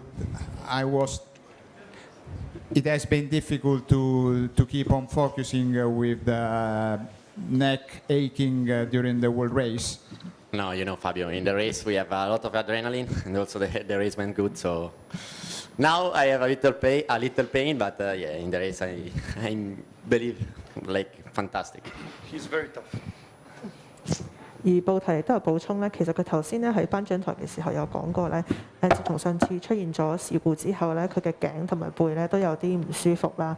咁但係咧，其實喺比賽嘅過程裏邊咧，佢根本就完全感受唔到痛楚，佢非常之享受比賽嘅過程。Second in the race, Esteban Guerrieri. Esteban, who did make the decision to go on full slick tires? Well, first of all, good afternoon, everybody. Congratulations, Norberto Michelic. Thank you very much for another championship, buddy. Really incredible year for him. Very consistent. He's a tough contender. I will keep trying. Thank you very much. But yeah, very good job from him and from Hyundai. Second of all, congrats to this man in my left, to Marco, and last one and not least, to the captain here, Ruben Fernandez, the team boss. Really thank you for you and all the team for this amazing moment. Answering to your question, we were with Pepe there, thinking all the 150 options that we were thinking from since we left our box to the start. In the end, we had nothing to lose if we put the slicks, because we proved that in the mixed conditions, the Lincoln Coast and the Hyundais, they were quicker than us on Friday. So if we would go on wets, we would have not go forward. On slicks, probably go backwards in the beginning. Yes, I mean, we were thinking about if there is a red flag and we were in the back, and then we have to start from the back with the slicks, and everybody put slicks. But that was the only risk, let's say, that we have. But in the end, in the other side, we had nothing really to lose, because we were not in a position to, or at least me, probably Dusan would have choose another thing. But Pepe and me, we were on this, and we say, okay, let's do it. Yeah, let's do it. Let's go for slicks. And it was a mutual decision that it pays off. I mean, we are experienced drivers. He has been always also here. We had information from Friday, and we knew that also we understood the situations that Lincoln Co and Hyundai they were, you know. And it was a very good move, I would say, from Gabriele Tarquini and from a Hyundai team to put Nestor on slicks, because I think that was a very good cover for Norby for the championship. So yeah, that was my toughest fight, to pass Nestor. As soon as I could pass him with the same tires as me, with the slicks, then I went forward, and obviously when we were 1, 2, 3, there was nothing to prove there, just to finish the race and then throw our champagnes on our head all day and all night long, because tonight we'll keep going, the party. 而第二名嘅古利亞力咧，亦都有同我哋分享佢採取呢個光頭胎參賽嘅呢一個過程啦。其實佢首先咧想借此機會恭喜米治里斯贏得今年嘅年度總冠軍啦。佢話米治里斯其實喺成個賽季裏邊咧表現都非常之好啦，係一位非常之強嘅對手。佢下一年咧會繼續努力，希望可以超越到對手嘅。第二咧，佢希望恭喜隊友博爾科維奇啦攞到今次回合賽嘅冠軍啦。而第三咧，佢亦都希望可以感謝車隊啦，能夠可以支持到佢完成呢個賽事嘅。其實佢哋一開始轉換呢個輪胎策略嘅時候咧，並冇考慮太多，因為根據翻賽道上邊嘅狀況啦，其實加上大家嘅經驗咧，其實都好明白應該選擇一個比較適合嘅輪胎啦。咁即使咧，其實喺後面咧，其實嗰個推力其實唔會太強啦。咁但係咧，去到前邊，如果遇到紅旗嘅時候咧，其實佢都並冇太大嘅損失嘅。所以綜合以上各項咧，佢哋就決定咗使用翻佢參賽嘅呢一套輪胎啦。One more short question to you. Considering what has happened today and going back to 24 hours ago, do you regret the move you tried at Lisboa yesterday? A short question, a short answer. I don't regret things anymore. I learned not to regret, because you cannot move the clock backwards. So I don't regret. I'm happy with what I did. 最後古里亞嚟補充咧，其實佢整個參賽過程啦、人生甚至係人生咧，都唔會話對自己作出嘅決定而後悔嘅，而佢對依家呢個賽果都非常之滿意。And now we come to the race winner, Dusan Borkovic. Dusan, it is probably the highest point of your racing career today. Yeah, very strange feeling when you say winner. Yeah, I'm really overwhelmed. I don't know. I lost my words. First, I want to say congratulate to Norby. Really, he is my great friend, really good friend, like since 12 years when we drove in WTCC. And I knew also how good the Esteban is, and also that during this season was so tensed. And anyway, congratulations to you and to you, my brother. You were amazing whole season. And you know, on the beginning of the season, I started in TCR Europe with my team GOAT, and then after, let's say, I don't know, performance in the free practices, or Ruben is here in quali. I had some track limits, but I was very fast, and then we said, okay, let's try Marrakesh. The GOAT team, Ruben and Pepe, they gave me opportunity, and Jas also, and with Honda to try, because I didn't like drive Honda. I didn't did any tests in Marrakesh. I just came there, and actually that was maybe better race than this, because I switched my mind. I didn't have any like pressure, because in my country I have pressure because my races are going on national TV, people are watching. Also, I want always to say thanks to my president of the Serbia, who is also I want to impress. And this is something which gives you a lot of pressure. And then during the season, I was doing some mistakes where I was very fast in, for example, in Brazil, in Uruguay, and this guy was giving me. I was learning a lot from him, but then he was also, when you want to improve, when you're not driving like you would drive, then you sometimes overdrive and do some mistakes. So he helped me, and he a little bit slapped me on my face, yeah, because you know, somehow I see that he always finds some tenth, 2 tenths. I don't know what he's doing. And also I want to say to Marco that for me, he's the best young talent out there in the world. The guy has, I don't want to say the other thing, but heart like China. And he's very, very, very, very smart, very fast. And I'm really happy because I'm on the podium with these guys. Today, I think that I was the first. I don't know what they did. I said, and also I want to thank, of course, to my family. This is no question mark. But I want to say thank to my engineer, because I lost in 3 or 4 races my Jordi engineer. With first race I was with him. Then the second, third, fourth, I don't know. I didn't have him, and then with him I'm really like confident. Then I feel the whole family there. Also my mechanics are in the last races there, so I felt more like a baby. I need to be baby because my wife. I'm a baby for my wife also.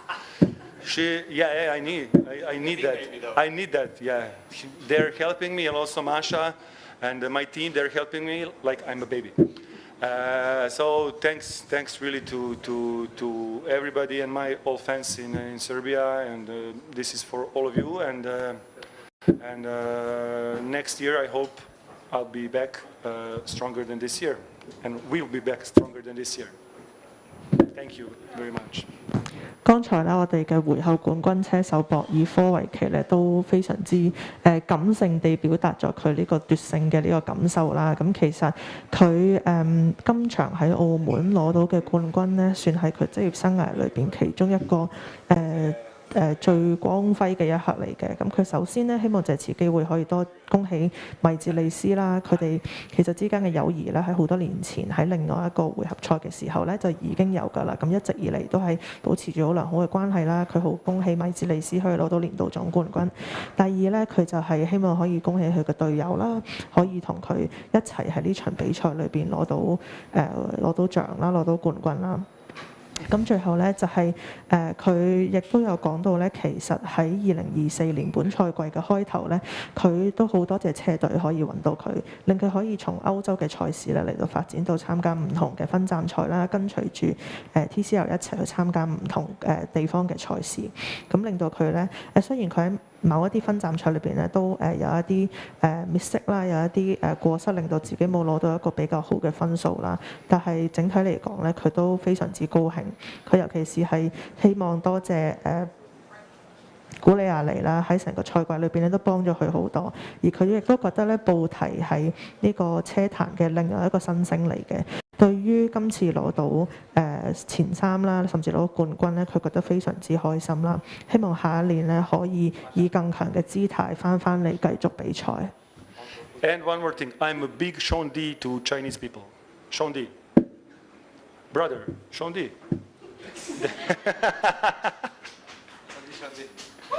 So I have to say, Sean D.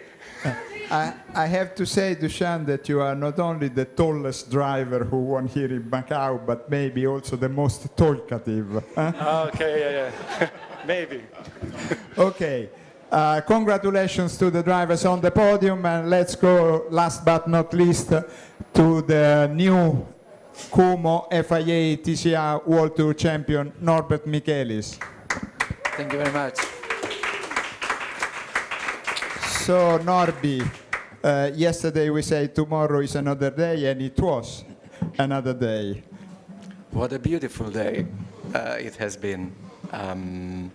If you let me, I would like to start with the basic things. I mean, being together in this position with Dushan is a very special day. I mean, we needed to work hard for that. It has been a long time since we know each other, and I'm incredibly happy to share this moment with him, because I know how tough it is to come from a country where the background of motorsport is not huge. So what he did is something truly amazing, and I would like to express my honest congrats to my BF Duca, and I really hope that we'll see each other next year again.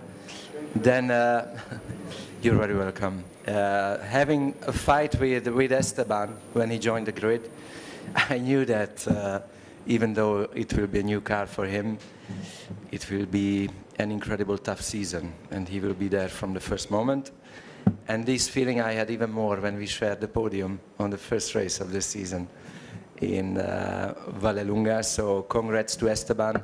I know how tough it is to be in this position, but I mean, you also show every year consistently that if there is one driver who goes for a gap, who takes the chance, then it's you. And you can be sure. I remember very much the press conference 2019. I am 100% sure that your time will come. So looking forward to that.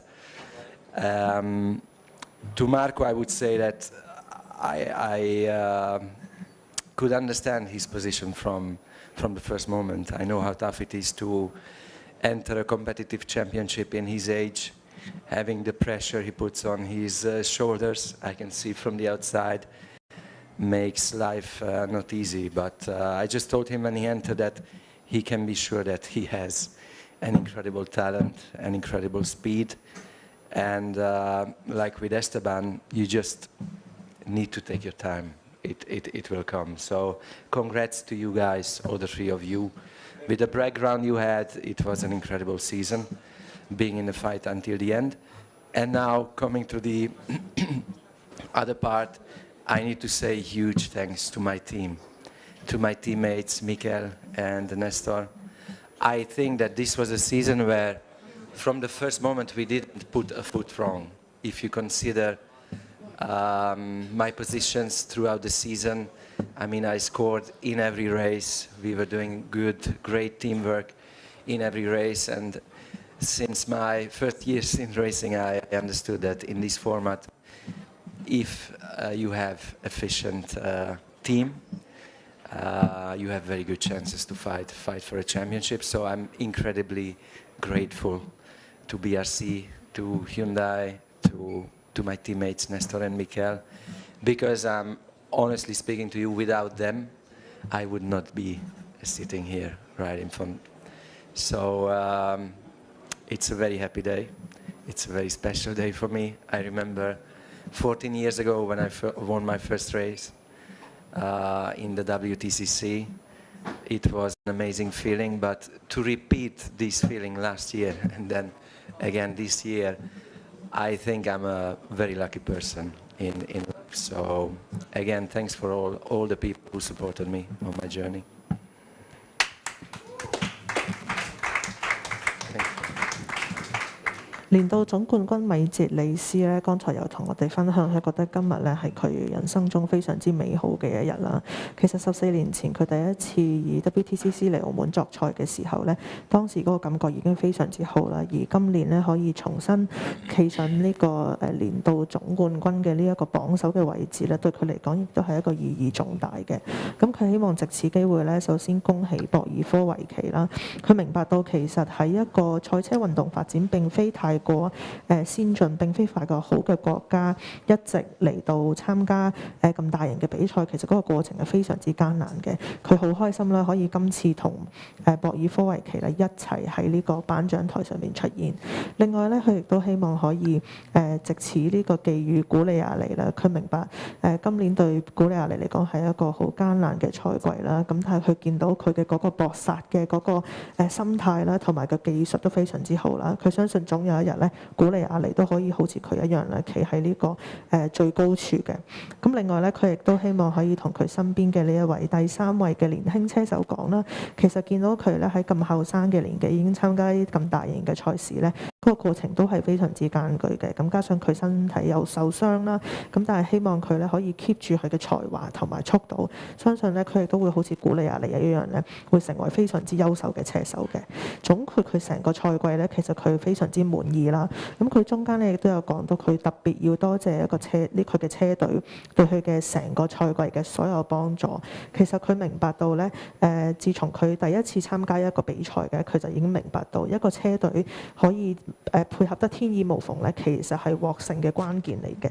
所以咧，佢非常之感謝車隊咧，喺每一場賽事每一個回合對佢都有最大嘅支持啦。佢認為咧，冇一個咁好嘅車隊唔會有佢今日咁好嘅成績。Norby, you said a lot of compliments to the other drivers. You didn't say anything about yourself. So because you have mentioned your first victory here in Macau 14 years ago, you were a very young driver. I was already old at the time.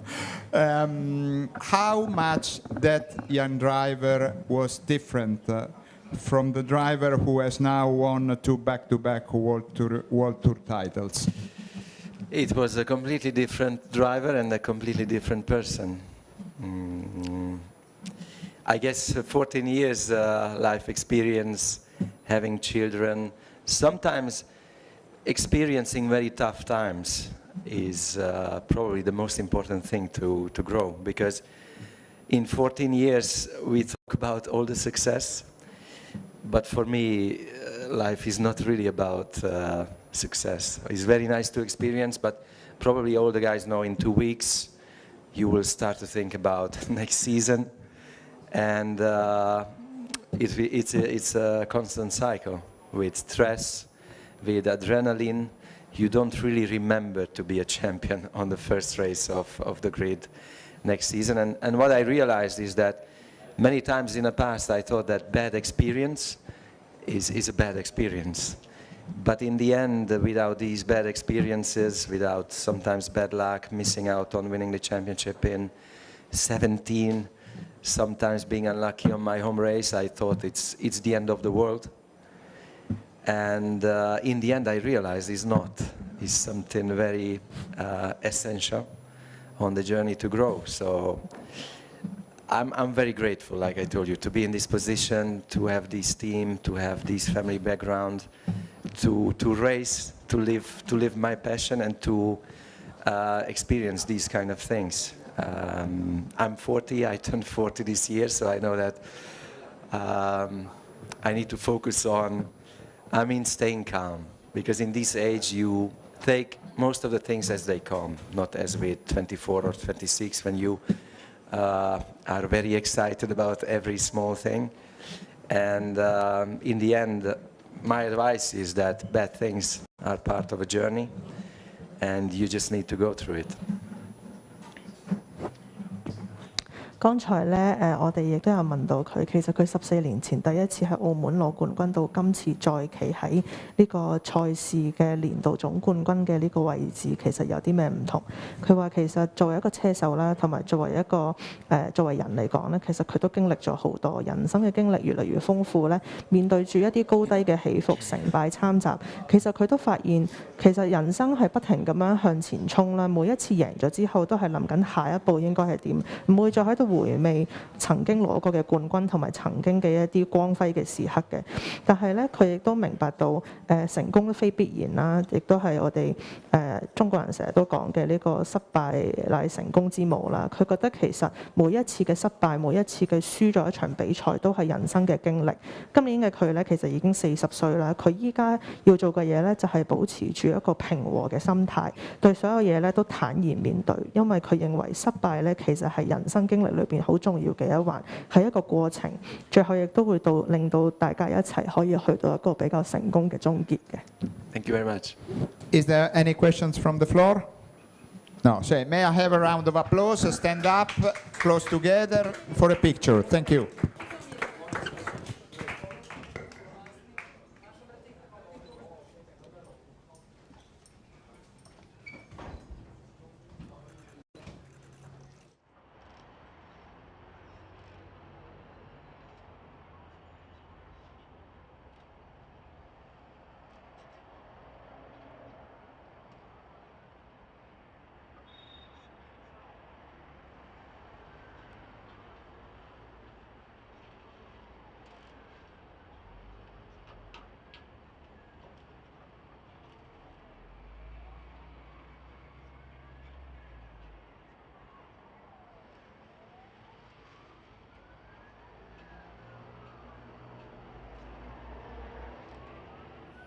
好，歡迎大家嚟到大灣區 GT 杯正賽嘅賽後記者會。Welcome to the post-race press conference of the Greater Bay Area GT Cup。首先，我哋恭喜台上面嘅3位車手，佢哋分別係第1名嘅盧家俊、第2名嘅梁家彤同埋第3名嘅韓瀝潮嘅。咁We have with us on stage the top 3 winners. They are in first place Lou Ka-chun, second place we have Liang Jia-tong, and third place we have Han Li-chao。我首先問咗我哋冠軍車手先，問咗盧家俊先。其實咧賽事喺安全車嘅帶領下開始咧，由6期嗰一刻咧，其實都已經見到有一啲前車已經有一啲事故發生啦。咁其實你都係跟得好貼嘅其中一位嚟嘅，可唔可以同我哋分享下成個比賽過程？我講廣東話，因為起步嗰陣時咧，條路都仲有啲濕滑，咁我本身咧就臨出發嗰陣時咧就換咗啲乾胎，所以自己嘅策略都係頭1、2圈保守啲，就睇下條跑道點樣。因為前邊2架車都係用雨胎，我知道喺第3、第4圈就會追到佢哋，所以都係用一個保守啲嘅策略去起步比賽咁啊。我想問一下梁家彤，那其實看到你從一開始就已經跟前車追得比較緊了，然後呢到後來呢，其實跟盧家俊甚至有一個挺激烈的爭位戰，有多次的這個看到你曾經嘗試去超越對手，可不可以跟我們講一下當時比賽的過程 ？OK， 首先我要感謝我的贊助商和諧汽車。寶馬經銷商店，以及 Roadway Motor Oil 他們的支持，因為沒有他們的支持的話，我們無法再次挑戰東望洋賽道。可以说今天的比赛是非常精彩的，也是非常unexpected 的一场比赛，因为可以说我们从赛道半干的时候开始，其实我们在维修区的时候，我是跟我的团队商量后以后，我们决定使用干胎起步，因为我们认为我们从第5位的位置起步的话，我们其实是nothing to lose，所以我们希望在这儿可以幸运女神可以站在我们这一边，所以当安全车在带领的时候，我发现干胎的温度，工作温度已经是非常适合了，所以我相信我一定可以上升一些位置，所以随着赛道的变干，我们干胎的优势越来越大，我们不断地超越了前面的对手，其实，在最后几圈的时候，我是有机会进攻前车的，也就是今天的 race winner，但是因为赛道还没有完全干，所以每一次当你离开赛车线，想要去超车的时候，那个地方都是湿的，所以你其实很难去进攻，那在直到最后一圈的最后2个弯，我们其实还在尝试一次从外线，一次从内线去 switch over， 但是一次受到了慢车的影响，另外一次可能还是差了一些。在这儿的话，我要恭喜我的对手，因为他有一个非常干净的比赛，他每一次都留出了足够的空间。我觉得这是一个互相尊重的比赛，这也是我们来到澳门参与世界顶级比赛的意义。谢谢。我们想问一下韩立超，就是给我们讲一下你在比赛里面的过程。就是看到你一开始的时候，从起步你是跟另外一个车手在前列有一个正位的，然后好像第一次的这个中断就是因为你排第1的37号车手在葡京湾的地方好像是撞到了，是吧？然后我看到你已经顺利的过去了，但后来呢也是被其他的对手超越了，最后以第3名完赛。可不可以跟我们讲一下你的比赛过程？首先这个比赛是真的让我们所有这些车手都感觉这个赛事周末让我们获取了非常非常多的经验，因为这是11年以后第一次东昂洋会有湿地的情况，然后这2天纯湿地、半干的地，然后纯干的地，我们在这个周末都体验过了，所以整个的体验非常好。第二个呢，在比赛的时候。我们使用的是10台发的车，所以在最开始的时候，当然比较幸运，然后可以获得这个头排的这个位置。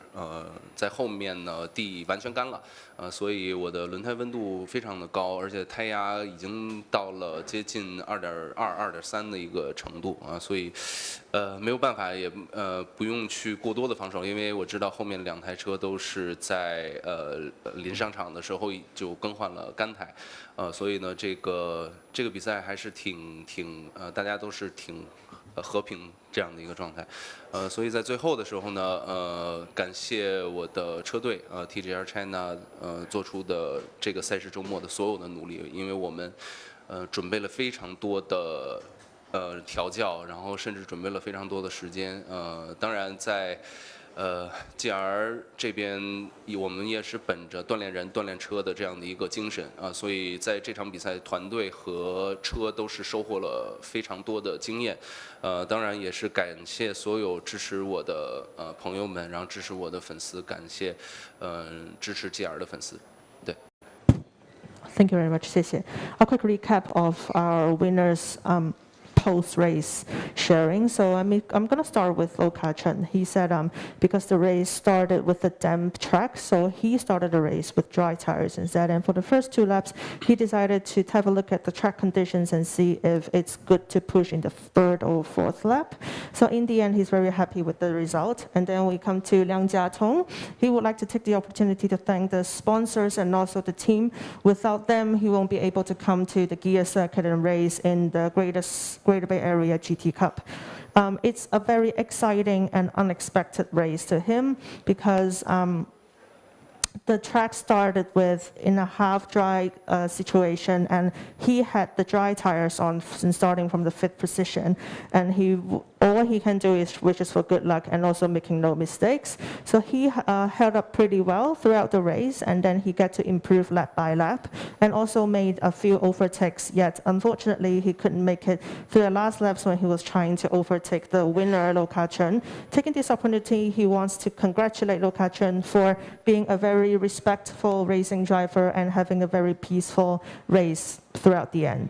For our third place, Han Li Chao, he shared that he was starting from on the wet track. He was actually starting from the wet tire. So in the beginning, it was okay, but when the track gets dry, the tire temperature and also the tire pressure gets too high, so he had to change his strategy and to keep the pace instead. And he would like to thank the team for all the efforts and his fans for supporting him. 依家現場開放俾傳媒朋友問問題。冇問題嘅話咧 ，This is the end of the press conference of the Greater Bay Area GT Cup。大家可以站起來，我們拍張照。